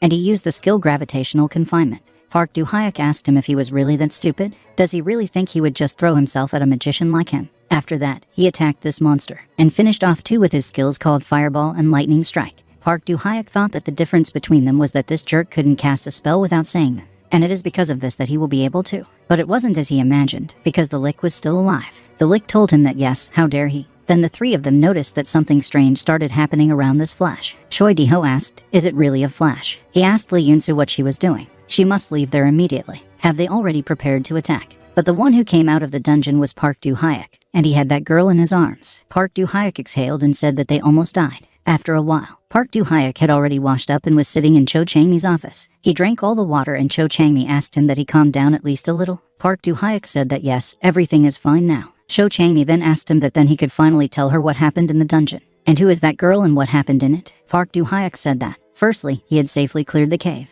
There were a few problematic places, of course, but as he promised, he coped. Cho Chang-mi said it was a good job, even if they asked him to do it, but she looked at the remains of that boss and said that to think he had defeated a ranked boss alone was just incredible. Park Do-hyuk said yes, but it wasn't easy. He himself thought that the fight lasted only 5 minutes, but during this time, countless spells were used. Cho Chang-mi told him that then they would not ask about anything received in the dungeon, as this is an unspoken rule. The problem is only with this girl. This is already becoming quite problematic. Choi Di-ho said yes, but if they still consider her part of Park Do-hyuk's loot, then they have no right to do anything with her. However, if they consider her as someone who could pose a danger, then the approach to this situation will be completely different, since she is the only person who has ever been found in the dungeon. Park Do-hyuk said he understood. Then he looked at the girl again and told them not to misunderstand him, but he hoped they would listen to him. Will he take her with him, since he is the one who rescued her from the dungeon?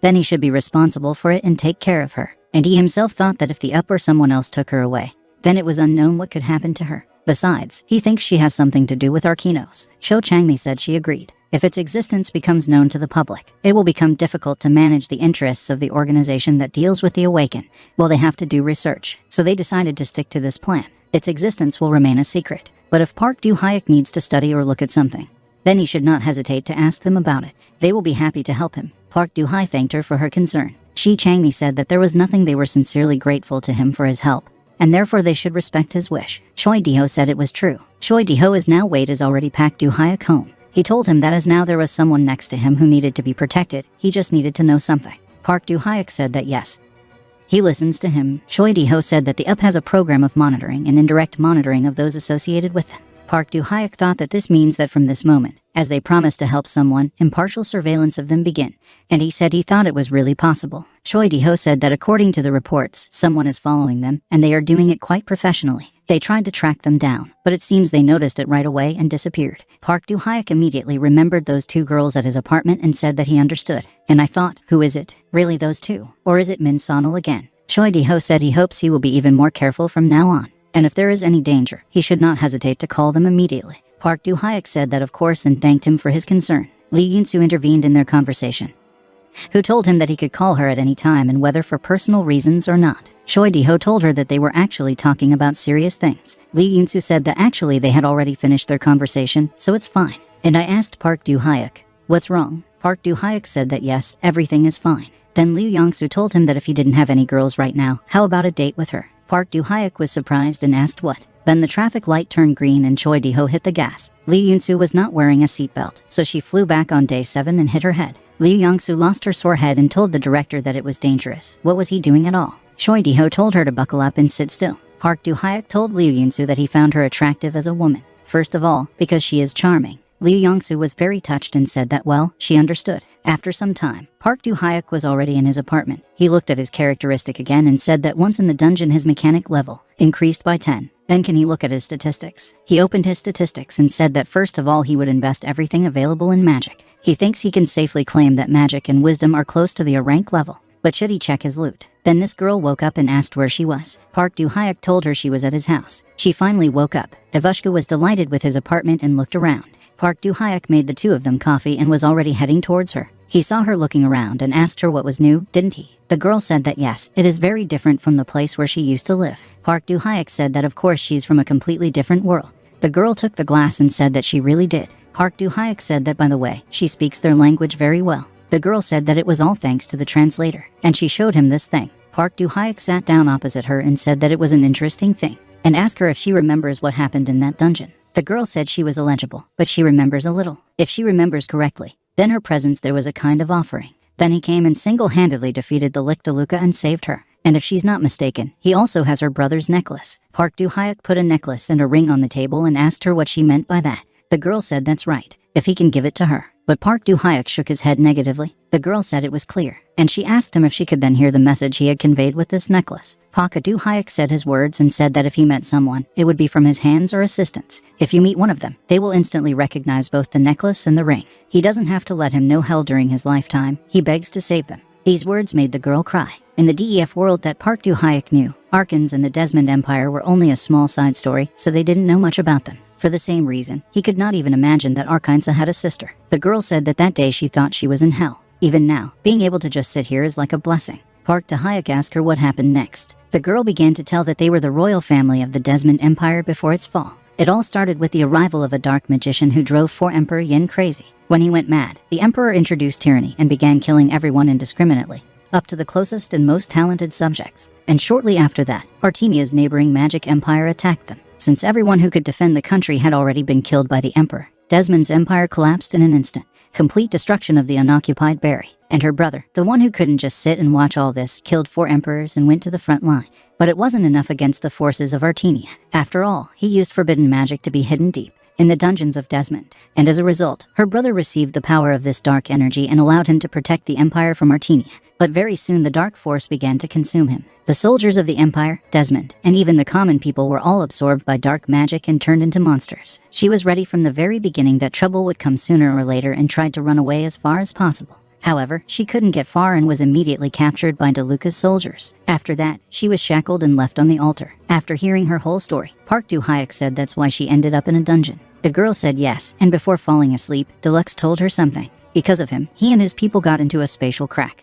But he did not stop saying that they would definitely get out. And when that moment came, he said he would kill her and gladly use her body as a sacrifice. So she assumed that that place was actually lost in a spatial crack. And then she met him, and he asked what his name was. Park Do-hyuk said they were so busy telling stories that they didn't even have time to introduce themselves to each other. He said his name was Park Do-hyuk, but she could just call him Do-hyuk. The girl said she was Hayes, and she knows he saved her, but can she ask him for one more favor? Will he help her get used to this world? Park Do-hyuk asked her what to get used to this world. Hayes said that yes, she wants to find out why she got here and unravel the secrets that her brother left behind. She will definitely repay him for his kindness. Sanmi, Shin Ju-hai, and Park Do-hyuk fought the bears. Shin Ju-hai, after defeating one of the bears, said to Sanmi that now they should help Park Do-hyuk.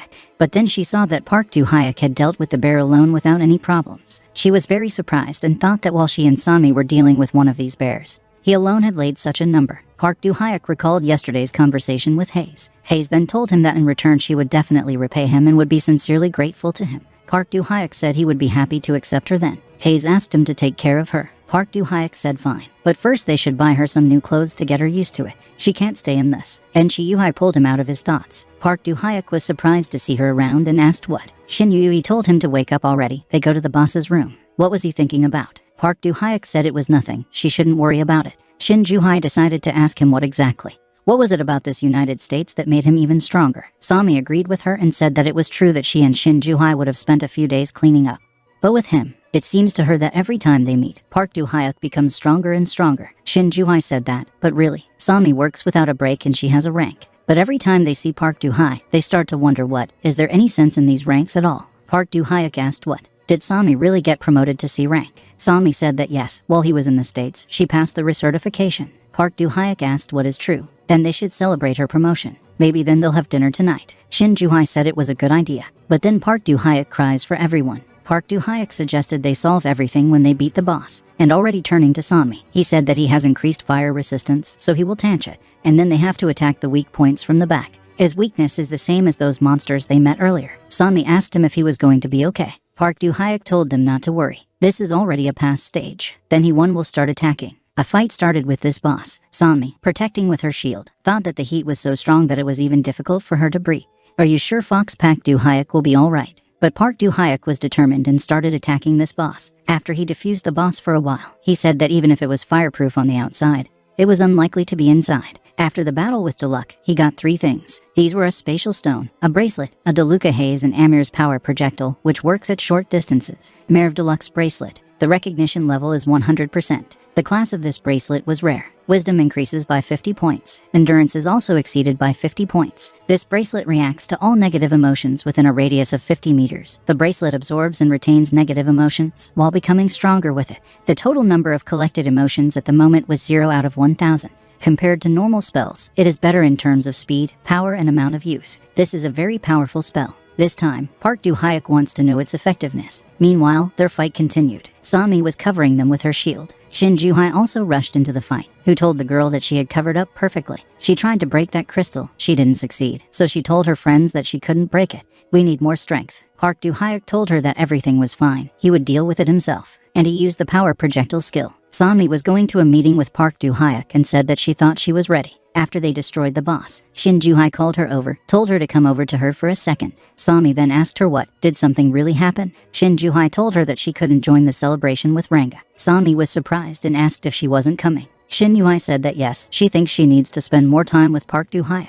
For example, they can go on a date with him. Sanmi blushed all over and asked, what's the date? Shin Yu told her that judging by her reaction, she could say with certainty that they had never met on a single somewhere other than the dungeon. Sanmi said yes. Shin Yu said that isn't this a reason to offer something new and enjoy the moment? She won't be so tactful next time. Sanmi smiled at her and said that she understood and thanked her. And now Sanmi was ready to meet Park Du-hyuk. Looking at herself in the mirror, she said that since Shin Yu gave her this chance, then she definitely has to try. Park Du-hyuk's house. There was a white car parked outside his house. A mercenary guard with a rank named Peter, addressing his partner named Alex, asked if he was sure that this guy was worth it. Alex said that of course. He had heard with his own ears that the master was interested in him, and if they sort everything out and drag him straight to the master, then he is sure that he will reward them generously. They can't be hired guards forever, can they? Peter agreed with him. The International Organizations for the Protection of the Awakened. Unlike other organizations of the International Awakened Bureaus, they exist only for their own benefit. Or to be more precise, they do not distinguish between good and evil. If the client pays for the crime, they will do everything. And if he wants to do a good deed, they will also calmly do everything. Their priority has always been only money. Alex said that Park Du-hyuk still has D-ranked. Then Peter noticed something in the window and was very surprised. He saw Park Du-hyuk's car. Alex offered to follow him. After all, his house is a damn fortress. They only have a chance to grab him on the street. They should take care of him when he is in a dungeon or some other hidden place. At the mall, Park Du-hyuk stood and waited for Sanmi. At this time, he noticed that 2 people were standing on the 2nd floor, and one on the escalator, another one on the 1st floor. He noticed them because as soon as he left the house, he was chased by a strange van. Is this what Choi Di-ho warned him about or not? It wouldn't be any fun if he dragged Sanmi in too. Then Sanmi came up to him and said that she was here. Park Du-hyuk greeted her and said he was glad she came. Sanmi apologized for being late. She said she was in as much of a hurry as she could. Park Du-hyuk told her that she looks great in their casual clothes. Sanmi said she was glad. She was a little nervous since this is their first meeting in a non-working environment. Park Du-hyuk asked her, what would they go then? Sanmi said yes. They joined hands and went to the designated place. Peter said he wasn't here to watch them flirt. Alex said come on to him, let him enjoy life before his death. As soon as he relaxes enough, they will attack him. Song Mai said that she had read the messages, and what would they do now? Park Du-hyuk told her that first they just need to find a place where there aren't many people, and after that, you need to cut off their escape route. Sanmi asked what, and then how would they lure them? Park Du-hyuk told her that they were coming here. Those who were watching them said that this jerk was heading for the emergency stairs. Park Du-hyuk pressed Sanmi against the wall and told her to be patient for a minute, and he was about to kiss her. But at that moment the people who were watching him attacked him. But since Park Du-hyuk expected this, he was ready for it. Peter attacked them and was sure that they were both dead. He called them weaklings, but then he realized that something was strange. Their bodies began to disappear. Alex asked if it was really just an illusion. He contacted his partner named Bren and asked him what had just happened. What was that sound? But his partner didn't answer him because he was already dead. Alex said things were bad. Because that jerk was still here, they had to be careful. All those who remained should monitor the surrounding situation. But Park Du-hyuk appeared in front of him and said it was too late, and he used the ball lightning skill. Sanmi said one of them was running away. Park Du-hyuk said that everything is fine. Alex, meanwhile, thought the plan was perfect. But what the hell went wrong? How could he not notice it? Then the Akron golem appeared in front of him and knocked him down. Park Du-hyuk said it was a good job. But now this golem's name was Irene. Management has arrived at this place. Lee Yunsu asked Park Do-hyuk if he knew that these awakened ones were mercenaries from the Guardian organization. Park Do-hyuk asked, "What are the Guardians? Does she really mean the organization that will do anything for money?" Lee Young-soo said that yes, the people who were assigned to pursue him were not high level, but still registered as professional mercenaries according to the documents. And, most likely, their goal was their skill of copying scrolls, since the price for it is simply sky high. Park Do-hyuk thought that the guards, so he became the target of these annoying jerks. Lee Yun-soo said that from now on, they will take care of everything. And, by the way, are they really on a date? Sanmi was very confused and asked what kind of date is this? Lee Yun-soo said that she doesn't know how to lie at all. Her face gives everything away. And already turning to Park Do-hyuk, she asked him what he would say. Park Do-hyuk said they were going to celebrate Sanmi's promotion to C rank. Lee Young-soo said that clearly that's about what she thought. Then she would not detain them anymore and wished them a good celebration. Park Do-hyuk said that, and thanked you. Sanmi thought it looked like. Did she, too? It was already late in the evening, and Park Do-hyuk had just returned home. He entered the apartment and said he was back. At that moment, the cat rushed into his arms. Park Hyuk took him in his arms and asked if it was really a cat. Then Hayes peeked around the corner and said it was Rukini. And I turned to the cat. I asked him that didn't she tell him not to run everywhere. Park Do-hyuk asked Hayes if it was her cat. Hayes asked if he had already returned, and she ordered her cat to come back to her. Then the cat disappeared and appeared on her shoulder. Hayes said the boy's name was Rukini. She tamed him as a child. Park Do-hyuk approached her and asked her what was true. He has never encountered a taming skill before, so he is interested. Hayes said she was able to summon him again after she rested and regained her magic power. Park Do-hyuk asked her if they had rested enough after he left. Hayes said that yes, she even managed to study quite a lot with the help of abandoned books and the internet. She ate similar food one time, but she really liked it. Park Do-hyuk said that since she is from the royal family, he was worried that she might not like the fast food. Hayes asked him if she was really bothering him. If this is the case, then he will be able to calmly. But Park Do-hyuk interrupted her and said that everything was fine. If she doesn't mind, then they can talk informally. Hayes said she didn't mind. Park Do-hyuk was already on his way up to his room and said that in that case he had more things to do. That is why he will be in his office and wished Hayes good night. Hayes wished him good night, too. When Park Do-hyuk went up to his office, he noticed something strange and asked, "What is this light from the office?" He came into the room and asked what was going on here. There was an announcement saying that the transfer was completed and asking if he was confirming it. Park Do-hyuk thought the transfer was complete, but he didn't activate anything like that. Maybe this is the book he got. He clicked on this ad and then a book appeared on the table and it was said that the user Park Do-hyuk received the drawings of the Arkmet weapon. He received a reward for completing the Arkmet fighting spirit task quickly. Plus, it is possible to create Arkmet weapons. He also received a reward for completing the task quickly, Arkmet's perseverance, plus the ability to create enchanted bullets. He also received a reward for the quick completion of the Arkmet spirit quest, plus instructions for the user to use the Arkmet weapon. Park Do-hyuk took this book in his hands and thought that that's what the translation is. It's a blueprint for Arkmet's weapons. It turns out that the translator is quite a useful thing, so he will continue to use it. In that case, the system told him that he could create an Arkmet weapon, and I asked him if he wanted to create it. The maximum number is 0 out of 3. Park Do-hyuk thought he didn't know much, but it's great that the number has increased as a reward. Excellent. Maybe then he should create one. The system said that this requires a magic power of 0 out of 25,000, and the following ingredients are needed. High-level stones 0 out of 50, red troll skin 0 out of 2, goblin king tooth 0 out of 5, metal of magical origin 0 out of 10. Park Do-hyuk said he was lucky. This is the last one. After that, the system said that all the requirements were met, and the creation of this weapon began. Some strange man started writing down Hayes' story in a book. He wrote that Hayes adapted to life in a new environment even after the death of her blood brother, the Dark Prince Arkeen. Her cat named Rukini was always there for her, saving her from loneliness. This helped Hayes to get rid of sad memories of her brother. She decided to find the dark wizard who pushed her brother into the spatial gap and take revenge on him. After her brother's death, she never cried. Park Do-hyuk thought that this was the end of the story of Arkeen's creaking heart, but can say that his death was necessary. Thanks to this, Hayes became stronger. He added that maybe it's all because of tearful prayers. After that, Hayes' body began to change. There was an awakening. After he did that, he said that great, now it's definitely over. The one he heard you ask who's here. Meanwhile, Park Do-hyuk went to clean up again. The quest with the rank has begun. Park Do-hyuk was fighting a huge stone monster. It was a high-ranking boss, a stone golem. Park Do-hyuk activated Irene. Irene said it was a rapid descent, and Park Do-hyuk used the fireball skill. He thought it was very good practice for a level 21 mechanic and for Akron's enhanced attack with Irene. But still, he thinks that this is still not enough to pass the dungeon and plus rank. But after that he said that it was fine and so not bad. After all, it means that he can use this guy. Arkmet's weapon. His level was legendary.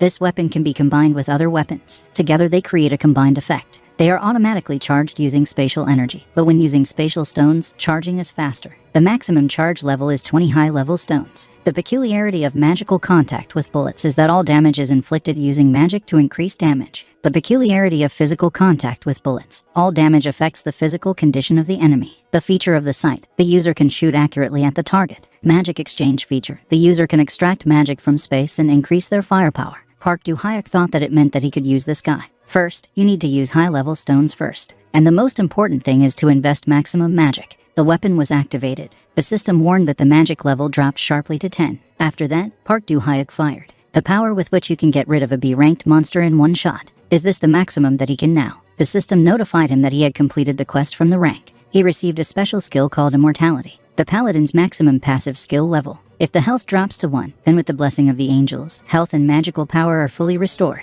All injuries heal, and all abnormal effects on the body are cancelled. After using this skill, the name of the spell changes to Mortal. Its properties will also be changed. Park-Do-Hyuk received a rare skill called Immortality. He said that using this skill, he might not be so afraid of injury, although he thought he would find at least something on the DEF page. But there is no information about Haze here. He thought there might be at least something about skills, but apparently, it would be best to ask the developers themselves about this. It is worth asking Tapuna to look for this information. 5 days later, some kind of house. There were 2 people in raincoats in this strange house. The one who was sitting on his knees said that, judging by the information from this place, he disappeared not so long ago. Another said that someone is constantly 1 step ahead. One asked if he had any guesses who it was. 2 replied that, most likely, someone who pursues the same goal as them. They'd better go back to headquarters and report the information they found.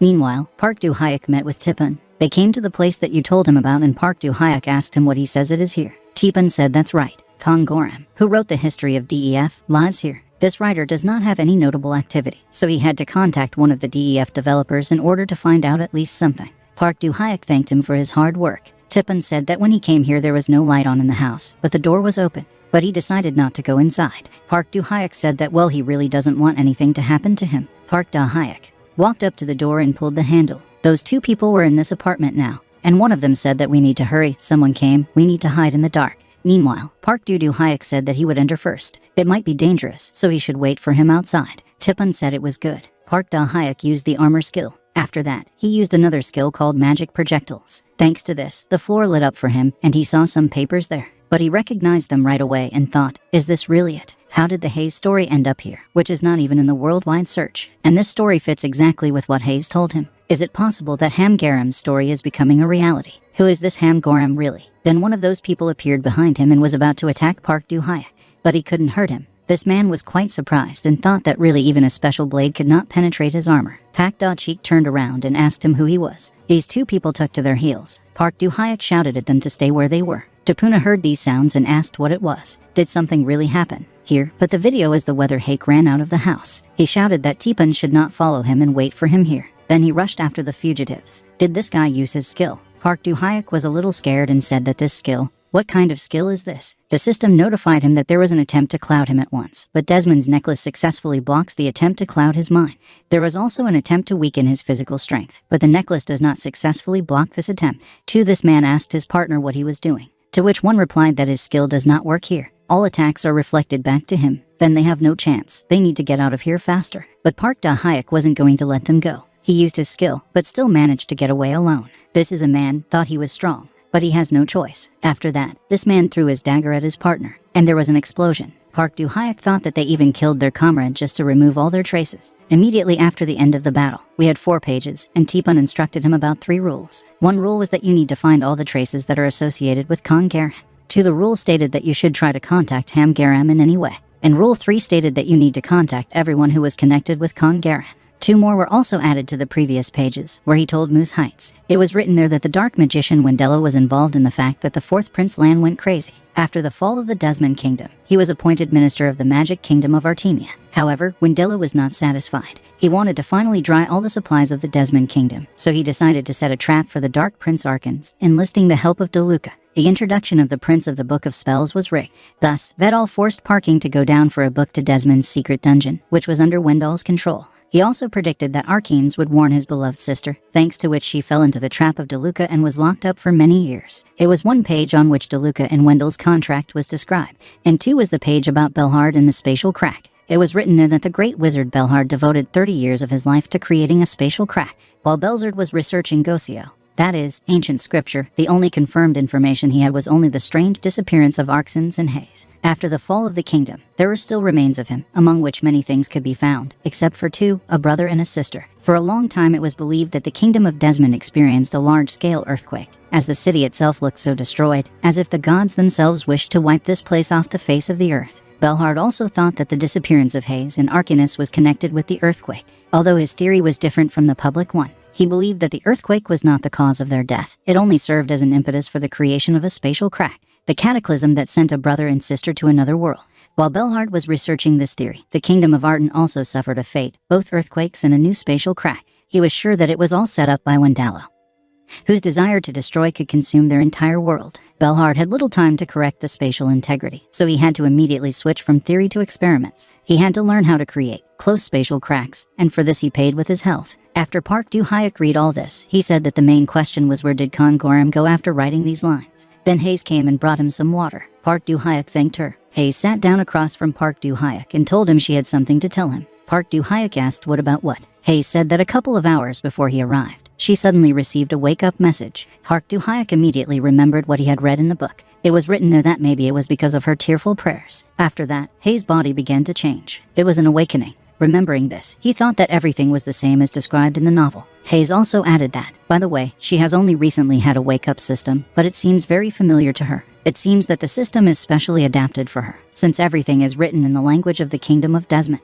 Park Du-hyuk asked her what her rank and specialty was. Hayes said she has a D rank and a caster specialty. Now Rukini can always be there, as one of her achievements, and she spends 100 times less magi on summoning and maintaining it. Park Du-hyuk told her that she didn't look that surprised. I remember that he was overjoyed. Hayes admitted that at first she was also surprised, but it's not as shocking as falling into a spatial crack and crossing into a completely different world. Here Park Du-hyuk put in his palm on a stack of sheets that were lying next to him, and the system told him that the user Park Du-hyuk is in contact with particles of 4 worlds. There were some red flashes, and it was said that the fragments resonate and create a small spatial crack. After some time, the system was notified that the Desmond rank dungeon was open. Only 2 users can enter this dungeon. This is Park Du-hyuk and Hayes. Hayes asked him if they were really seeing the same message. Park Du-hyuk said that's right. The name of the dungeon is Desmond rank, so he thinks that the pages of history will take them to the past kingdom of Desmond. Hayes said she thought so too. She wanted to say something else, but hesitated, and then Park Du-hyuk told her that it might be too dangerous for her. After all, her awakening had only been a few hours ago. Hayes said yes, she understands that, but she still wants to go there. Even if it's dangerous, she still wants to know about her home. Park Du-hyuk said that if she's so set up, ellipsis, and he himself thought that he did not want to miss the dungeon, which is similar to where he saved Hayes from. Most likely, this is a special dungeon in which you can collect a large amount of experience and rewards. He just can't miss this chance. And he said that then go ahead. Hayes said yes, and the 2 of them entered this crack. Entering there, Park Du-hyuk asked, what is this kingdom? It's so ruined. Hayes said yes, this is the center of the Desmond kingdom. This was the last thing she saw before her escape. Park Du-hyuk looked worried and asked her if she was sure everything would be fine. Hayes said yes, she was fine, and she called her cat Rukini. Then they landed on the ground. Park Du-hyuk said that even though it looks like a kingdom, they are still in a dungeon, so they have to be very careful. Hayes said that she remembers all this. Let him not worry so much. Then someone's terrible hands began to stick out of the ground, and then they were surrounded by a lot of monsters. Hayes was attacked by a pack of monsters, but she was saved by the golem iron. There were a lot more of these monsters than they thought. Hayes said she could handle the ghouls harder than she thought. Park Du-hyuk agreed with her and said that they are really stronger than ordinary monsters. Hayes asked Park Du-hyuk if something was wrong. Park Du-hyuk said that by killing monsters, she becomes stronger and can eventually defeat monsters of higher levels. But before they continue the fight, Park Du-hyuk needs to say something to Hayes. It's just in case. He asked her if she felt any attachment to citizens who had turned into monsters. Hayes said that in truth, this place doesn't feel like the house she lived in at all. It's a very strange feeling. Park Du-hyuk said that the place will be the first step on the path of their development. She must be feeling something like that right now. Each killing of monsters increases their level. Hayes asked, what does it mean that this is the source of his power? Park Du-hyuk said that yes, he is also an awakened one. After that, Hayes told Park Du-hyuk to send them to the next world. With the help of his drone, Park Du-hyuk found out that there was a pack of ghouls ahead of them. Hayes said she would deal with them. Park Du-hyuk asked her if she could handle it. Hayes said yes, she thinks she's pumped enough. She couldn't hide behind him forever. Park Du-hyuk said that okay. He will monitor the situation from here, so let her act. She must clear the way for them. Hayes said it was her first battle. She created 2 wolves that began to shred the ghouls. Park Du-hyuk was surprised and thought Hayes was a good magician. Right now, Park-do-Hyuk had level 47. Then someone asked, is it really them, those who set fire to their homes and killed the blessed citizens? Hayes and Park-do-Hyuk immediately tensed up. Lightning flew at them, but Park-do-Hyuk used his shield to protect Hayes and himself. A monster came out to them. Apparently it was the boss of this dungeon. He said that he was able to block his attack, so he is not such a mediocrity. It was the boss of this dungeon. He was a rank and his name was Magician Isaac. Hayes recognized him. She called out his name and told him that he was the great magician of the kingdom of Desmond. So why did he do this? Isaac called her names and asked how she knew him, but then stopped and asked if she was really Princess Hayes. How could she survive and get out of the spatial crack? Haizo ignored his question and told him to answer. Isaac asked what did they not know. He only helped the citizens who were blessed by that person. Hayes called him a traitor, and Isaac said that she would understand everything after she was blessed by this man, and he would